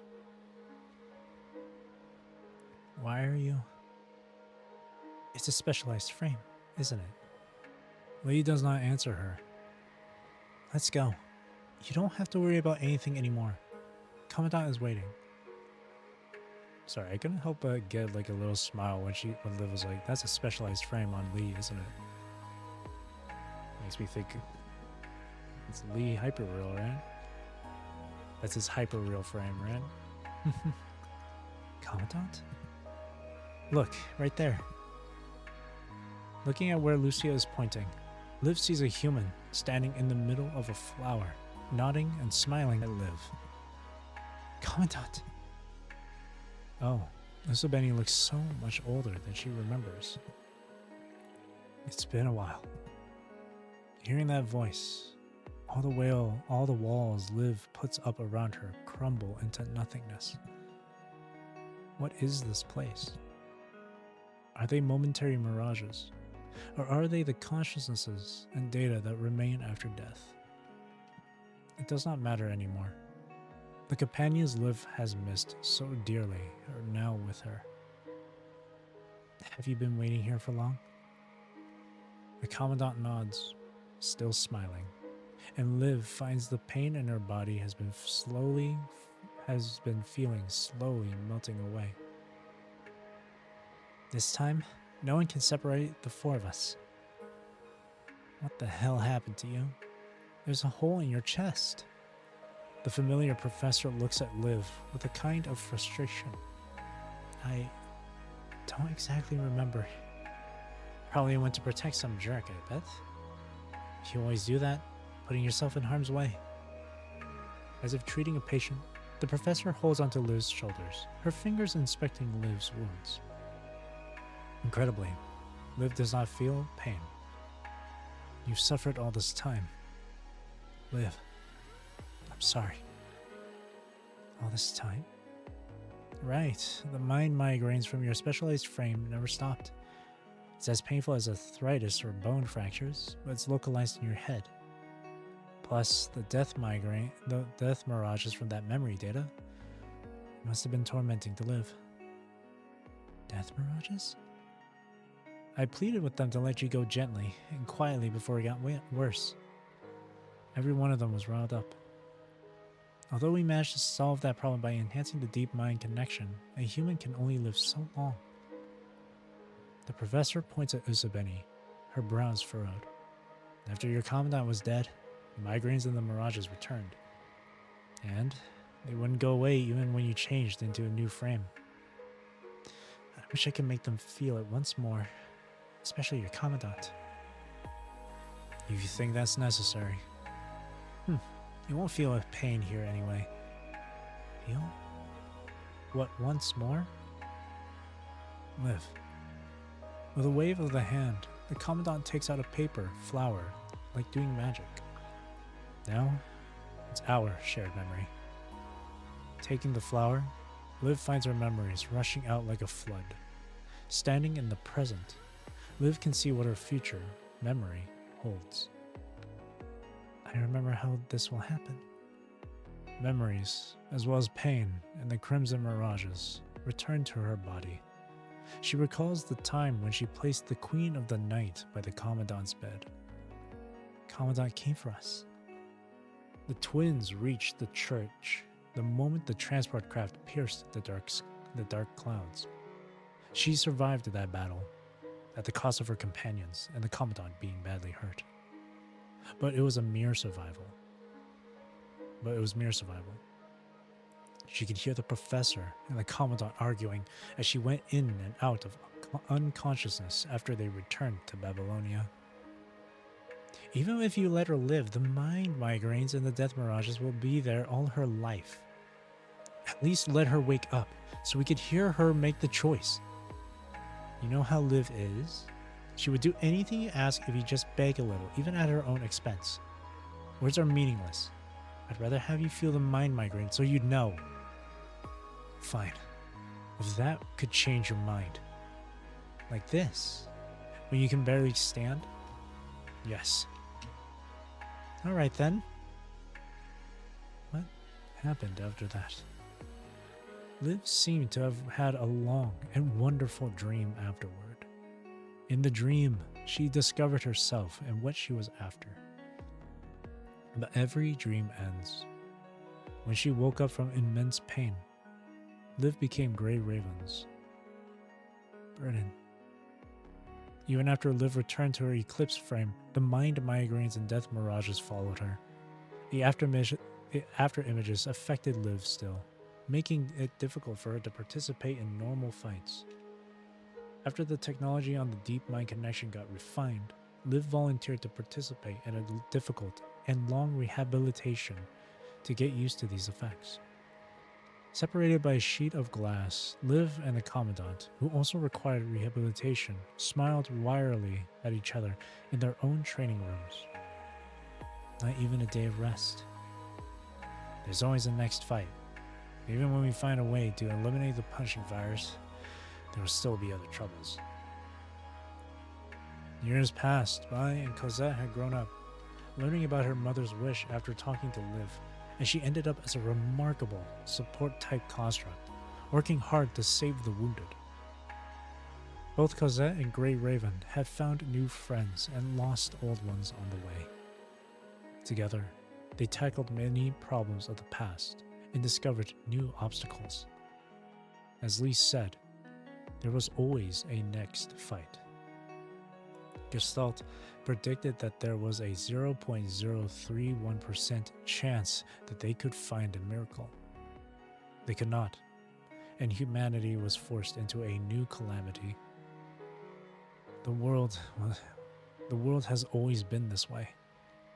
The punishing virus was not the first virus that led to a catastrophic outbreak. We solve one problem, and the next one will arise. Once we found a way to eliminate the punishing virus, a new disaster soon followed. Like the sun and the moon, taking each other's place. There are no endless days, nor are there eternal nights. But we have not stood still, and the battles we fought didn't lose their meaning. Our respites went from days to seasons to years. They were all progressing. Most importantly, you all were there with me. It made the journey easier. Just like that, the Commandant left during the decades-long winter. After that, Lucia sacrificed herself in a fight for that almost impossible goal. And then it was Lee.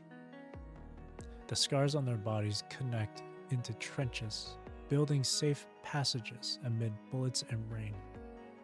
Their souls were fuel to light the torch of life, burning to melt the snow of the formidable winter.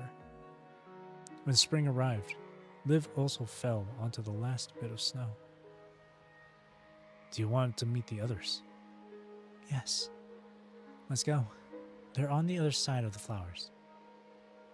Standing by each other, they begin a new journey. Fantasy. What is all this? A fantasy before death? A gathering of mind shards? No one knows what this dream built by the Ascension network is made of. But this heartwarming scene also foretells the future where the eternal winter takes her companions one after another. After Usabeni was gone, the severe migraines and the death mirages once again filled Liv's journey with obstacles. Spending the rest of her time in torturous pain, Liv would not return to her friends until the last drop of snow melted away.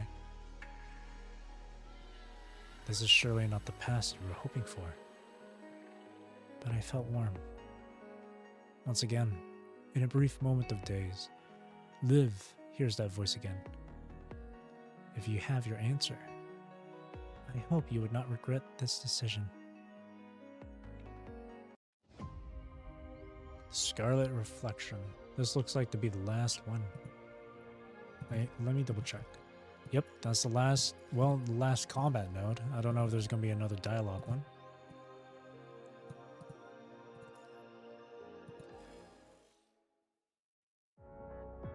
Liv. Recovering from her infection, Lucia finally realizes what Liv's plan was. I don't want to lose anyone anymore. Lucia cannot blame anyone. She's just angry at herself for not noticing it sooner. You're the only one who can fly here, so you can keep up with Liv. You must get her back. I will. If the Commandant wakes up only to find Liv gone. Lee's frown deepens once he realizes how Usabeni will look. There are still a lot of corrupted and hero creatures here. Chrome, Changyu, Sophia, and I will guard this place. Liv is counting on you. Wake up! Holding onto her damaged frame, Lucia chases after the mid-air Liv with the time Changyu, Sophia, Lee, and Chrome are buying her. Is Lucia's life just a dead end that she cannot leave?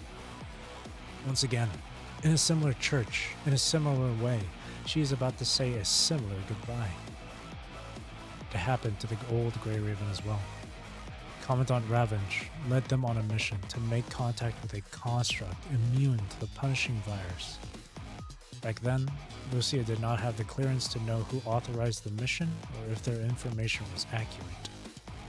Most members of her team were like that. All they knew was that the leaders were particularly ecstatic about this mission. After all, the seemingly harmless child could possibly be the hope required to control the punishing virus. Just like before, no one has lied, but everyone has withheld parts of the truth. Lucia has been secretly searching for the truth after getting back her memories of losing her team, but she has not wavered because of that. Because I believe that there is hope as long as we are together. But Liv! Lucia leaps up with the help of her thruster, holding onto the hovering ivory sparrow. But Lucia cannot stop what she is doing. Wake up! This is not how it should end. Regardless of how Lucia cries, Liv still carries on with her hand motions like a mindless puppet. Liv! Desperate and despaired, Lucia hears her almost destroyed terminal ringing. Commandant? Lucia! Commandant, you're awake? Lucia, listen to me. I'm here. You quickly tell her your plan and establish a remote connection with her mid-flight. Liv has been rejecting any remote connection requests, and her mind is extremely confused about that. You quickly tell her what Asimov told you and how you can solve it. You mean it isn't just infection, but memory data plunging into her mind? I just have to force my way into her mind and help you establish the connection. Is that it? Yes. But how do I force my way in? I'll help you. You belong to the same team, so your connections are interconnected. It won't be too hard for you to hack into Liv's mind. Usabeni will also help stabilize the mind beacon. Asimov suddenly joins the comms. I see. Liv's mind is highly infected right now. The punishing virus and the data within her are taking shape. Think of it as something like the heterosapiens or the red tide projections. Don't get distracted by them.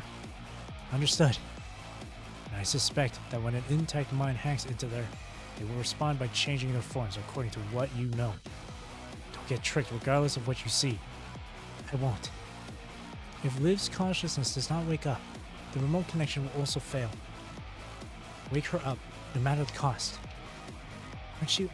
Forget it. You know what to do. Lucia, this will be very dangerous. You'll be entering a highly corrupted mind. You tell Lucia all this worriedly and apologetically, but she just smiles and nods. Don't worry, Commandant. I won't back down no matter how dangerous it is. Are you coming here? I hear the sound of a transport craft in the background. Yes, I'm on my way. I'll be there soon. How is your body holding up? You'll be fine. Can I trust you? Of course. You fist bump each other through the camera, just like you once did. Lucia, come back safely with Liv and everyone. This is an order. Roger. I'll complete the mission. That is also my wish. Preparing force entry. Ready to enter. Ready. Everyone's hope and trust on her shoulders, Lucia once again looks resolute.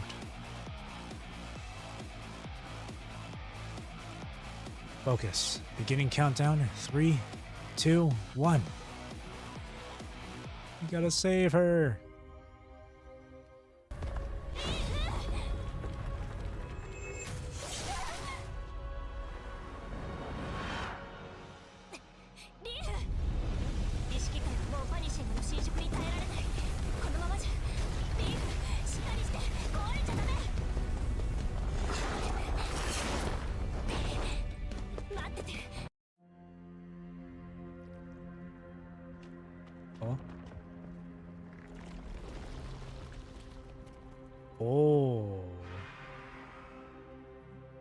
Oh, it's like a shit. It's like a corrupted version of her. Oh no! I can't use Z and X. My pings. Okay, gotcha.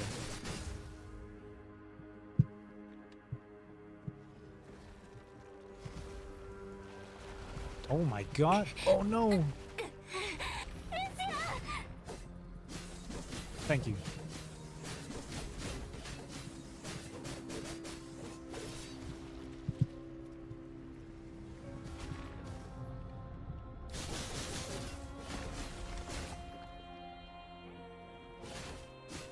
Jesus.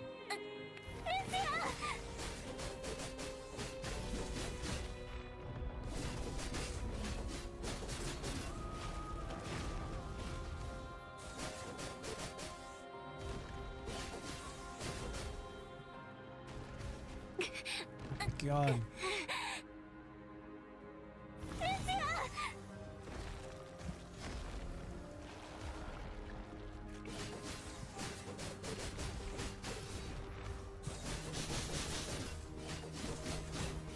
Okay.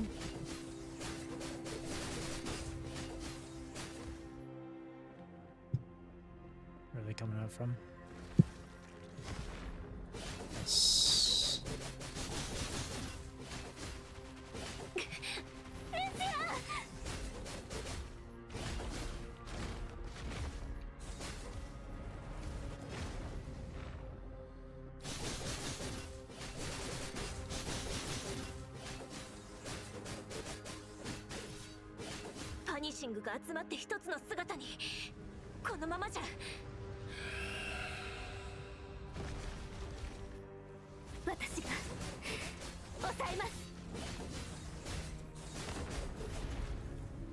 Ooh.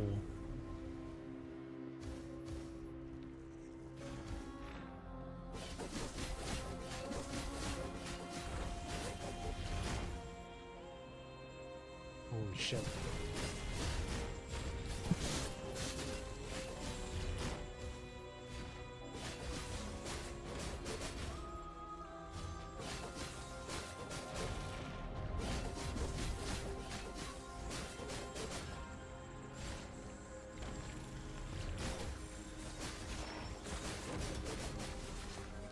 I can't dodge. I have no more gauge. Hang on.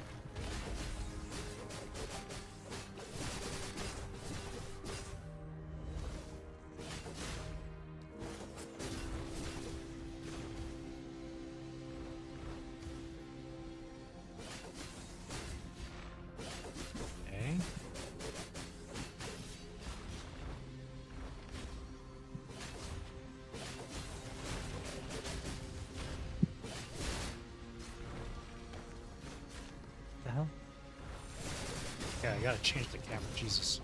That's actually bothersome.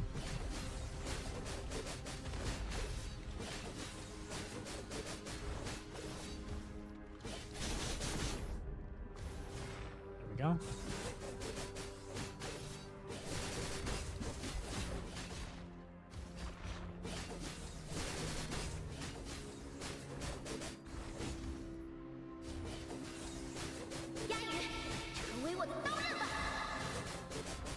Huh? Why is it now in Chinese? Ah? Wait. Whoa. That took me by surprise.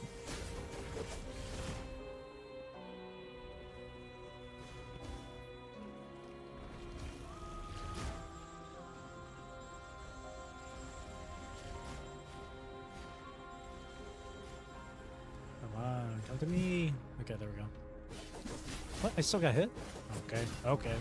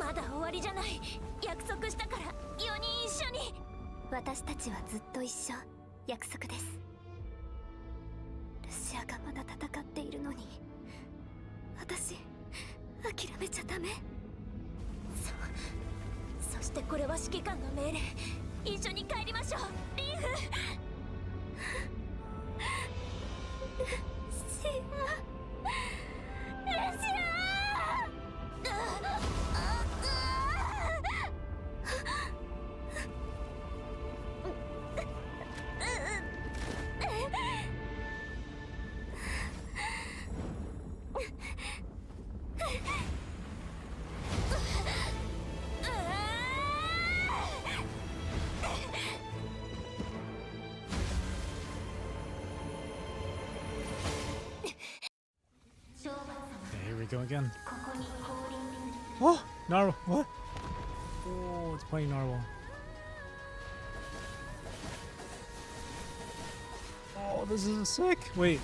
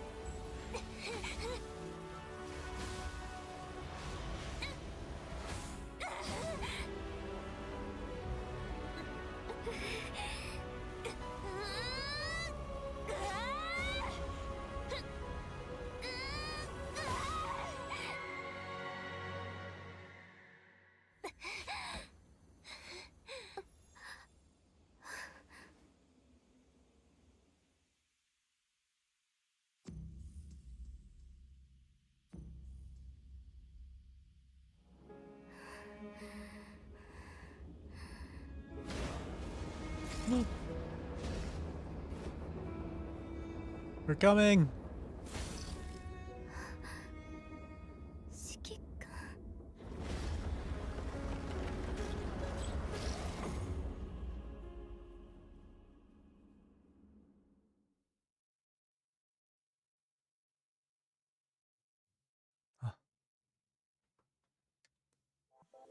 Wow, that was so cool. That was so good. 7th. Love.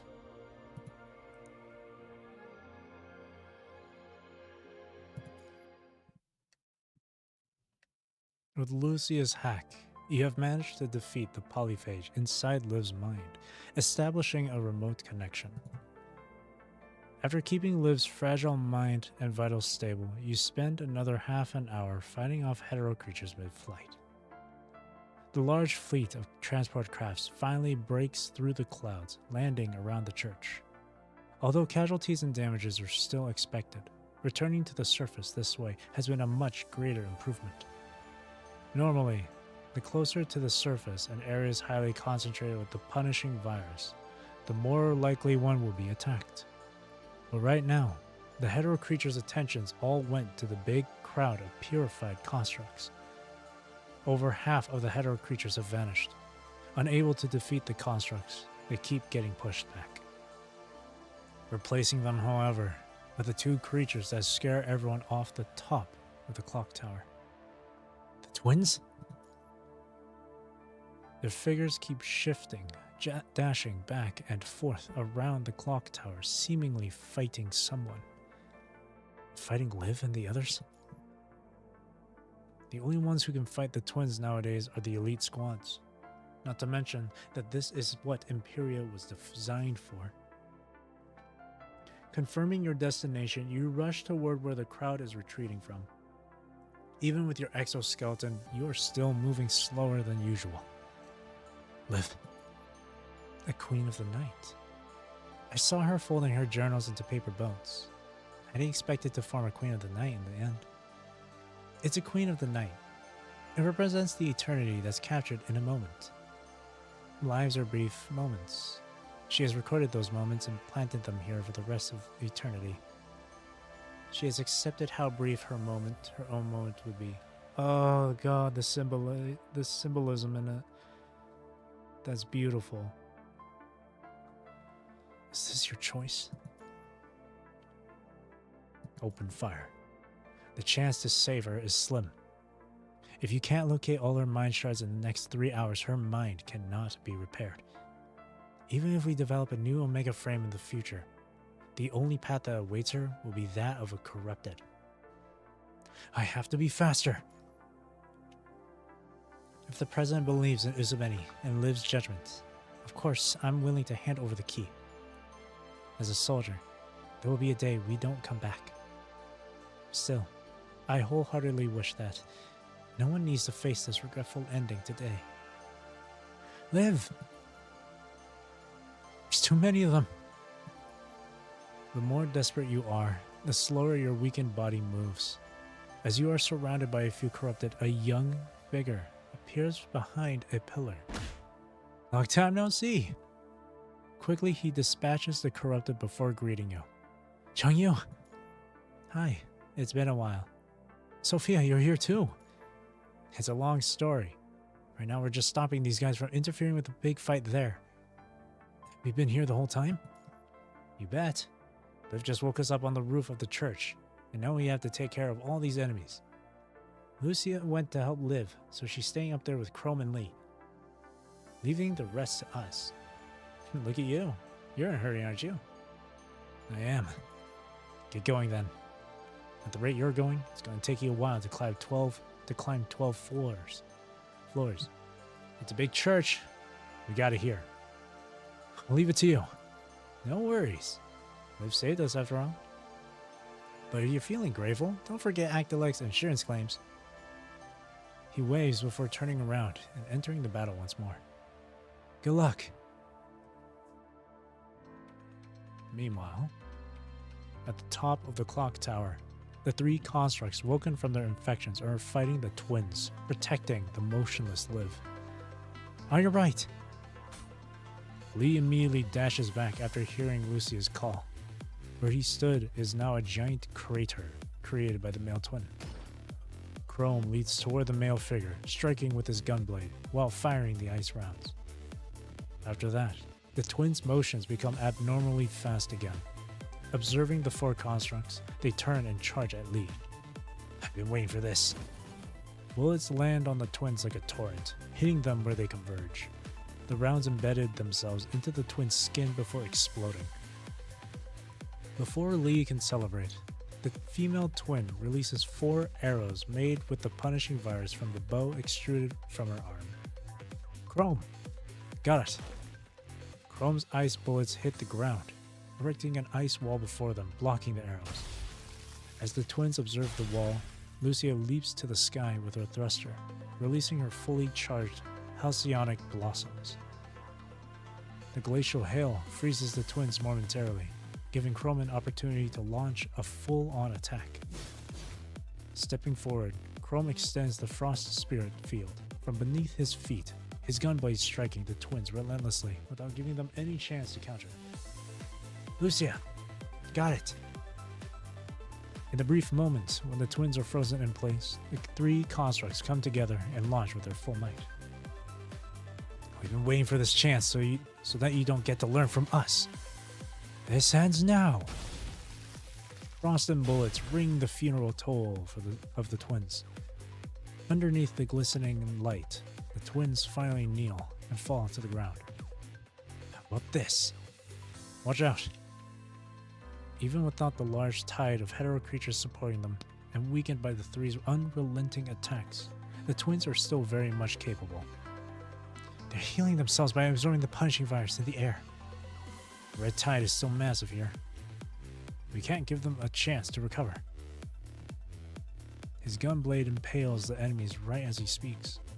The twins cry in pain, their twisted limbs twitching and striking at the three. This is the 11th time we've done this. Is there any other way? Right when the negative rounds fired to cover Chrome land by the twins' feet, they immediately dash to the sides. The twins are already used to how the three of them fight. This is going to be more and more difficult. Hello, Noir Rouge. Welcome to the stream. Hello, hello. I'm afraid Liv is the only way to defeat them. We can't let Liv fight anymore. Snowstorms gather into a tornado, replacing the unconscious companion and charging the enemies. But the twins dodge away once again. Her mind is finally stable from Commandant's remote connection.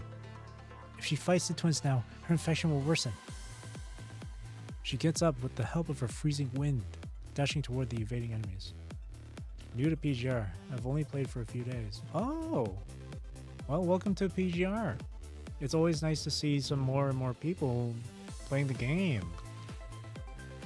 I hope you've been enjoying it, even though you've only played for a few days.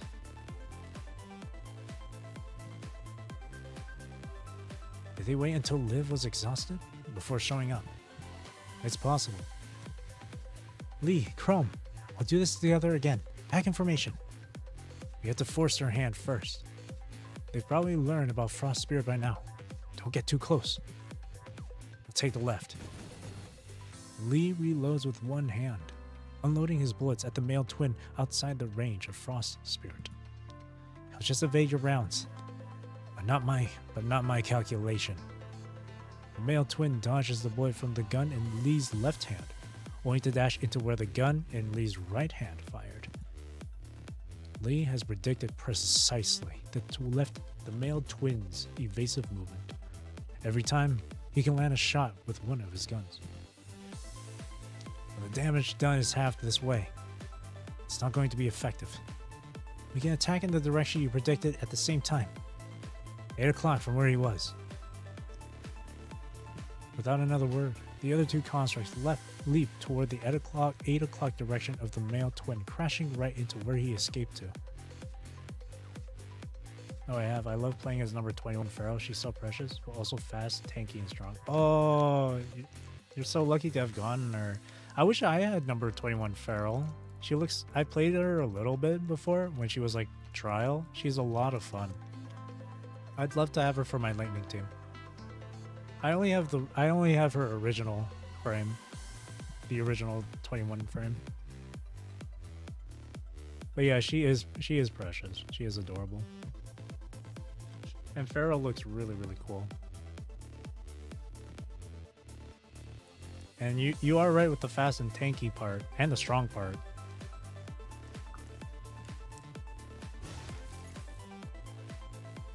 The repeating strikes of Reverse Aurora and the Whirlwind of Mute Winter hit the male twin at the same time.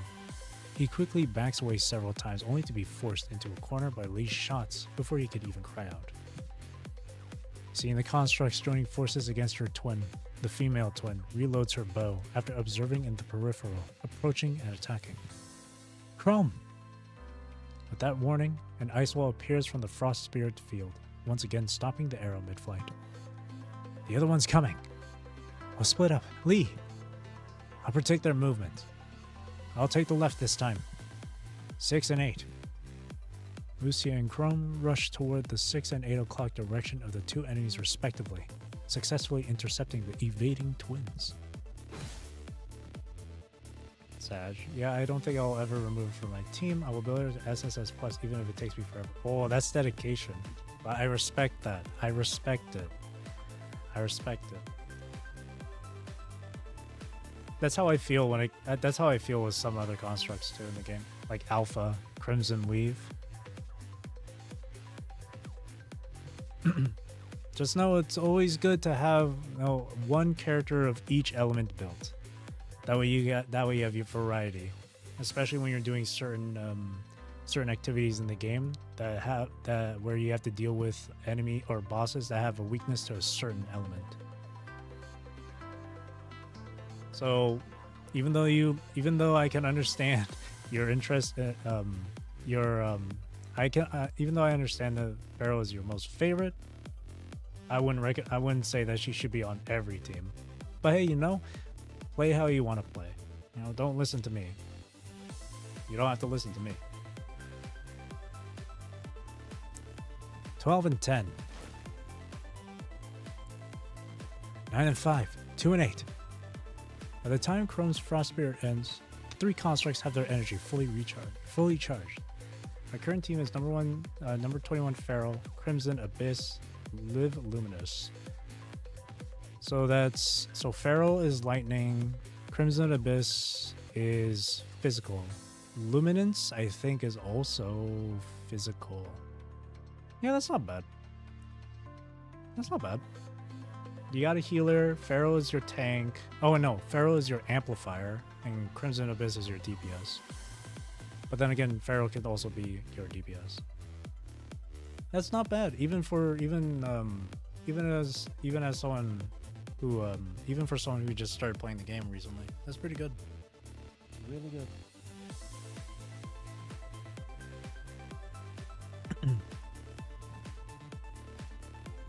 The 12th time's the charm.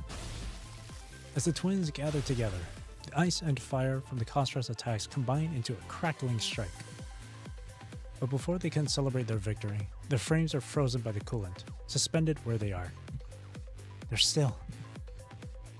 The twins move and speed up again, a sign that they are about to attack. The three constructs, however, will not be able to counter because their frames are frozen in place, cooling down. They were waiting for this moment to use Frost Spirit.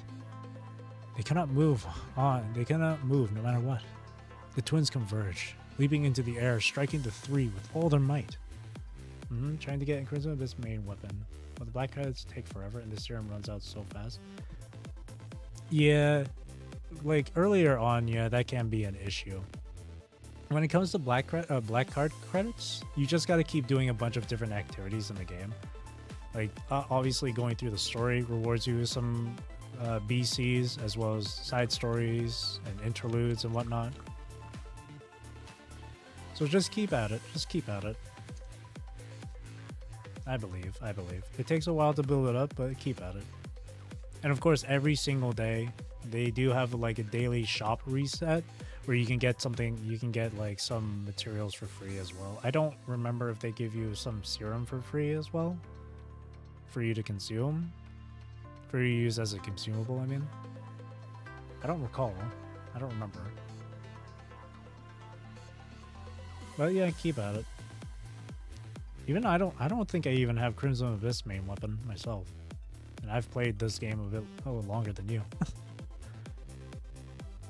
I will say though that getting weapon tickets in the game is probably a lot more difficult, because you usually just get those from like daily login quotas and stuff, I believe. Just a lot of patience. It's just going to take a lot of patience. Stop. Ooh. A white light envelops where the three stand. The twins' bodies, made with the punishing virus, cannot enter the purified space the Omega weapon created. The twins shriek, their limbs burning and rotting from the ivory flame. Stop. Dragging her tattered frame up, Liv struggles to stand, leaning on the wall of the clock tower. Stop hurting my companions. Imperia's flame is unleashed unceasingly toward where the twins dodge, guided by Liv's weapon. I could also just do a motion machine as a new player by using BC to get serum and do the main story to get the credit back. Yeah, you could do that, yeah.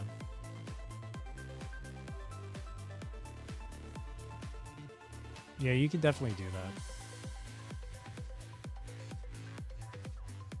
I don't know how much I don't know how much BC it costs to refill your serum though. I think it's like 10. Is it 10? And usually from story you get like maybe like 30 BC, maybe 50. I think it's 30. And side stories can give like 10, I think, or maybe 30.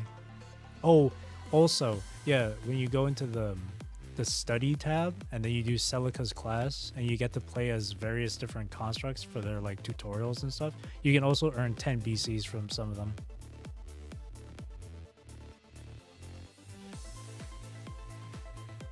Increases every time you use BC to get serum.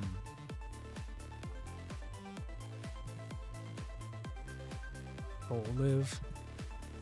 Her energy is almost completely spent. Before the last ray of white arrives, the frozen constructs finally regain their mobility, and they rush in to trap the twins with their own bodies.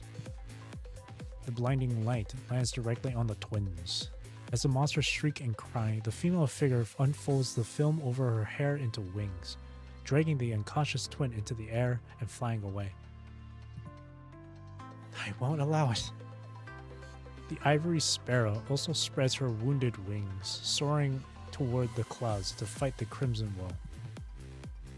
I am capable of doing this now. It's sad that there is not a lot of PGR streamers. From what I've noticed, yeah, there's not too many. I think the one other person I know that would stream PGR sometimes would be Rexlent. He usually streams like beta test, like the beta server stuff, as well as like new story content, new story patches for the CN server as well. But that's usually like once, maybe twice a month.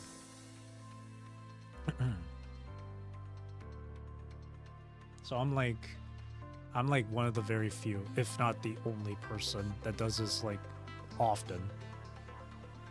Well, at least up until I get caught up with the story, because that's the main reason why I'm streaming PGR. It's mainly story focused, which is what I normally do with all the games I play on stream. It's usually only just story stuff. And only a few times is it really anything just random.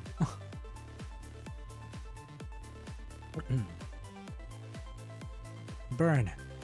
Earth will rise again in the punishing virus's ashes. As if the sun has fallen where she is, a massive halo explodes from her body.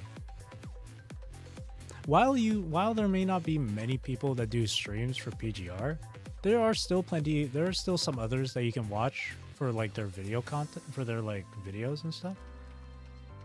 Like alongside doing the streams, Rexlent also has some like PGR videos, like showcases and like no hit runs and stuff.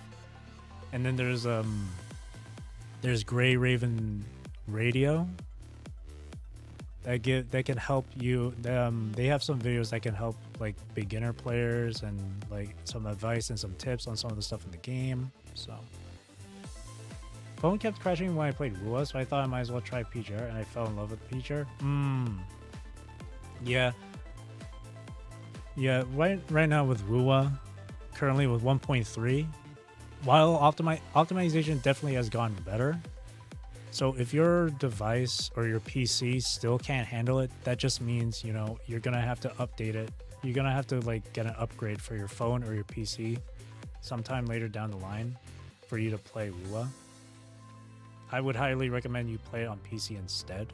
But if you don't have a strong enough PC, then I guess your other option is to like save up money But it led you to playing PGR, so that's really good. Because PGR is super underrated. Don't have a PC, and to even get like a good running PC to run something like PGR, it can be very expensive.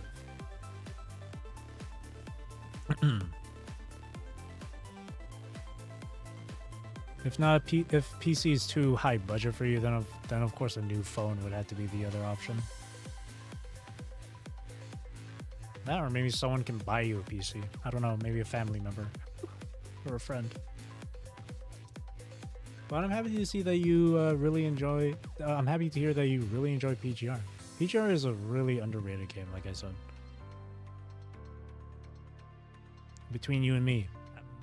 Between PGR and WUA, PGR is a lot more exciting, a lot more raw with its gameplay, but definitely a lot more challenging. Family is poor, sadly. Well, you gotta save up money. Just gotta work hard and save up money.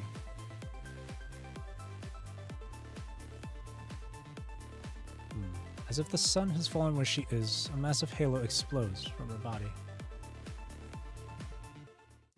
Ooh.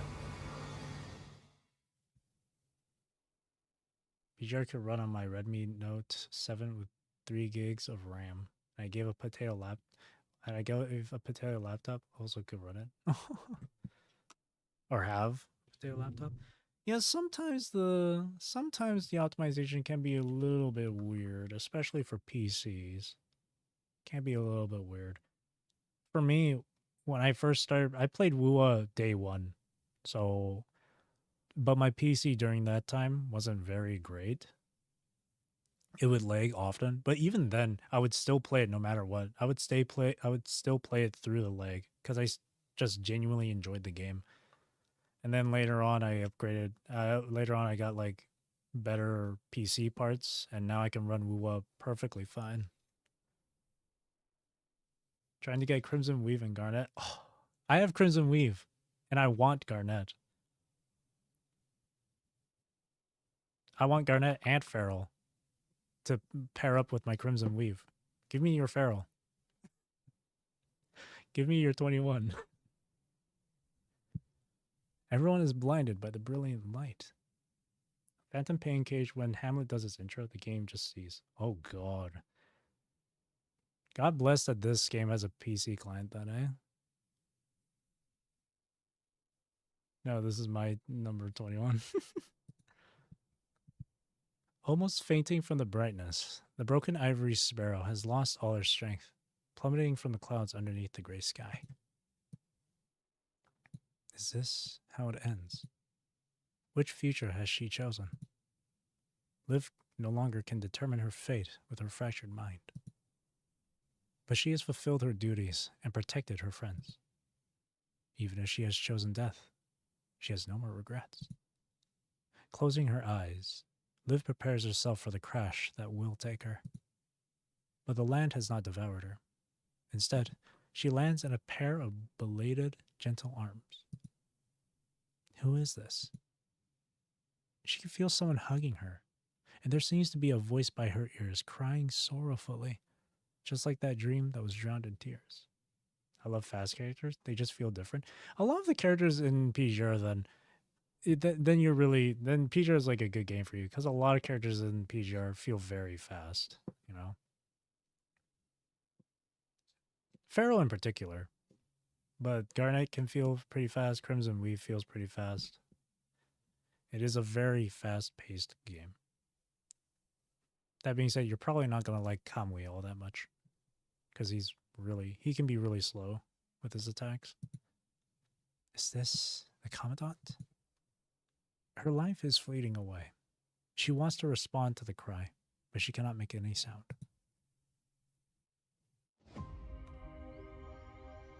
Commandant, Liv's vital signs are rapidly dropping while the infection rate climbs. You can feel the punishing virus on Liv's artificial skin burning your hand through the protective suit. I have to establish a deep mind connection now. Otherwise, it'll be too late. I'll flag the closest transport craft. Stay here, Commandant. Liv is counting on you.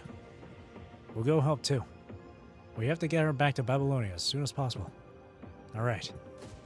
Thank you. Now that I have units to clear the weekly grind, I can just go all out in a single feature unit that I really like. I'm actually going to save up for Lucia's new frame, which comes out in May. Yeah. I really want Lucia's Pyroth frame as well.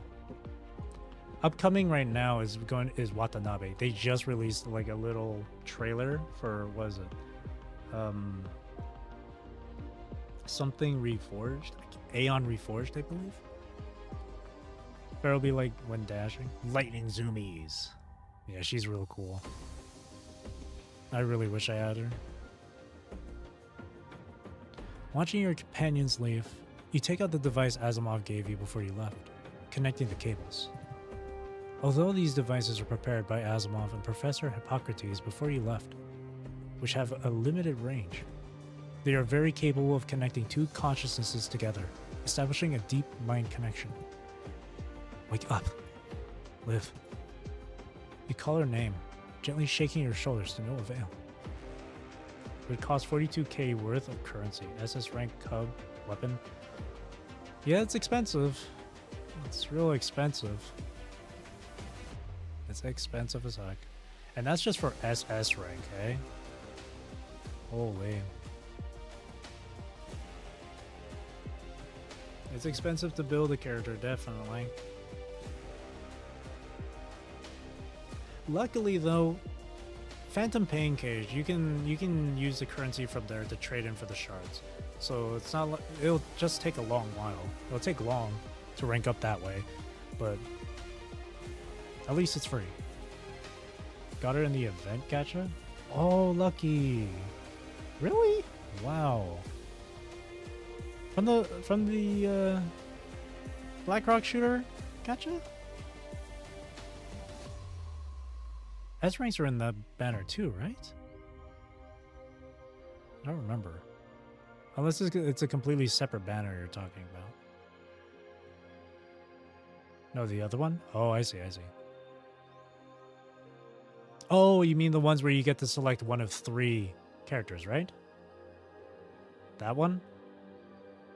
I guaranteed after 40 pulls. Can't remember which one. Can't remember. I would have to check after this then.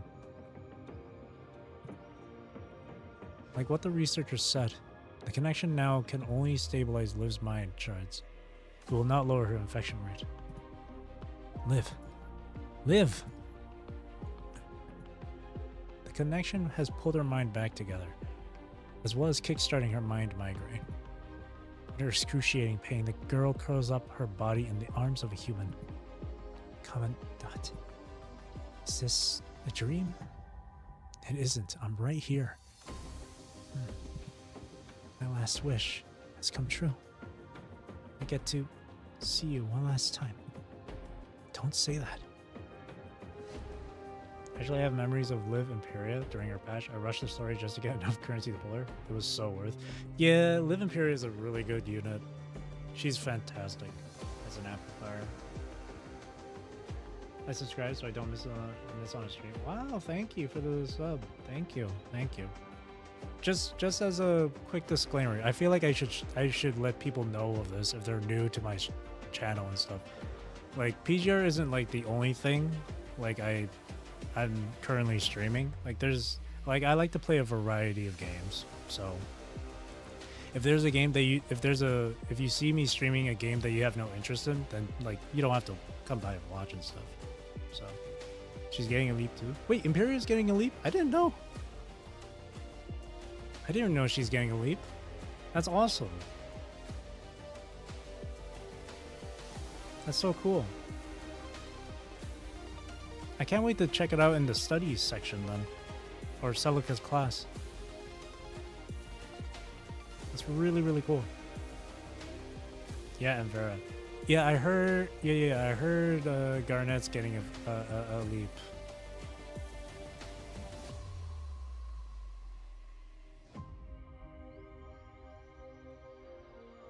It is Garnet that's getting a leap. I know her original. I know Vera's original frame has a leap. I'm gonna go now. Adios. All right. Thank you for coming by, Noir Rouge. Have a good rest of your day or night. Thank you. Thank you. Thank you. Take care. Take care. We're taking you home. But she smiles with sadness, pointing at her neck. Underneath her collar, the EMP discharge collar enters its final countdown. It's too late. I can disarm it. Holding the disarm key in your hand, you connect it with the EMP discharge collar on her neck. So before you press the button, a memory flashes across your mind. Look, I'm glad the patient I've been looking after has woken up, but please consider again whether or not to save Liv. The effects she will suffer are worse than what we anticipated. Surviving could be a worse torment for her. Is it right for you to decide when Liv is the one who will suffer? Liv, before I disarm it, I must ask you, if you know the future is paved with struggles and pain, will you still walk toward it? Yes. She answers without hesitation. Definitely should read the Imperia interlude after this. Oh, definitely. I was planning on finishing the interludes, like all the hidden nodes and all the interludes I haven't done yet, which are just Capriccio and Imperia. I was planning to do that the next time I stream PGR. It would be like a shorter stream, probably like 2 hours long, considering it's just interludes and stuff. But that's what I was planning to do. Because unfortunately, there's no more interludes after Imperia, I believe. I would love to know other stuff about other frames.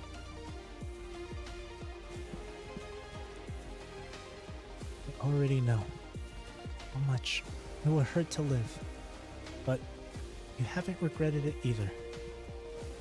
Me? Okay. What if it's you?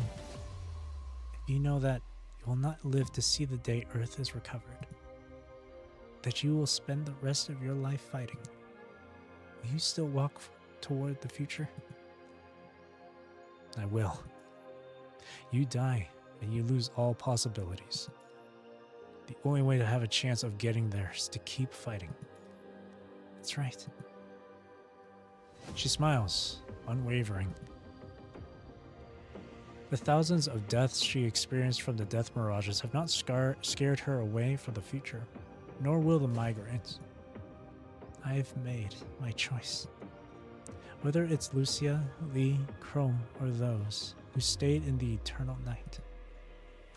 They've all made their choices, even if they cost their lives. They have not regretted it. Same for me.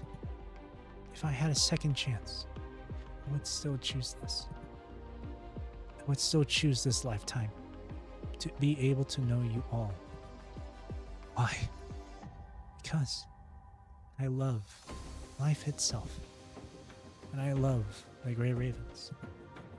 I'm willing to die for the lives that I love, and I'm willing to walk with you toward the future, even when I know how painful and tormenting it will be. I won't regret it. I want to stay with them. I want to stay with you for our shared dream. Death isn't giving up. It's offering life itself. This is my answer, my choice. I never give up. Even when her mind is mired in migraines and mirages, Liv never stops smiling. Her smile is not a facade, but a flower blossoming from the ashes of her endless pain. Liv, I promise you, no matter how hard it will get, I won't give up. I will bring you back.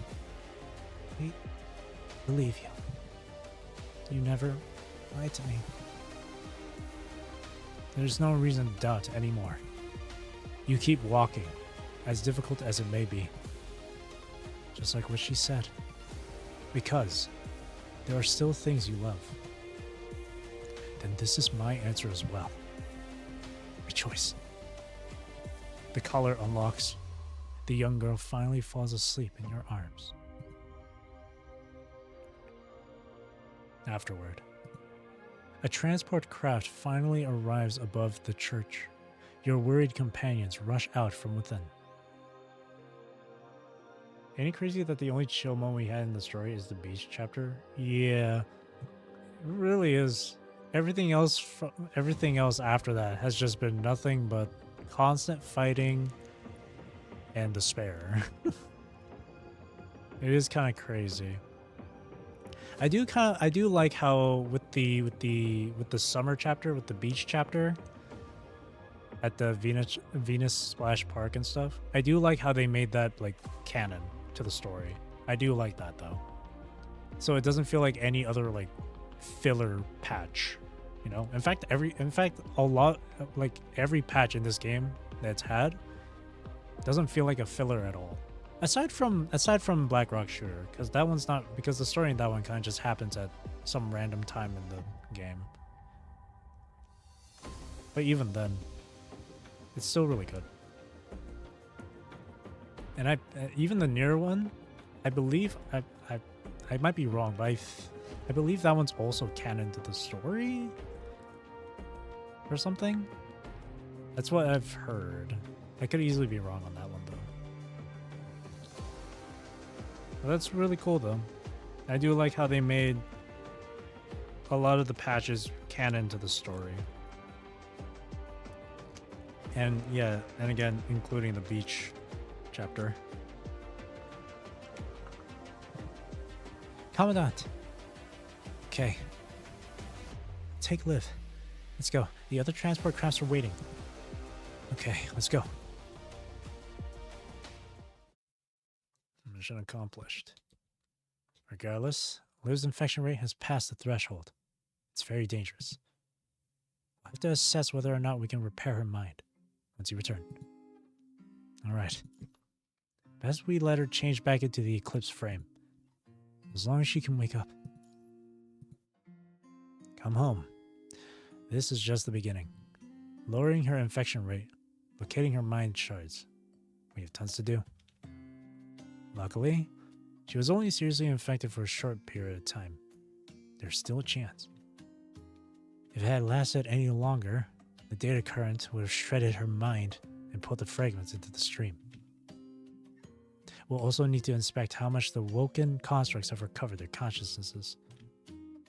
Miracles do not come cheaply.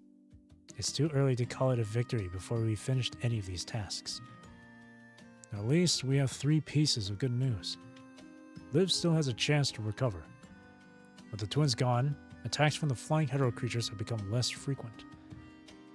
And the Omega weapon and the specialized frame worked. Humanity finally has a chance to strike back. Each one of them is great news to us. How are the rest of you holding up? Sophia helped repair my frame after she woke up. Frame integrity holding at 63.1%. All basic functions are intact. Chrome and I have our infections cleared, but neither of our frames have been completely repaired yet. Rest assured, the Parliament will compensate for the delayed rescue. We just couldn't justify the lives that would be sacrificed then. I understand. Then, I'll be eagerly waiting for your return. Yes, sir. Having almost lost each other, you all gather around, your shadows scarred. Someday, each of you will be pushed to your limit until the inevitable end claims you all.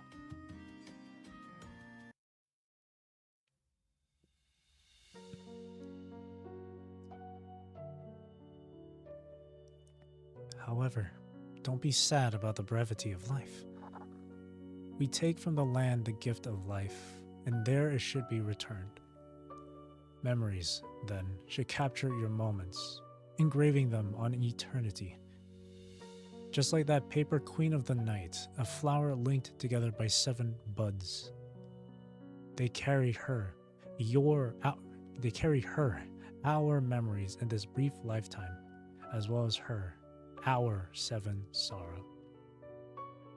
The first is joy and sorrow, wounds filled by songs, joy.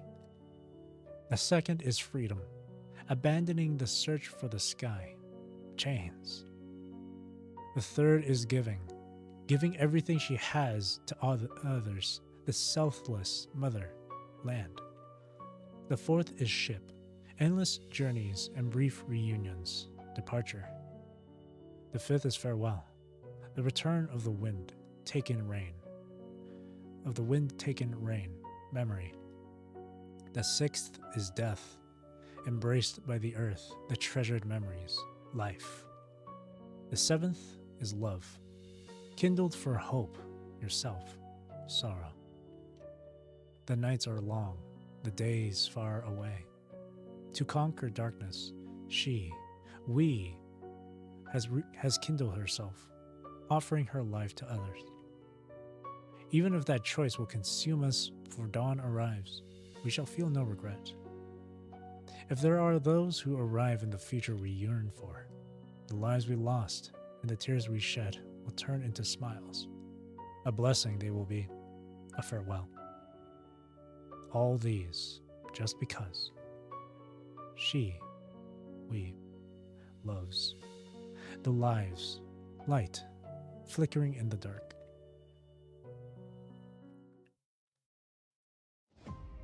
Surviving Lucem, Chapter 17, End. There it is! There it is!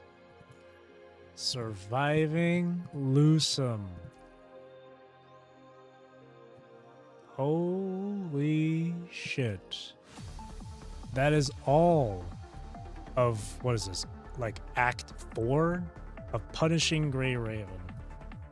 From Chapter 14, Imprisoned Sight. 15, Last Spark. 16, Evernight Beat. And now 17, Surviving Lucem. This act was awesome. Act 4, Disaster. Fan-goddamn-tastic. I loved it. Loved it. From 14 to 17, I loved it. And I loved how so much the stakes escalated. It was so good. Especially from Evernight Beat. That shit went insane. Evernight Beat went from like 0 to 100. And 17 was just like, and 17 kept it at 100. It was so good. It's bold of Kuro to assume that the question people had after that chapter is, what's Nanami doing during this? She's trying to find a way to help humanity survive. Nanami, save us all. That's our girl, Nanami. Crazy. Great chapter. Great series of chapters. Loved it all. It was so good.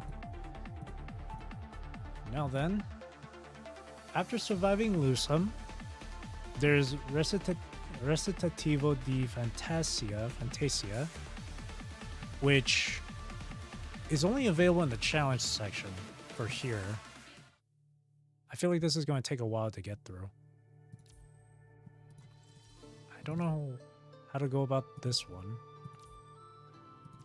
I'm really not sure. Oh, there's a lot to go through. I wonder what this... I don't know how to get to the story for that one. Not gonna lie.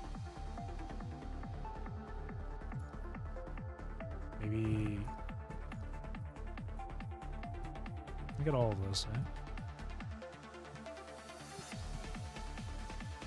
And then from here it's all unknown stuff. Moon stories, floating records, okay, anima.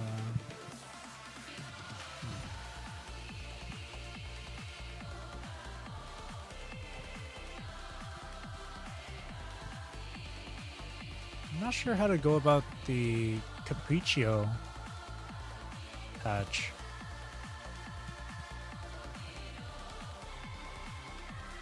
I see. It's a completely separate thing. I wonder how this goes. I might not, because I feel like that's going to take a long time to get through. So I might not actually do this, since it's like a roguelike mode. So I don't know. And then after the Capriccio patch was Pulau, which I did end up doing really early on. I did that like before, I think I did that before I did Echo Aria.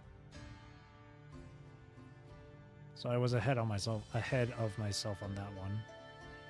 And then after that is back to the main story with Her Last Vow.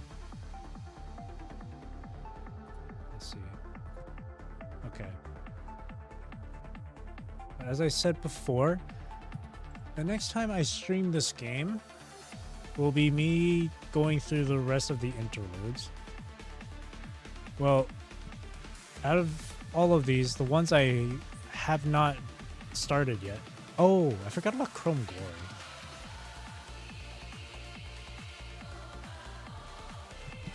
Her Last Spell. The Arc Beyond goes after if you treat Pula and Recitativo as a filler. Oh, okay. Okay.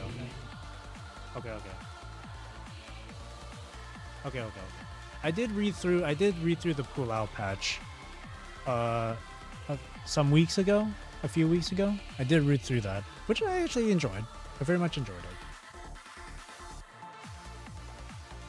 It's just that with Recitativo, it's kind of like it's in a roguelike sort of it's like in a separate game mode, so I'm not sure how to go about that one. So I don't know.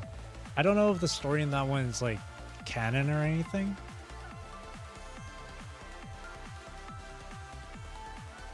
But anyway, the next time I stream PGR will be on clearing through interludes for Chrome Glory. Let's see. Chrome Glory, Capriccio. I've done Hypnos. I don't mind rereading number 21's. Because I did do her patch, Inscription of Labyrinth, a while ago. So I guess in patch order then. So I would do Chrome Glory, number 21, Vera Garnet. I'll also reread Roland, and of course Surviving Lucem, or Imperia I'll read through, because I have not done that one before. Kinda is. It's basically Isla trying to find Selena's location. Oh, I see. It's a continuation on that story.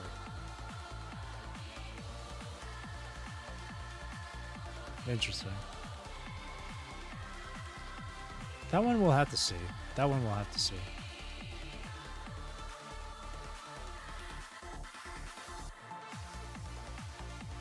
Because I don't know how that's going to be like if it is like hard, even if it is like a bit canon, a part of me kind of wants to still do it anyway,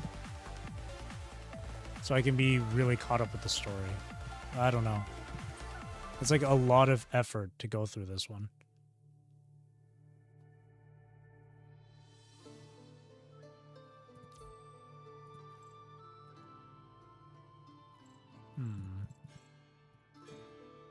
Because so far for it, according to my codex, I only have two of the wallpapers unlocked, which means I'm not close to finishing those. Because these are like separate endings. You could just play through it and just read it afterwards. Would that work? Oh yeah, I could do that. I could also do that. It'll take a while to try and get everything, but I don't mind doing that either. Which means I'll still do the interludes afterwards. Next time. I'll still do interludes next. It'll still take a while for this,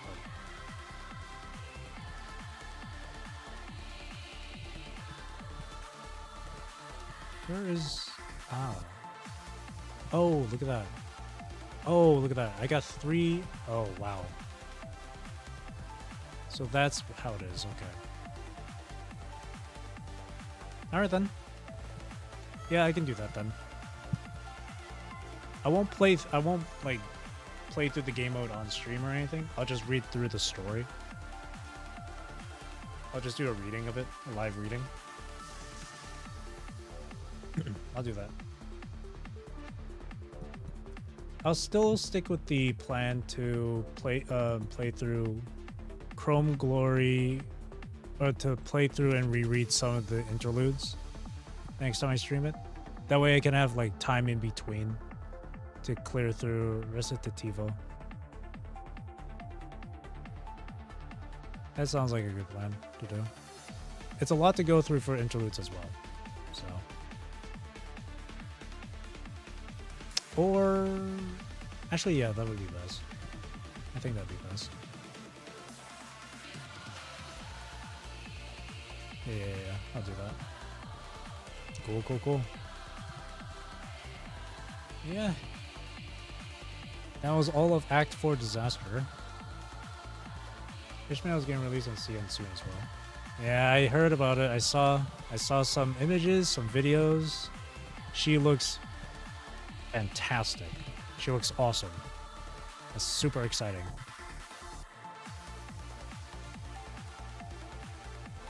Super exciting. Claim all.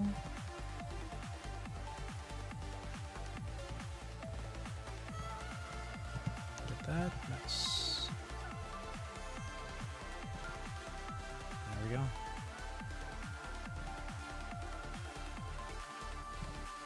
Gotta double check here too. Where's Tom?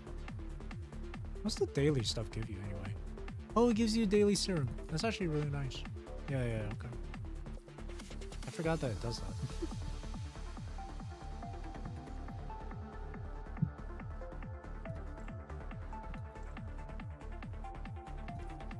Alrighty.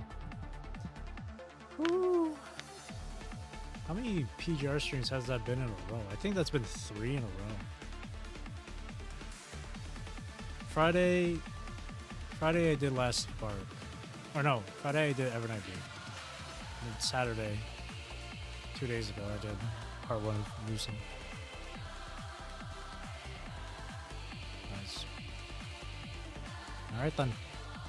That has been Surviving Lucem. That has been all of Act 4 Disaster. Super good.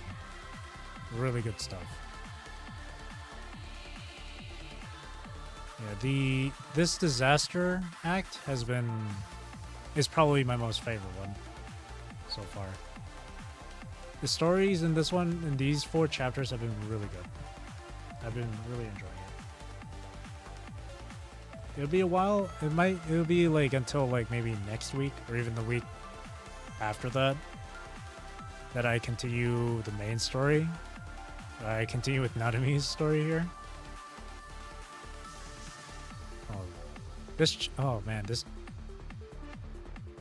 section looks like it's gonna be good too. So we got Nanami. It's the Nanami story, Karenina story, Bianca story, and I know this one, and I know this one is supposed to be Lee's story. This stuff getting caught up. Ooh boy. Alrighty. Fantastic chapter. Fantastic chapter. I can definitely see why people really praise Surviving Lucem, because that was fantastic. And it was dark. It was depressing. It was dark. Sad. It was it was brutal. It's violent.